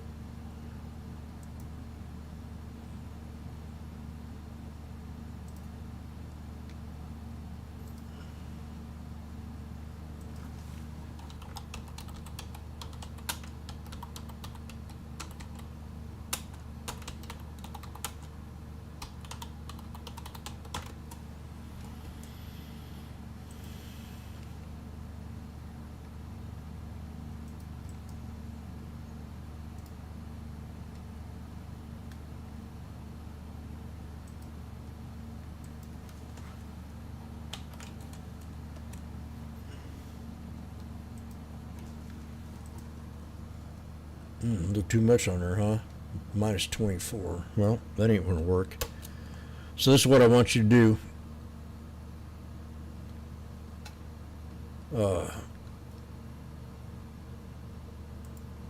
Type in Google bullish, bearish chart patterns. And pull up an image of different bullish and bearish continuation and reversal patterns. And learn how to study them. It might take you a week, it might take you a month, it might take you 3.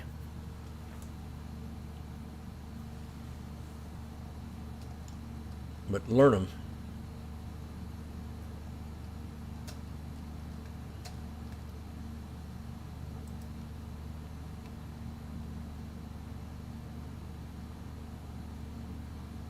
East or west is the best. I'm liking the West. It's better than the rest.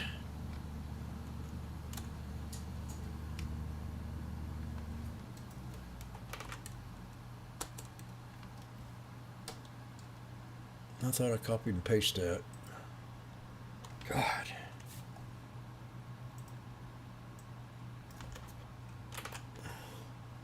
Yeah, I gotta go. I'm going nuts.